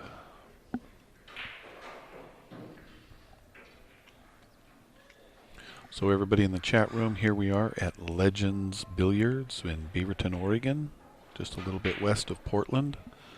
Brand new room, opened about 30 days ago. There are 27-foot diamonds in here, and there are 4 9-footers, soon to be 6, we hope. And so Bigglebox wanted to get this place started off right by, he had actually too much angle there, by getting a US Open qualifier in here early and get another person qualified. We've got 8 spots available that Matchroom Sports let us qualify people, so this will be the second spot given away. We will have 6 more. It's pretty neat to know that there's going to be 8 people from this general area of the country that are going to be going to the U.S. Open. Yep. So are you going to try to go this year, Chris? Of course, yeah. I would love to. So you didn't get a deposit in for entry now that the tournament's full, so you're going to have to rely on a qualifier? Pretty much? Yeah. Yeah. That's okay. my... That's your goal? That's my goal, yeah. All right. Well, if they fix those eyes up too good, then everybody's going to be playing for second place. That's the plan. That's the plan. I'm looking to make a comeback here, people, so watch out. So people that don't know Chris, he is a 706, 707 Fargo currently. And one of the best players in Oregon, actually the Pacific Northwest. So again, he gets these eyes fixed, and we'll see what that does for your game. I appreciate that, Steve. Hopefully, it just makes quality of life much better. I know that when I did it, that's why I did it. It wasn't for pool. But Because it did help your pool game, though. I wouldn't say that No? because my eyes weren't terrible, but I couldn't see things far away, and driving and different stuff, it was just a pain in the backside. As far as pool, I didn't see blurry balls. I didn't none of that stuff. And Okay. So, but here I am years later, and I think it has made a difference time-wise. I'm 59 years old, and I still see the edge of the ball, even That's on 9 pretty footers. sporty. So it doesn't. I'm not blaming my vision if I miss a ball. How's that? Yeah. We'll blame operator error or something. Or just blame that the air pressure in the room isn't right. Not enough oxygen in the room. Right. Yeah. All right. So anybody else in the Pacific Northwest too? Our next qualifier is going to be, I think, December. I think the weekend of the 13th, 14th, something like that. And it's going to be at Sam's Billiards. It is going to be a full 3,000 added. So for that one, we'll obviously get more players. We have more tables there. And with 3,000 added, we will do the 1,000 plus. I think that one we're going full expenses. So we have a sponsor that's going to take care of all the airfare and rooms for both those players for that event. So that one's going to be quite the little shootout. Nice. So everybody gets signed up early for that. I don't know if we're going to. We'll probably, if we get close to like 90 some like we did one of those, we'll probably have to use Classic Billiards also. We'll have to use 2 locations for the first day. I remember the one I played last, you guys had to do that. Right. Use the 2 locations. Yeah, Sam's only has, like 13 tables that we can use, something like that. And with a 100-man field, it's almost too much. It's a lot of waiting for the players.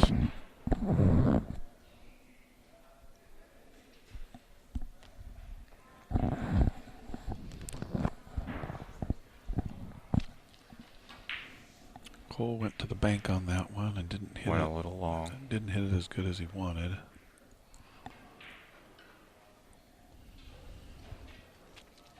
Is my score right? Is it 1-0? No, it's 1-1, isn't it? Oh, Yeah. scorekeeper. Slacking. We were talking about your eyeballs and stuff like that. Important. We were talking about important stuff. I mean, keeping score. I mean, my goodness. Yeah.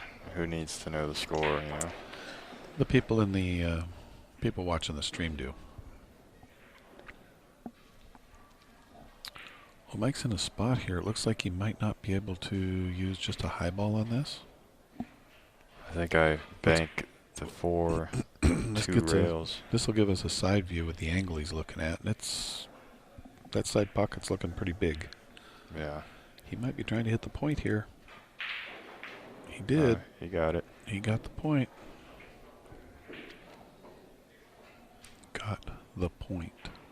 The point. Yeah.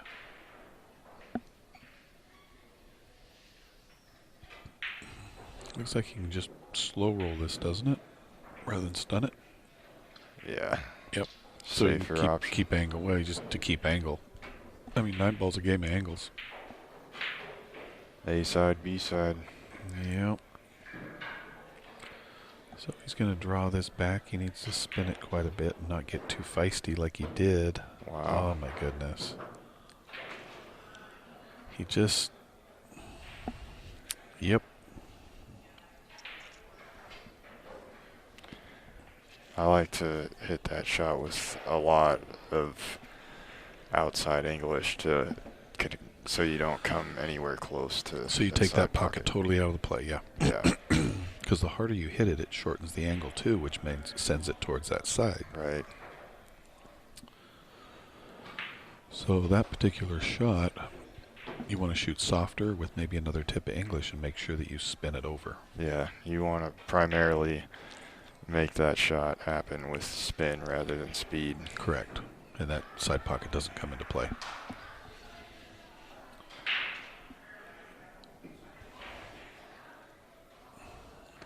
Cole's staying in proper line here. Looks like he's just going to draw straight back. Looks like he's almost straight on it. Wants to draw back right about where he's at. Oh, Okay. That's okay. Cinched it. He's got a little tougher shot on the 9, but... So, what happened on that, Chris? He didn't... I mean, Cole's a good player, and he didn't draw his ball but half inch. What, is that nerves, or...? I think it's a little bit of nerves, and he just didn't get through the ball. I think he expected it to react more than it did, and he just cinched up on it too much. But going back to one of the first shots he had in the first rack, he did the same thing before. He didn't draw it enough, so I think it is just a little bit of nerves, and you know, he's just not quite letting loose yet. So do you... Let's say he needed to draw back to get past a ball and he hooks himself in that spot. Do you consider that dogging it? It has to be to some degree, doesn't it? Say that one more time. If he draws it too much? No.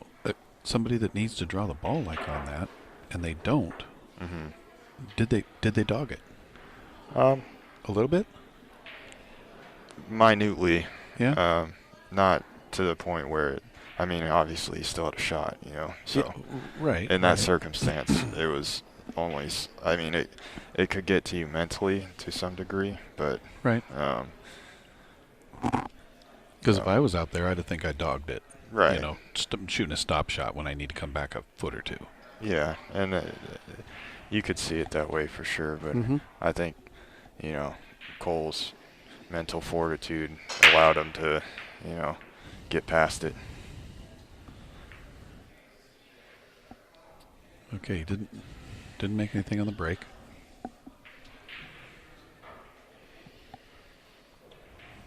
So here's a position. Doesn't look like the 2 passes the 6. Let's go to the other screen. I think he's got to play safe here, right? He's not rewarded if he makes the 1. Well, he went for the bank, though. Ooh. Why did he go for it if he left the cue ball there? I don't know. That could be the $1,000 question today.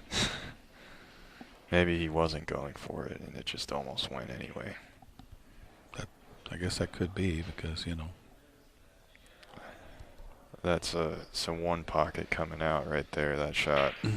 Mm-hmm. Mike's been playing a lot of one pocket from what I've seen. He has. I think you've been beating up on him a little bit too. Yeah, trying to teach him a lesson. But he's gotten better. I've been playing him now for probably a year, and from where he was a year ago, he's learned some shots, and he definitely, his safety game in 9-ball has benefited from moving in one pocket. Yeah. It's amazing how many one pocket shots translate into other games like rotation or 8-ball. They really do. It's pretty cool to be able to execute them better. All right, Okay. so Mike's going to get the first shot at figuring out what to do with this 2-ball here over here. Cole made a good hit on that ball too. It's not the easiest kick, and he unfortunately got a bad roll. How do you like this action? He's got to spin this 1-ball around the 4, get dead straight in on that 2, if in fact it does pass, and then he has to draw all the way up table for that 3. This is the key shot right here. I get and he hit it perfect. So he's got to hit this thing at Mach 12, though. you think to get it back? Well, yeah. I don't know. That Revo, I think it'll do half the work for him. Yeah, you're right to a degree. The Revo, you don't have to ramp up as much as our wood shafts. No. It barely has to pinch this thing with some low English, and it's just going to zing back. Doesn't look like he's going for it, though. Yeah, he's playing safe. It must not have passed. It doesn't look safe from here. Uh-oh.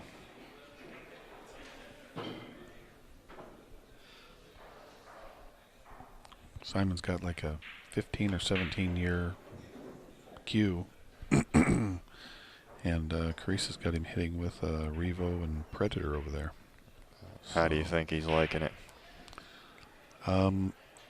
He's going to have to make some adjustments, but overall the hit and the spin and draw and everything else, I think he'll like it plenty good.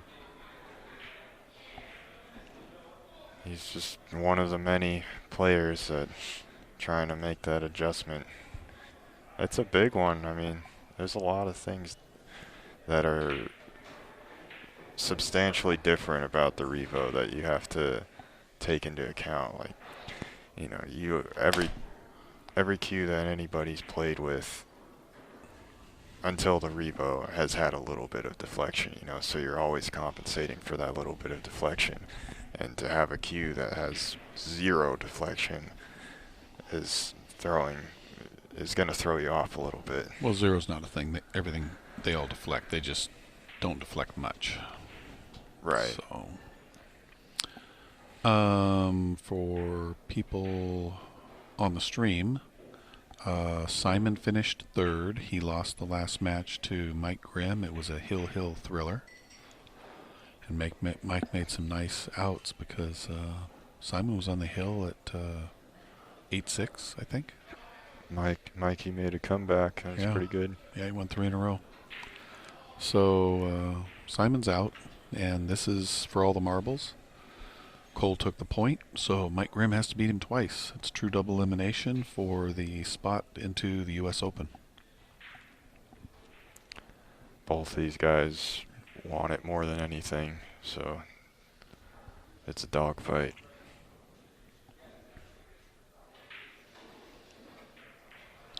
Yeah, I mean, Cole went to the other U.S. Open, the one in April, with myself and Stan and everybody, and then Mike Grimm traveled to the U.S. Open one pocket with me in May or something like that, a little bit after that, maybe June. So they both have been to some of the road tournaments and out there playing, so there's not much new here to report on.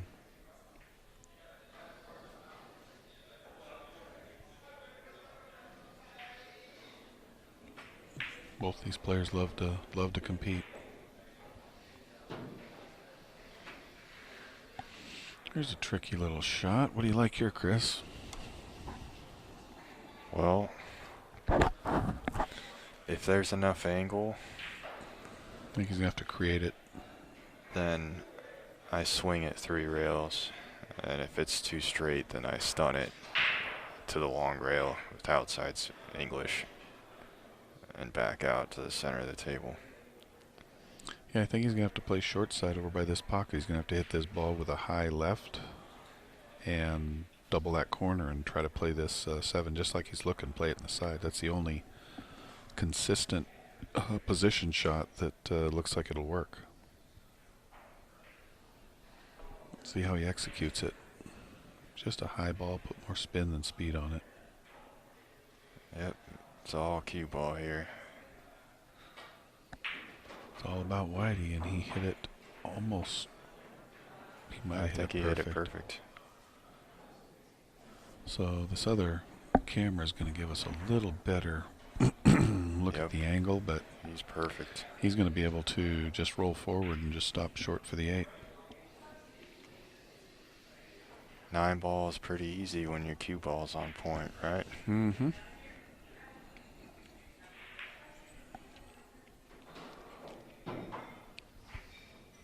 Yep, here's another one of those where he needs to just draw back a foot. Don't want to shoot a stop shot here.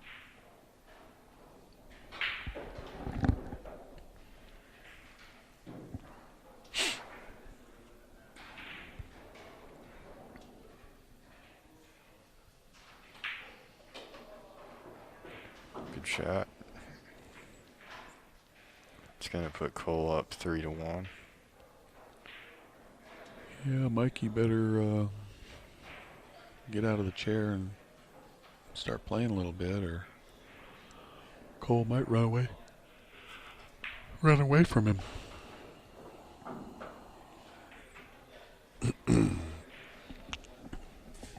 All right, for everybody watching the stream, this is Bigglebox, bringing the stream to you here. We're at Legends Billiards in Beaverton, Oregon. There's a new facility. Anybody in the metro area that hasn't been here yet, you need to come see it. This room is very large. A lot of pool tables. There's a full bar and restaurant on the other side, which is called Catfish Lou's. And it's a full restaurant with some all kinds of stuff on the menu, from jambalaya to catfish to a little bit of everything. Cajun mac and cheese. Yeah, I mean, their food's really good. It's delicious. Yep. And now Cole's moved the break. You see this? He moved out to the middle, and I've practiced from that angle, and it doesn't work for me. He still tried to do the cut break, but he something about breaking from the side that he didn't like. But that experiment didn't work, and I'm not sure if it'll hurt him or not. But for those of you that don't know, the 9 is racked on the spot rather than the 1, so it does change the way these guys have to break dramatically, as opposed to when the 1 is on the spot, the wing ball just flies in. Yep, it does. So they're racking this way to alleviate somebody running the set out on somebody. Which in the actual U.S. Open was the level of play there. It's Yeah. it's a lot of people there could do it. It's just Well, you were in Phoenix last year with me for the Freezer West Coast Swing event, and remember that match with Kachi and Alex Paglan? Absolutely. What happened there? Kachi ran a 9 and out. Was it a race to 9? It was either 8 or 9. I can't remember. He ran a 9-pack. Even though we both played in the event. Against Alex, right? Paglan. Yeah, and Alex didn't get up out of his chair once the entire match. No, he did. He got to lag. Yeah. So he lagged, and that was it? He lagged, and he sat in his chair, and they had a girl that racks the balls, and she racked all the balls, and Alex never left his chair. And at the end of the set, he got up and shook Kachi's hand, and not much else you can do. That'd be a tough pill to swallow, wouldn't it? Well, I mean, it's better than if you dogged your brains out the whole match and gave it to him that way, I guess. Mm-hmm. Alex took it pretty good, though. That might not be the first time that's happened to him. Probably not. Probably not. That's a pretty normal thing with those guys, I'm assuming. Earl did that one time for $1 million. Got up and ran 11 racks in a row. And there was an $11 million insurance policy they had on that if that happened, and I can't remember whether he got part of it or none of it, or I don't think he got paid all of it. He got something for it, right? I think so. They might have settled, knew it was a pool player, and said, well, this guy will settle with us. Hard to say. Oof. All right, so Mike's got ball in hand here. He needs to take advantage of this opportunity.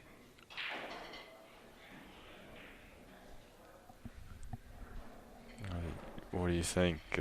Oh, it does pass the 7, so he's just going to make it.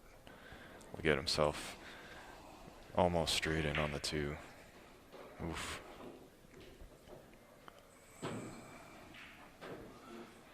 I think Mike needs to regain a little bit of focus here. Yeah, he's moving a little fast. And he's not like a Bobby Zack fast, you know, where he just races around the table. Usually.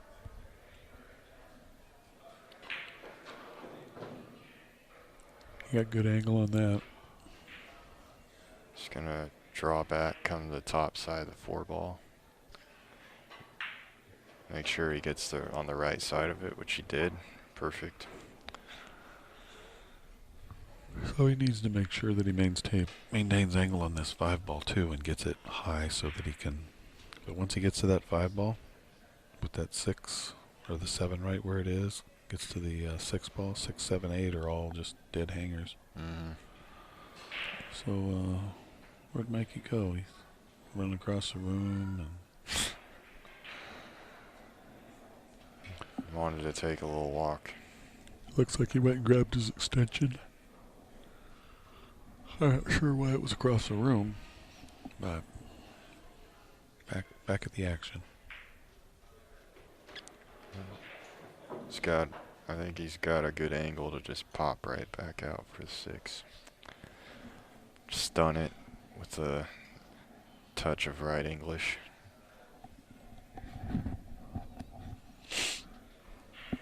Slide right past that 9-ball, and ideally you want to be straight in on this 6. Just stop it right there.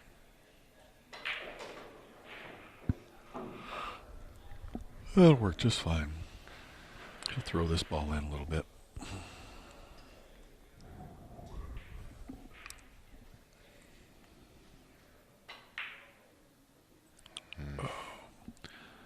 I noticed that from yesterday. I mean, almost any gold crown on the planet, you hit that ball and that ball goes in.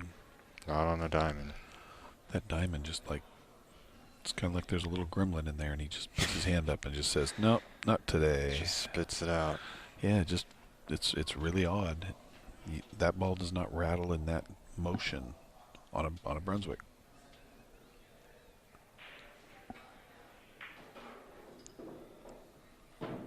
Cole stayed down nicely on that ball. Yeah, he came out good. Showing some good fundamentals there. Something that he's quite disciplined about.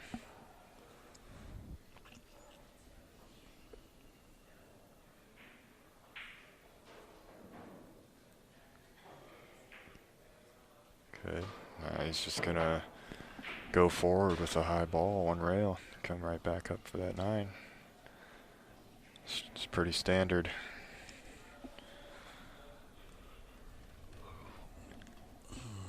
Just a high ball here? Yep.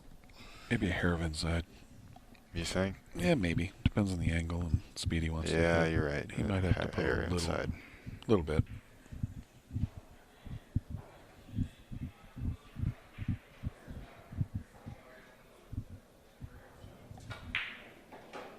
Oh, See, he didn't catch that inside.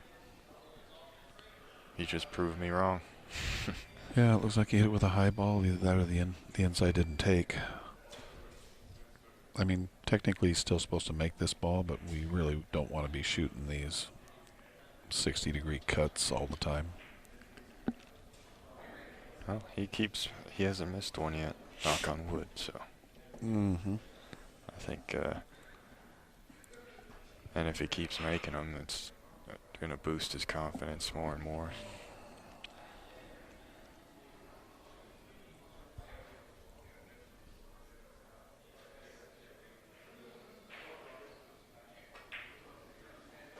Nice. Cue ball's good. It puts Cole up 4-1 against Mike. Race to 9. So if you notice, Mikey's starting to slap the balls down onto the table. It's not a good sign for Mr. Grimm.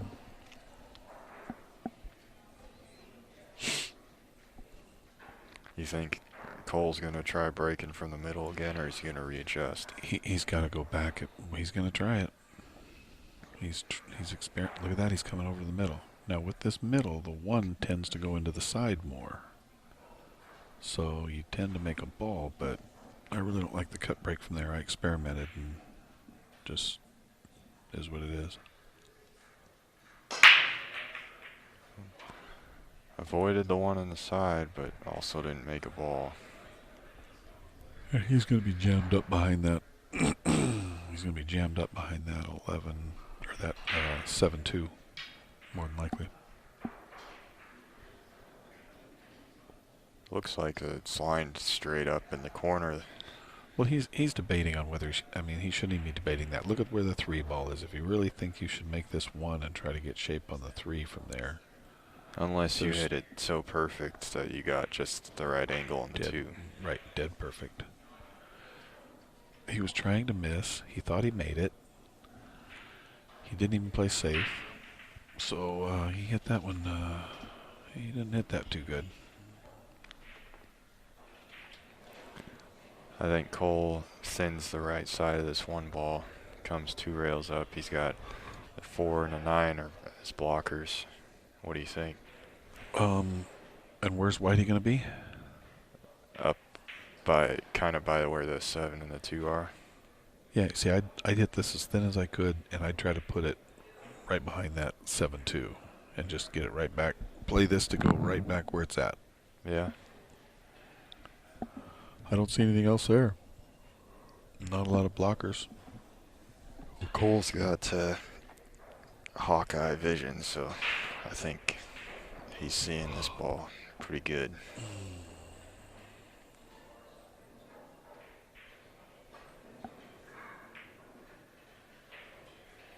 That's okay.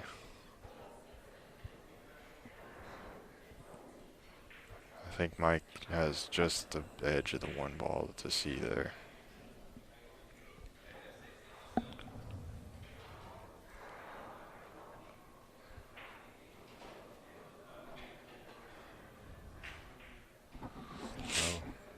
That was a pretty fabtabulous shot. I had to play short side underneath that too. I don't think, we've got a good view there. I think it's a dead safety from there, don't you think? Yeah. You can't crash into that 7 with force follow and try to zip into the rail and down or whatever the possibilities are there. I think it's possible, but it's Not probable. It's not a lock. Yep.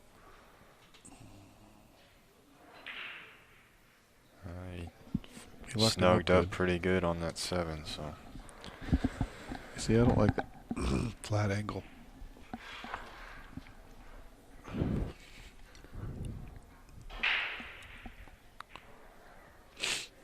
I thought he might try to get the cue down table a little more.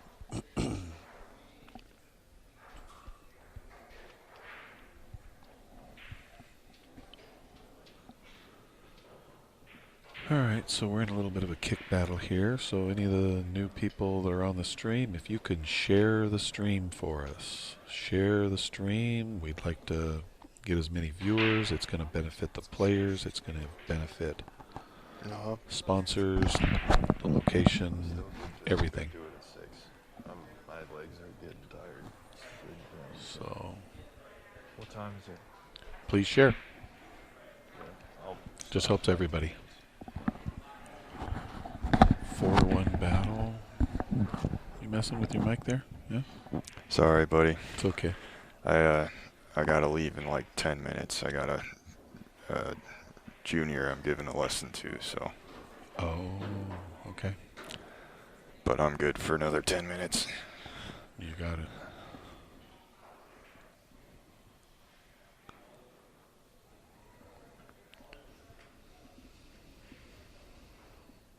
So, Like we ended up with a scratch on that one. what's Mikey doing here? Is he going forward with outside? Yep. Yeah, I'm gonna swing down. Let's take a look at this other monitor and see what we got. This is a pretty important game for Mike. Looks like he's gonna power draw back, swing Didn't quite catch it the way he wanted. He thought he was going to snap draw it a little more.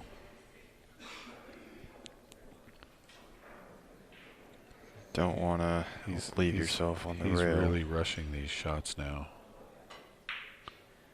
Yep, he just rushed it too much. He's getting frustrated. You could tell just by the position. So just out of position on that one shot for that 4 ball, he rushed and missed a ball he's not supposed to miss. Right.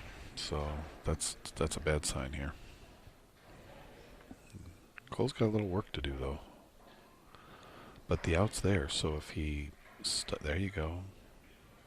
If he can get angle to get over straight on that 6 on the bottom side, he can follow forward and then shoot that 7 over in the other corner. So in the left corner, or no, the right corner. I mean, yeah, the right corner past the 8. That 6 is in a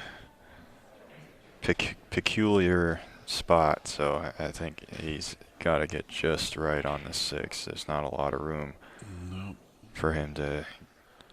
And I'm not sure he can go forward or if the angle's right, so I think he might have to draw between the 6-9 to get to that point that he's looking at. You know, he could also play on the right, play the cue ball to leave on the right side of the 6 and swing it 3 rails. That's an option too. Yeah, I think you. But he came up short. He came up perfect. I think he's just right. To shoot the 6 on the side? Yeah. Oh, okay. I didn't think that was an I've got option. a perfect view of it right here. He's good to just follow right down for the 7. I don't think so. I think he's looking at the corner for that 6 ball. I don't think he's even considering it in the side. Really? Yeah. It looks like it goes from here. Yeah, but you're right. He's looking at the corner. That wasn't ever even an option for Don't him. listen to the blind guy. Don't listen to the blind guy. We'll send you to Outsville.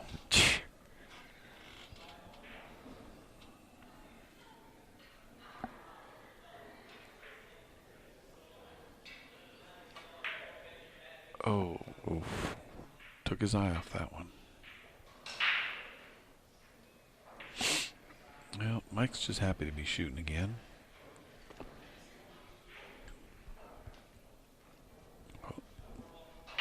Well, you got to hit this really good. He's going to Z-bank it.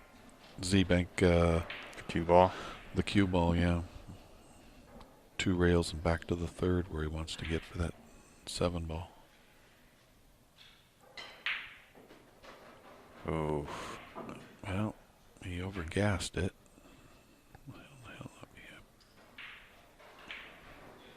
Mike's struggling a little bit. Yeah, if you miss that one, you have to leave it on the high side. He's going to have to kick at this. This could leave a mark. And it did. Oh, he's going to get good. I don't think so. 7 balls are going to go down and get tough. Fortuitous roll. See, now Simon likes to cut this ball in. Oh, yeah? But the problem is they weren't all going in today. What do you like to do here, Chris?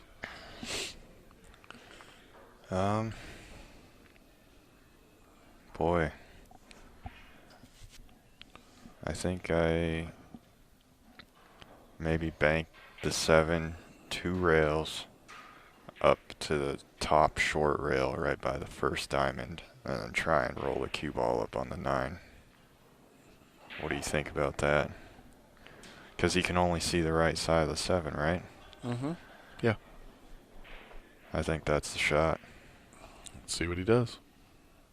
He's your buddy, so we'll see what he likes to do. See if some of that rubs off.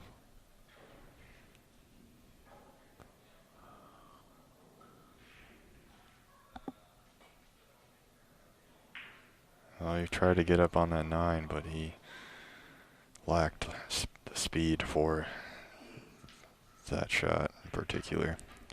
Yeah, what I liked is trying to 2-rail it up to that end rail and maybe get behind the 9. But I think that one's going to give one to his opponent. Oh, my goodness. Well, as they say, the wheels have not totally come off the tires, but they're definitely getting low on air with Mikey so far.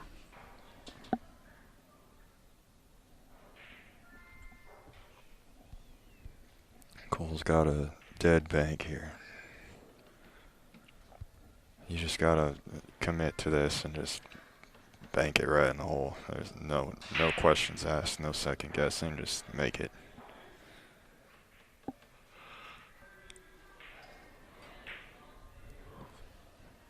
Hit it good. Yep, he did hit it good. All right, Stevie, I got to break away from you here. You got to break away, huh? Yeah. Well, go tell my co-commentator what you're up to. She's just sitting over there. All right. All right, kid. All right. Thanks for having me in, and thanks for listening, everybody, and I'll catch y'all later. That's Chris Byers on his way out.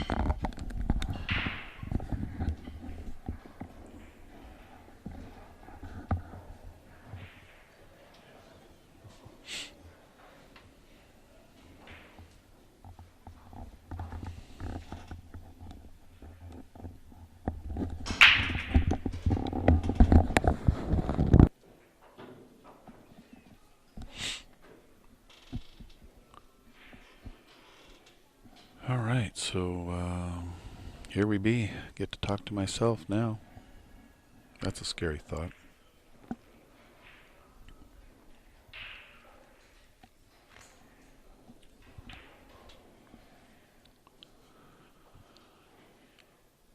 Well, he's looking at his angle. He wants to get angle on that 4 so that he can transition to the 5.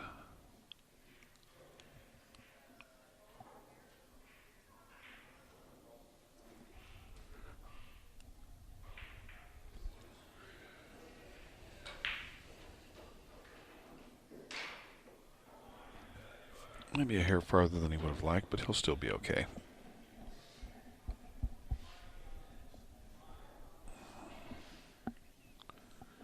He's got a couple different spots he can land on that 5 ball in order to get good to the 6, so he just obviously doesn't want to overhit it and possibly let that 7 hook him or anything silly. That'll work. So now you just punch out to middle table range, just kind of stun this sideways.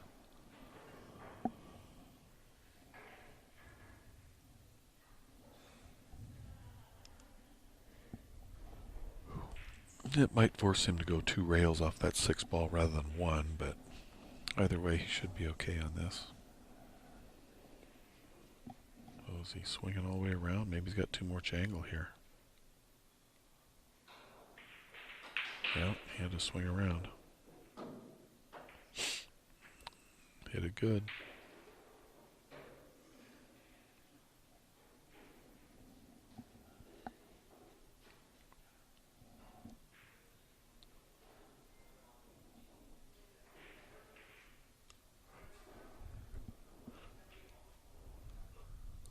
I think it's all over but the crying on this particular shot. This game, I mean.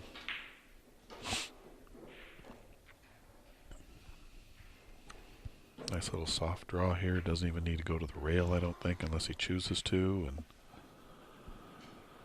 the 8-9 are sitting pretty sporty after that. Let's see if he just snap draws this or powers it to the rail.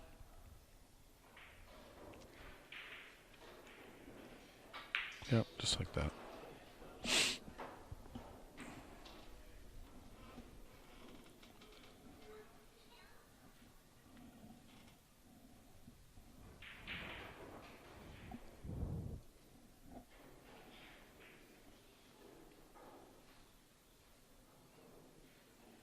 Trying to make the decision whether he shoots this real soft or tries to stun it over, and I choose mostly soft with a little bit of twist.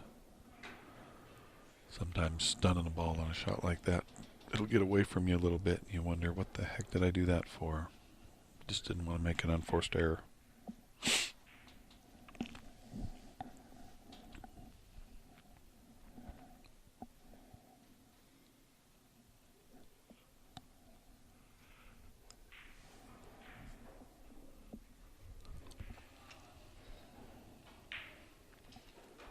All right, another one for Cole.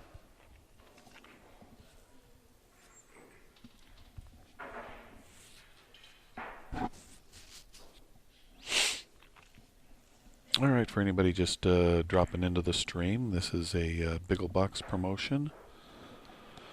Bigglebox.com. So anybody that has a friend or yourself looking for equipment, cues, anything billiards, you can go to Bigglebox.com and coordinate with Carissa and find out about getting some new equipment. We're here at Legends Billiards. And brand new pool room, been open for about 30 days. Full restaurant. Thursday, Friday, Saturdays, sometimes on Thursdays. We've got blues music. The music is amazing here. There was a gentleman named Norman Silvestri last night, and I was blown away by how good he was. It was amazing. Well, looks like I have my co-commentator Carissa the Great back in the booth. Oh, I'm Carissa the Great. You are now. Ooh. You haven't been told? Well, awesome. Yep. Looks like Cole's got something funny on this angle.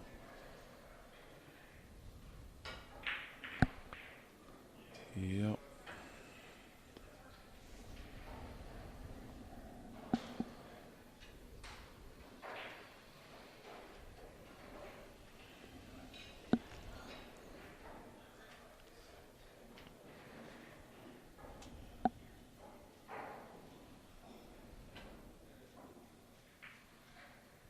Oh boy, you overcut that. Yeah. He got a good bounce, as they say. Cole's going to be in a real tough spot here. That is a really tough spot. I'm not sure if he can even hit just above the side with a bunch of draw and arc and try to arc it to hit that one. I think that's what he's going to have to try if it's there. Excuse me.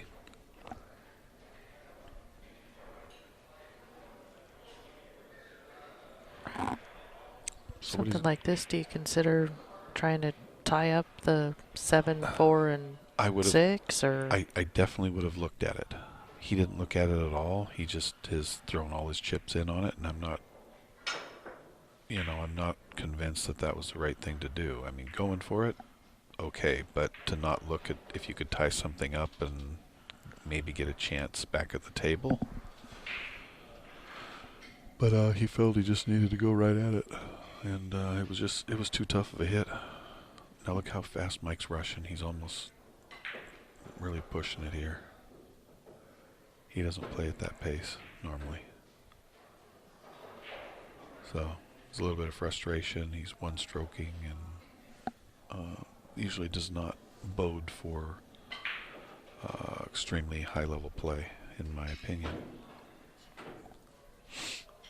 well, there's something to be said too for getting a rhythm and getting back in rhythm. Or I mean, Mike's kind of one of those, doing one pocket now and thinking, seeing the game differently. He has to find that balance for himself, for sure. Well, I'm not going to mention any names, but there are some people who play just mud slow, and having them play faster just doesn't work. It's not in their DNA. No. So I'm not going to mention any names. We could, but you can't make them play faster. We've seen people that when we warned before the tournament that you need to play fast, otherwise we'll put you on the clock. I know several that have just put the cue away and went back home. Mm-hmm. Not going to happen.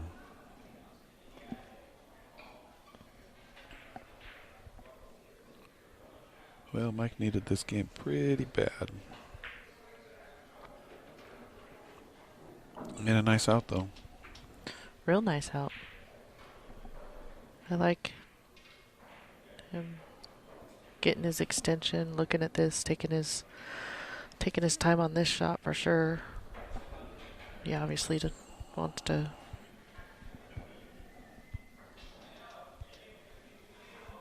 get his scoreboard going the right direction.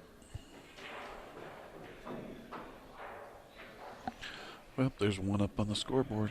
6-2 rather than 7-1 sounds a little better. Well, yeah, right? We all start somewhere.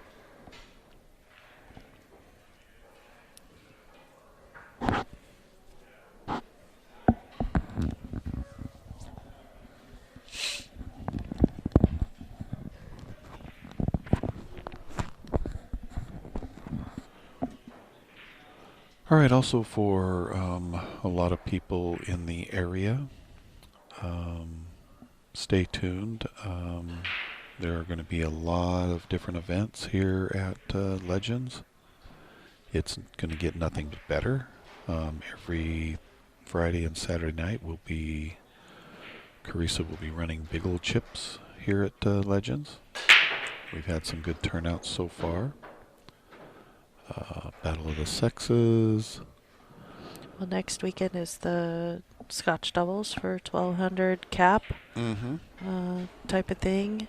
Yep. And a few weeks down the road is a women's team tournament. So if you're a woman, find yourself another couple women and come get signed up for that. And accommodating and hosting all the leagues. So whether it's APA, BCA, USAPL, or others, they're here. They basically they want everybody in here, don't they? So it's probably the most pool-friendly pool room easily in Portland or Oregon. Yeah. Yeah. Type of deal. Well, it really has the potential to be the place to go. Such a neat thing for the pool community. Yeah. So, seems like everyone that's pretty much come through the doors is, kind of grasps that and wants to, ultimately see the place succeed. So, that's a good thing. And I hear there is a 10-ball tournament tonight. I'm not sure who's running it. Michael told me earlier, but I didn't catch the name really. So it's a new thing they're doing on Sunday nights. And he said there might be, maybe a dozen players, at least to start with. So awesome. I don't have any other information on it, but I do know it's happening. That's half the battle. Knowing that it's happening. Yep. Show up. Come play in a 10-ball tournament. No, this is a tough spot Mike is in here. I'd be Looks happy like to that be. Side. Yeah, just the bridge. He'll be fine. And he is fine. He's going to hit this with just a straight high ball and go past this side and hit about that middle diamond. He's looking at the angle he wants, so he knows how hard to hit it.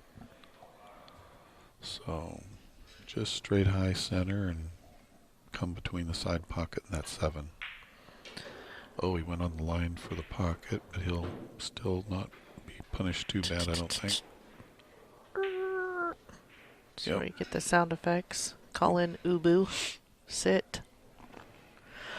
Kristen, yes, there is a Fargo cap on the women's team event.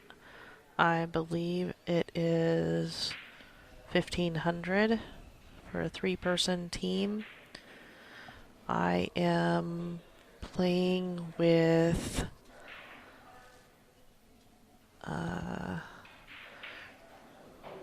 Chris's girlfriend Ira and my daughter Maddie. I think we add up to maybe 1,200. I don't know. A little more than that, but 1,200. Well, leaving some marbles on the table, huh? yeah. I am excited to be able to play with them.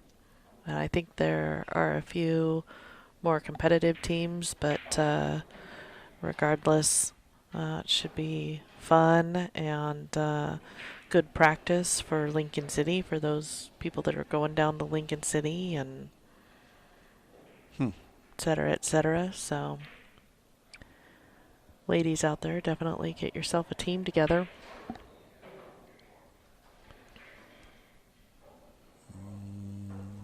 I think he's got to go all out for this, and it's got to just hit it real thin and go up table and back. So I don't think he can spin this ball, but I'm going to find out in a sec. But I think he's got to bring that cue ball online back towards his cue and back down table. But Yeah. yep, just like that. I think he hit it real good. Very good. A little bit short. He came up kind of on that weird he's 50-yard line kind of thing. Not that he's not going to be able to deal with it, but... he is on that 50-yard line. He was trying to come down a little farther to play it for the side. Yeah.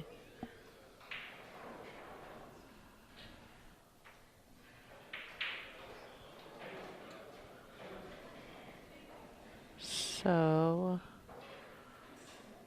I guess you play for the corner, and...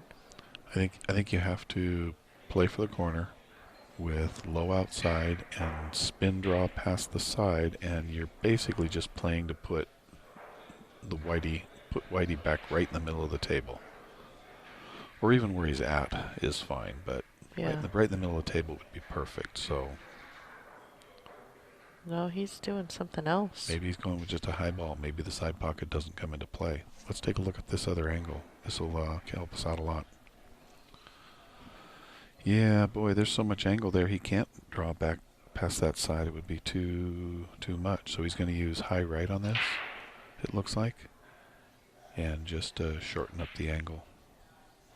Well, he is not liking it. Cole takes his time. He does not play real fast and plays very deliberate, no matter what conditions, what tables. Really focuses.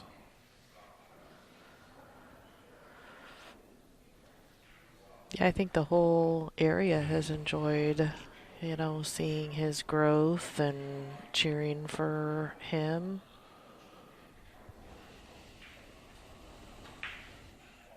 There you go. Oh, we might hit it too hard. Yep. It's time to go get that new jump cue. Hippity hop, hippity hop.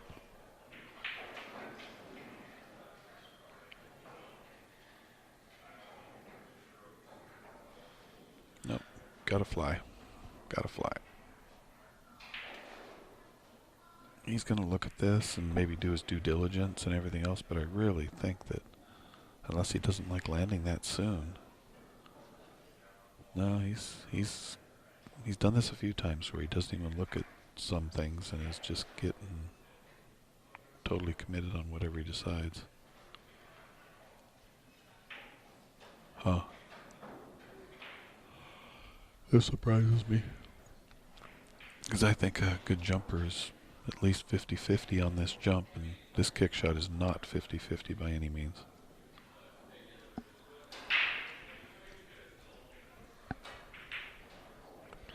Boy. It's 100% sellout is what it is.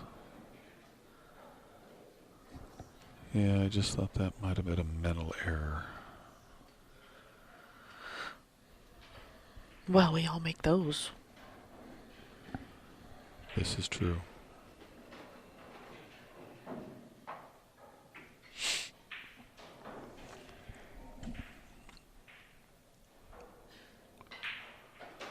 All right. Grim Reaper sneaks one back in.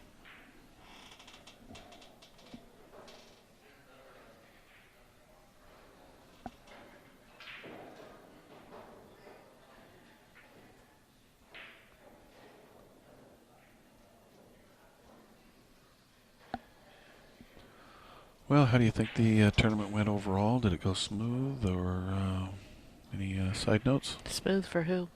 You. Being the tournament director. I guess. You didn't have to scald anybody, kick anybody out. No. Nothing like that. Everybody stayed in line.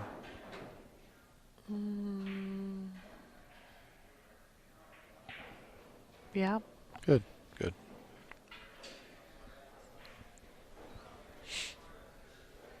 Kind of mean like that. I tell them ahead of time. Give 'em fair warning. That's a big shot for Mike. He gets on that 2-ball. Yeah, he's kind of on it, I guess.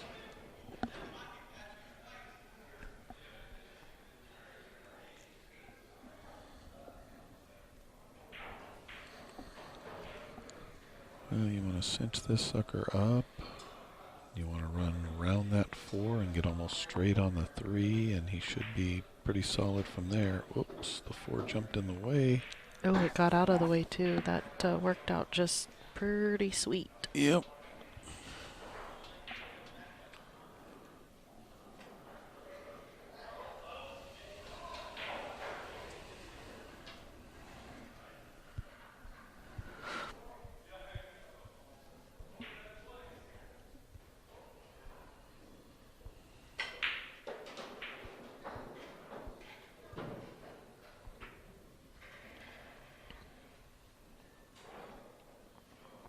This is a touchy shot. Yeah, this is kind of almost. Because sometimes just a straight high ball here comes too close to the corner. So you have to hit this with a bunch of right-hand English and stiff it and back out. And there's the touchy part. Oy. Boy, you're just not supposed to miss that ball. It's okay to miss shape, but he lost focus on that one.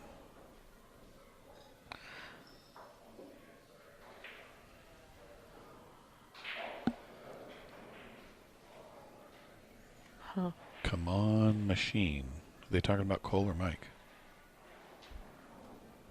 Well, I don't know. Who said come on machine? Jesse Christensen. Come on, machine. Yeah, I think that's Cole. I was calling Cole a machine earlier. So that must be. Otherwise it would say, come on, Reaper. Okay. Yep. Yeah, I can see how Cole could possibly pick up that nickname. Oh. If he continues I think he got lucky. if he continues to stay at this kind of Composed and deliberate and yeah, not slow, but I've said some people say that he plays slow. calculated. Yeah, this calculated, slow-ish kind of pace. You could. Oh yeah. So yeah, Jesse said Cole is the machine. Okay, that's what we thought.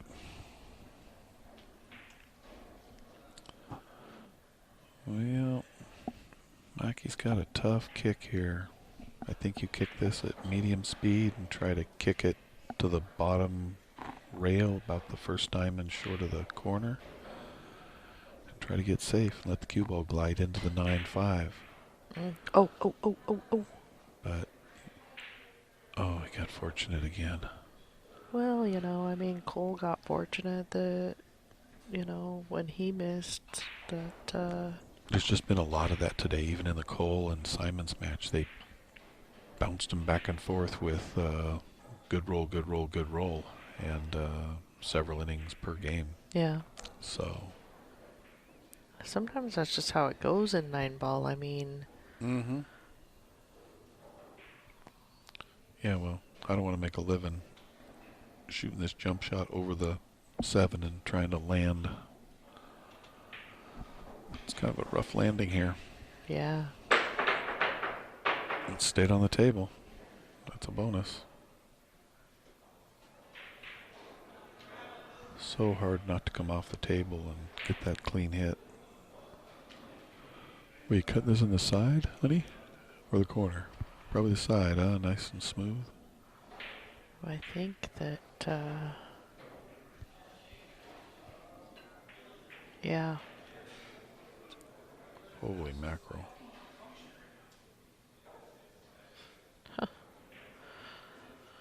It's not like Mike. No, I think he's just getting a little frustrated, a little more and more, and Fatigued, maybe. maybe a little bit. It's been a long weekend, but I mean, it was only a 13-man tournament, so it can't be that fatiguing. Well, I don't know. They're all races to 9, and it's not. They've been here. Both of them have been here late. I know Mike was here late Friday night. I think Cole was late Saturday night. Cole wasn't even sure that he wanted to play in this tournament, which is, that's what's funny about it too. Mm-hmm. Well, he wouldn't have if you wouldn't have talked him into it. Yeah, maybe I get jelly rolls for that. Yeah. But I said, even because he's already got the entry in, so I said, what better practice can you get? Yeah, that shape's going to be okay.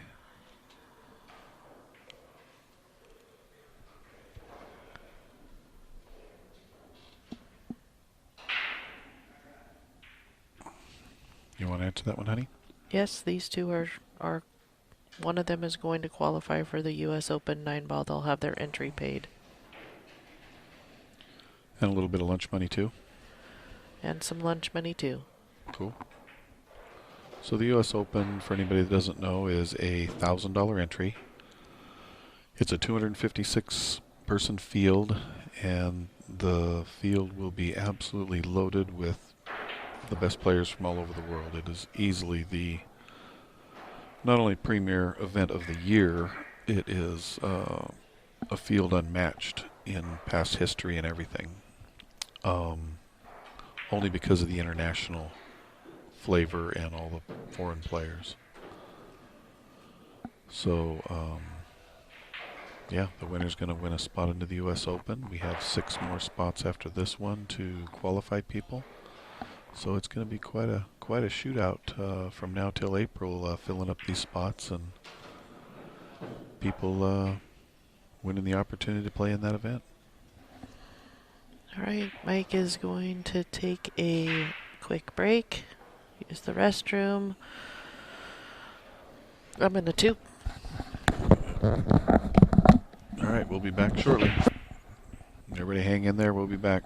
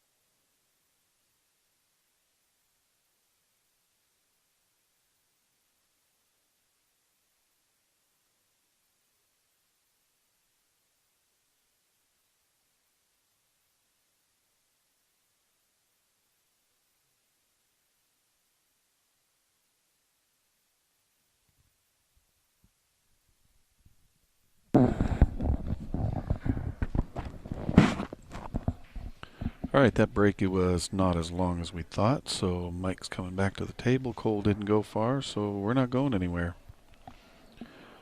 All right, everybody, this is come down to this. It's 7-3. We're playing a race to 9.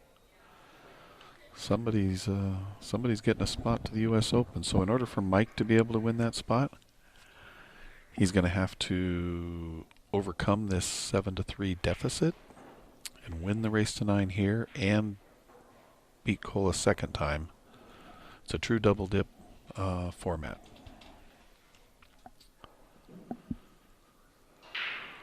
Also, for anybody that wants to watch basically the best pool on the planet, the U.S. Open being held April 13th at Mandalay Bay, which is a tremendous casino and facility, but Matchroom Sports, who we're working with to, get these spots for players from the Pacific Northwest or wherever, They run a unmatched show. It's a spectacle, not a pool tournament. I mean, they build 2 enormous arenas, one arena in the middle of 33 tables, and that they use for the feature match, and then the 33 or the outlying tables they run the tournament on. The players never have to touch a rack. We have the referees racking balls at that event. And then they build a whole nother arena for the final 16. It's just an unbelievable setup and show. And at the end of last year, when we were there, they promised that they would make it even better. So, and add more money. And so Matchroom is now involved in, events here on the U.S. soil. They also run the Moscone Cup. I think it's going to be in Vegas this year. So anybody wanting to watch some world-class pool, get your plane ticket for Vegas. That's fairly affordable. And it's an unbelievable show. Unbelievable. They do charge admission. You buy an all event pass, that type of thing, but or you can go down just for the final 16 in the big arena, the one that they charge pay-per-view. So it's an unbelievable pool, and Mike just made a really good shot there. Nicely done, Mr. Grimm. Cole's going to get that fancy jump cue out. He's going to fly over this 3-ball.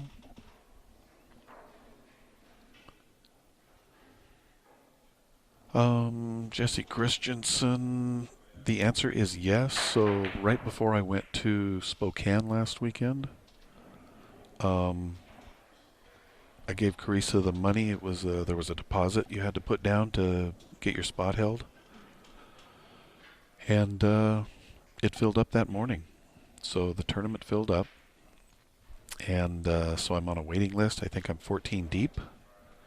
But the people said if it goes like last year from qualifiers that give their money back, there shouldn't be a problem getting that spot if I need it.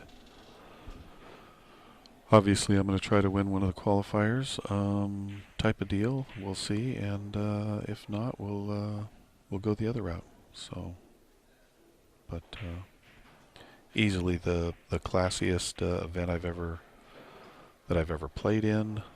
The field was just scary, and so all the people that were there to watch just couldn't believe what they saw. It was every player on the planet, anybody that plays rotation. So this will be quite a journey till then, but either way, yeah, I'll be there either way. As many others here in the Northwest. My prediction is we'll have probably between 10 to 12, maybe on up to 15 players from the Pacific Northwest.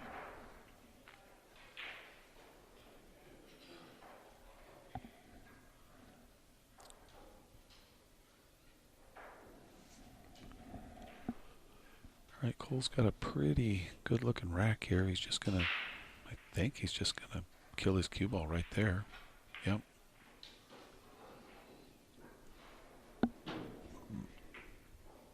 So the only transition ball to ball that's even remotely tough is the 7 to the 8, but this is about as connect the dot out as you want to see.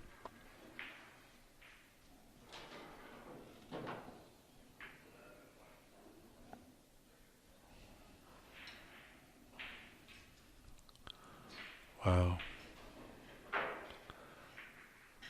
I'm not a big fan of that, but not going to comment on it. So it is what it is.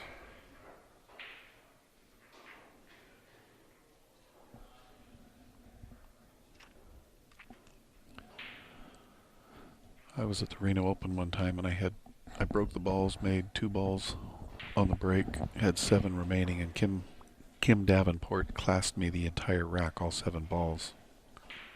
I don't think he wanted me to get in stroke, but it didn't matter. He still won that match, but it's the only time I've had anybody class the whole rack. Alright, Cole made a pretty good break there. He's not going to get a look at that 2 ball. He can see the edge, but that's about it.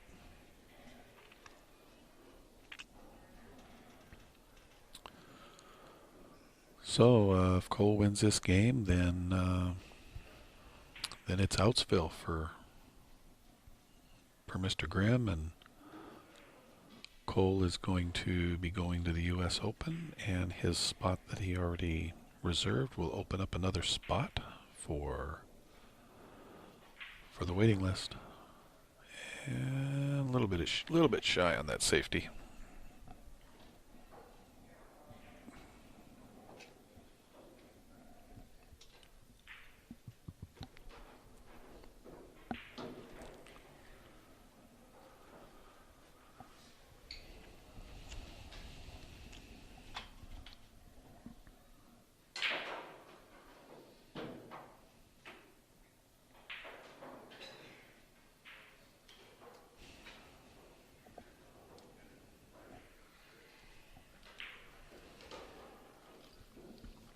Well, Mike's 1 stroking it now, and that's not usually going to go well.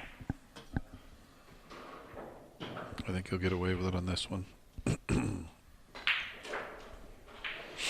Did something happen in the last game? Yeah, Mike classed Cole the last 4 or 5 balls. Huh.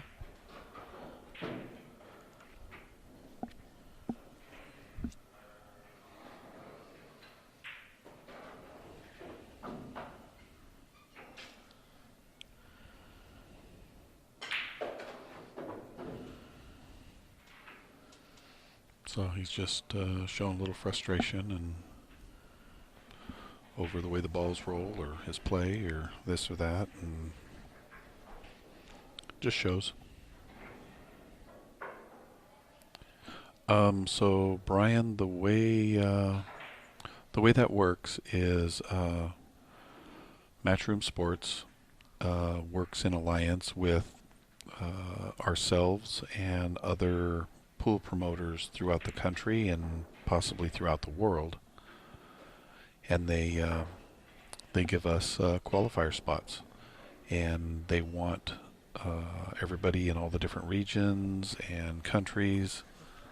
I can't remember how many countries last year were in the U.S. Open, but I think it was 50 to 60 some range, so a lot of different countries. But so even though the U.S. Open is full, all of the promoters like ourselves, the spots that they gave us are guaranteed. So part of that 256 field is accounting all 8 people that we're going to send to the U.S. Open this year.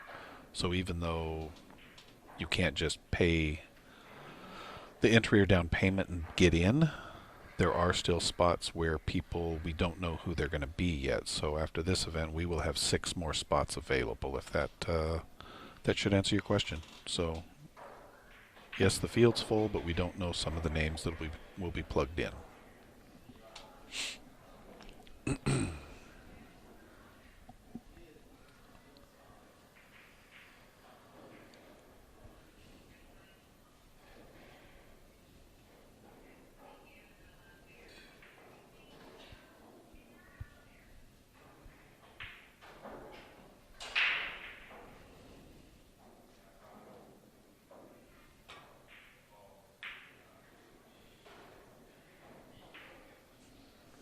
That one cut away from him a little bit.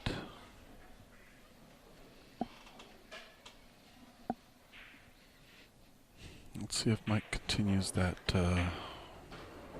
1-stroke kind of play.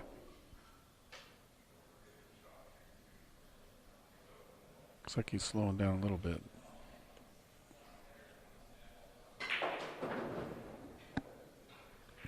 Yeah, there's something to be said for, when you're not feeling it, and ultimately,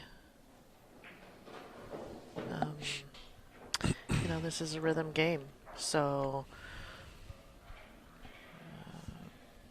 he's been out of rhythm or that kind of thing, then picking up the pace and kind of getting out of your head a little bit or whatever the case may be might just be the ticket. We're going to find out, aren't we? Well, as much as possible. I'm all for Hill. But I mean, I really believe, though, that if he wins this game and gets it to 8-5, I think he'll slow down because he sees, possibilities and Maybe some light at the end of the tunnel. Yep, but this one-stroke stuff is more of a give-up stroke, in my opinion. I've seen it a lot before from different players, and it just is what it is. It's hard to, obviously can't get into Mike's mind, but, maybe it's that rhythm and the effort kind of, attitude, like I want to get there, or, just because, the other pace wasn't working or that kind of thing. So, maybe he'll stay with the pace and who knows? Mm-hmm. Well, we're going to find out shortly. That's going to hurt. Oh, that's no good. Really no good. Don't want to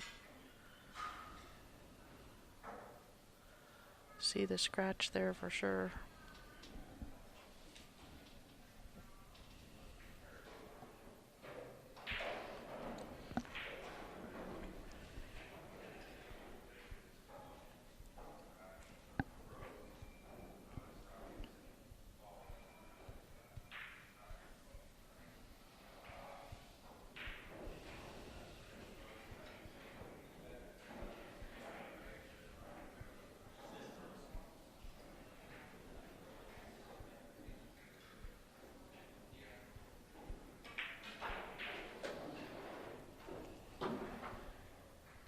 So I'm sure Cole wants to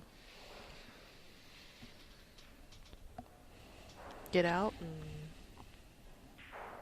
put the period at the end of this. Well,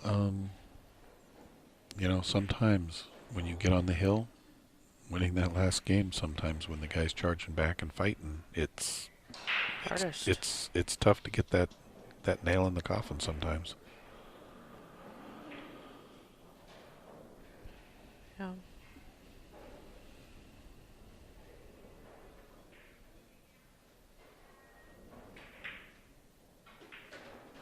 Oh no. Yeah. Decelerated a little bit. Was trying to get finessey with his spin and speed, and it just it died on him. Decelerated here.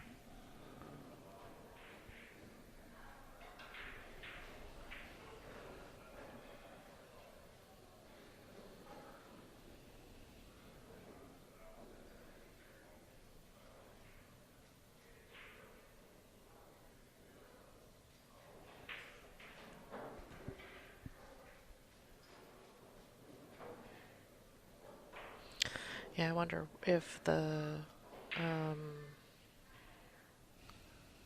kind of pace and that Cole plays at is, had an impact. On Mike? Yeah. No, I don't think so. Mike gets caught up in Mike stuff. It's you see him get frustrated and different things like that. It's because of himself. Everybody gets.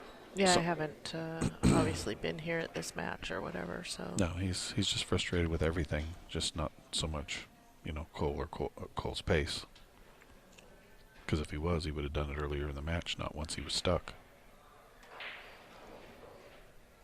Huh.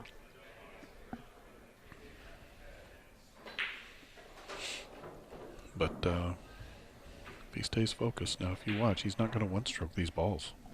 like he was. Whatever.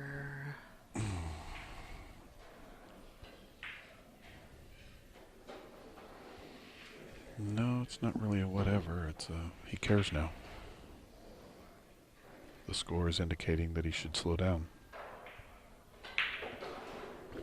And he is. Not by much. He is slowing down from where he was.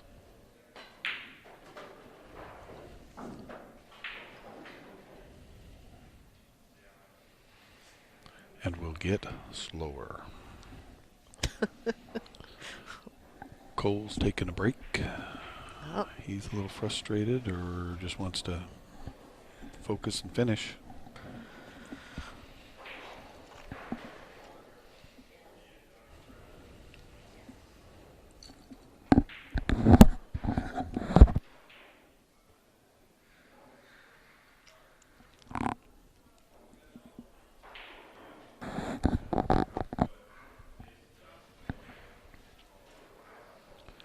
Also, for anybody out there that is not aware, for Matchroom to put on that huge production in Vegas, they need a lot of bodies. So if you get a hold of Matchroom Sports, I think they've got a place on their website where you can contact somebody to keep score and basically assist at the U.S. Open. I don't think it's a huge big paying gig, but you're going to get to see the best players in the world. You're going to be able to keep score. You're going to get a pass for when you're not working to be able to watch the matches, hang out with the best players on the planet. And I believe there also is some financial something. Yeah, whether it's, $40 a day or whatever. It is a paying gig, just not a lot, but it could be a great opportunity for somebody to go get close up with the players and everything else. All you do is keep score, and you also have to keep time. And we are not doing that at these qualifiers because it would take too much manpower, but those positions that they have, you actually have to keep a stopwatch. And you did that a little bit, honey. What was it, 60 seconds? Or it was less than that, wasn't it? yeah, I think 40. it's only 45 or 30. So I think, and that was an adjustment at the U.S. Open for myself and some of the players. I can play pretty fast, but if you watch possibly Cole's pace here, he's taking sometimes more than 40 seconds at the U.S. Open. As soon as it gets to 10 seconds, that time person yells 10 seconds, and you can't go past the time. So it does become an issue on safeties when you're hooked and everything else. But they put a stop clock on all of us, and you have to stick to it.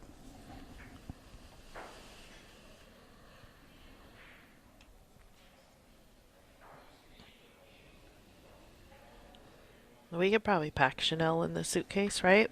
Oh yeah, I'm gonna have to take a big suitcase. Either that or make somebody smaller. The incredible shrieking person. That's not quite the door I was trying to open there. Well, made a ball. And we're hooked. Oh, that'd be so aggravating.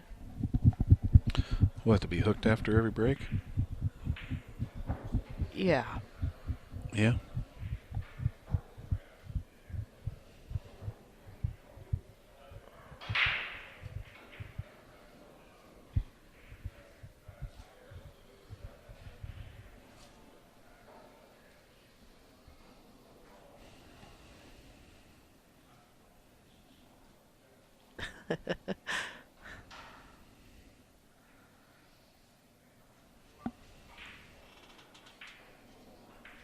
You can go to Matchroom Sports webpage And they will also list qualifier tournaments. So if there are going to be some in your area, then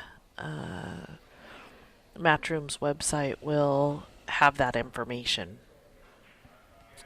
Yeah, because this is the second qualifier we have run. The other one was a few weeks ago, and that was the first of all the qualifiers for the U.S. Open. And we qualified Stephen Fullen from Canada.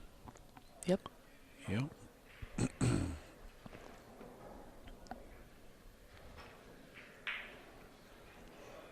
Oh, Swing and a miss. that was awful close. What a slice.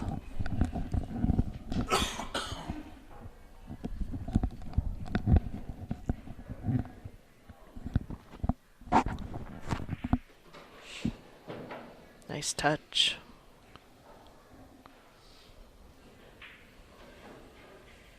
So Mike has another great opportunity and another great rack here if he gets on this 3-ball to get out. Boy, I hope he didn't just hook himself. He didn't. He'd already shown you all the emotion.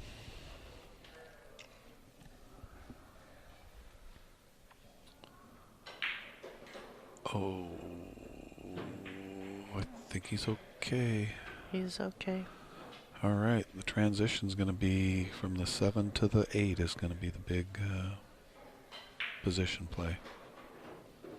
I think he gets over towards that side pocket.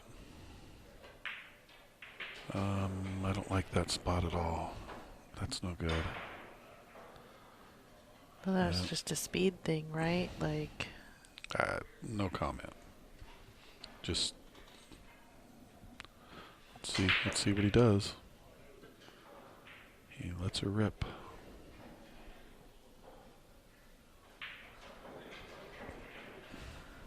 Well, Cole's gonna bear down on this 7-ball and just try to roll it in.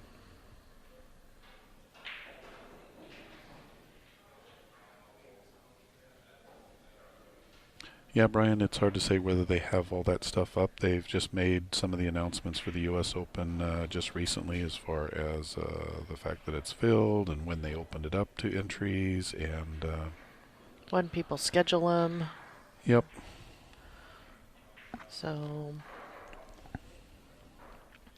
you can potentially send an email to Matchroom as well if there isn't a ton of information on their website because, you know, like we do send the information, you know, once we have it type of thing when we put it on the schedule, but then how long it takes them to add it or that type of thing.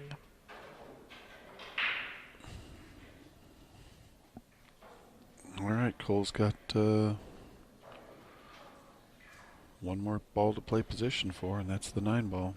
He's going to probably hit this with just a little bit of high and just play speed all the way.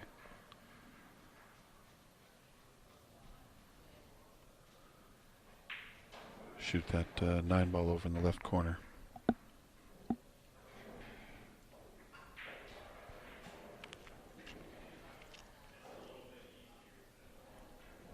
Well, he's trying to get right on the shot.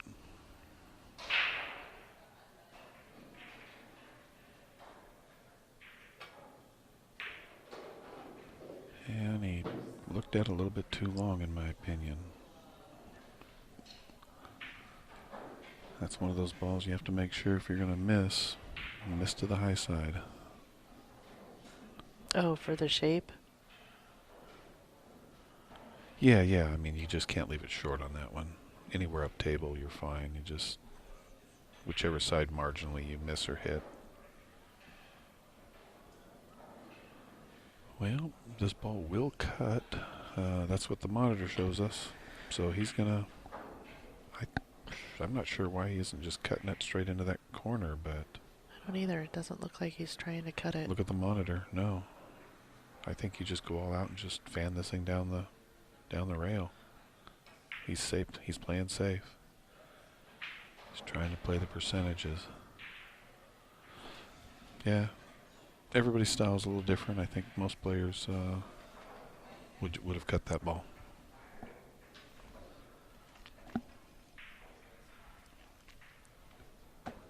Mike's definitely going to cut this 9 ball.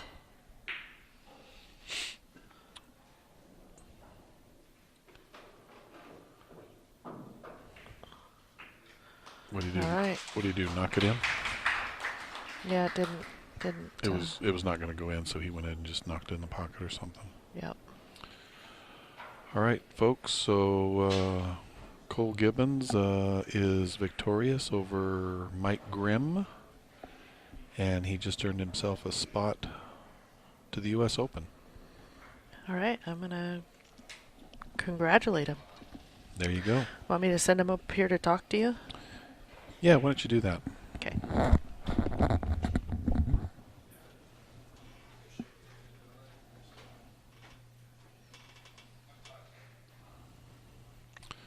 So if everybody can hang tight, we will get Cole up here in the booth.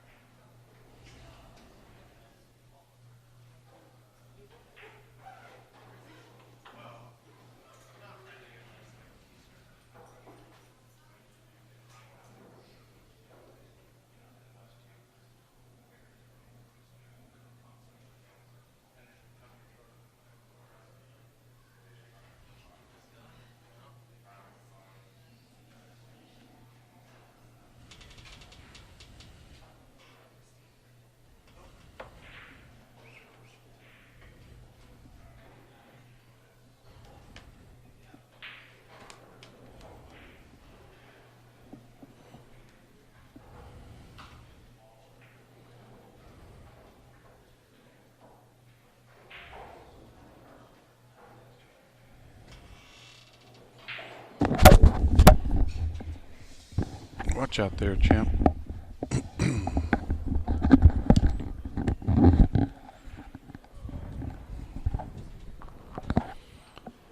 trying to finagle this camera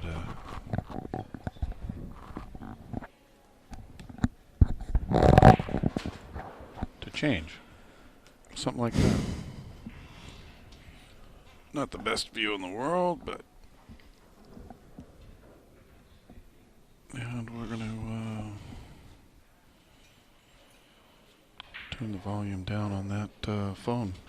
Sounds good. All right, kid. So there you go. Yeah. What do you got?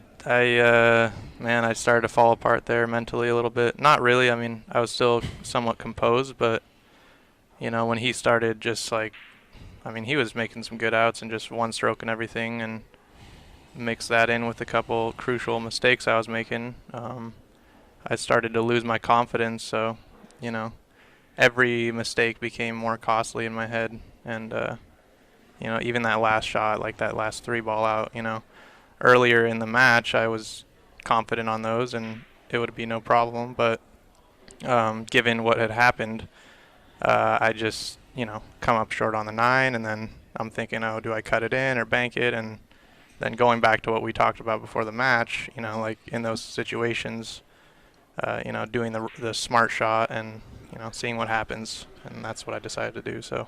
Yeah, so I saw on the monitor, and it looked like that cut shot, you had decent angle, even though you came up short. And if, you know, being a good player, I mean, if you or me would have been cutting that ball, I think we make it 85% of the time.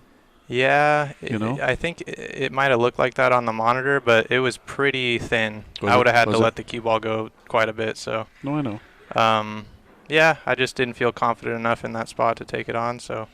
So you took a long time on the 8-ball when you came up short on that 9. What was your thought process, or why did you take so long? Well, I wanted to spin it, you know, with outside or left English and go in between the 9 and the rail, but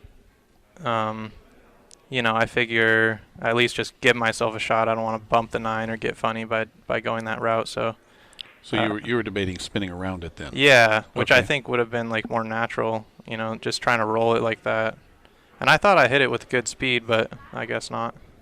Well, you So- could have hit that 8 a little full though. Of Yeah. course, so that could have slowed down the right speed a little thinner, and it's probably perfect. Yeah, So, what do you think of the tournament? And it was so good. on? Yeah, it was good. A lot of good competitors, and I'm really fortunate to get the spot.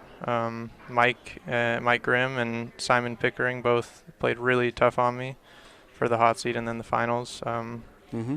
Both, good friends of mine. Simon's just, an absolute gentleman to play, and I definitely look forward to playing him in the future. And then, Mike's a good buddy of mine, and obviously it's kind of hard because, we're both Oregonians, and I want him to go and compete. But, that competitiveness in me doesn't, I got to go and try to win the spot. So we were sitting over there talking while they were finishing up that match. Simon is a good guy, so is Mike. Yeah. Were you happy to see the Canadian head home? I mean, it's okay to say. I mean, yeah, a little bit, yeah. yeah. But at the same time, I was mentally preparing myself, if he made it back through, to play him again. So I was prepared to play either one of them, and it just happened to be Mike. He played a great match against Simon, and came back on him a little bit. So yeah, it was a good tournament. Thank you guys for running it. Of course, Big Ol' Box sponsors me, so thank you to you guys for that. And thanks for putting this on. So tell the viewers a little bit about the U.S. Open. How you played last year. Whether you're excited, obviously excited to go back, but Yeah. It's unlike anything you've ever experienced. If you're a pool player, I highly recommend, even if you're not playing, just to go check it out, because it's the venue, the quality of play. It's a once in a lifetime opportunity to see that kind of thing. So when I went, I faced a 700 Fargo at my first match, and he came out the gate hot on me and beat me. And then I came to the backside and beat a guy from Turkey, a 700 Fargo again. And then I lost to a guy in my third match that I probably shouldn't have. But, even though it didn't really go that well, it still is pushes me and motivates me to get better just being in that atmosphere. So that's a little bit about the U.S. Open. So let's maybe talk about you for a second before we wrap this up. Okay. So, you're a fairly young player. You're not as old as I am. Mm-hmm. So you've got a lot of years of playing ahead. What are some of your goals, and what are you trying to do with this silly game? Well, it's been a dream of mine for the last 4 years. I was going to school for computer science, and getting a little depressed, spending 12 hours a day on a computer, and pool was always in the back of my mind because I was playing it casually. And then I just decided to take the leap and start pushing it. And I have the support in my life, my wonderful girlfriend and her family, and then my family as well, and everybody, all my friends that support me in order to pursue it. So I've been really fortunate in that aspect. As far as my goals, I would say, I have small goals, but obviously my goal is to become a pro and compete at the highest level, which I think anybody who's playing should make that their goal. Otherwise, it's kind of a disservice to themselves. But as far as small goals, I say one is to become probably a 700 Fargo as far as my number goes by the end of the year. But the last 6 tournaments or so, I've performed at around a 715 or higher. So as far as the SPR rating goes, so I'm pretty happy with how I've been playing. So. Good. We'll wrap up here with maybe a little side note on this venue. Oh yeah, Legends in Beaverton. It's also Catfish Lou's, a blues bar. it's amazing. I think anybody that's watching should come check it out.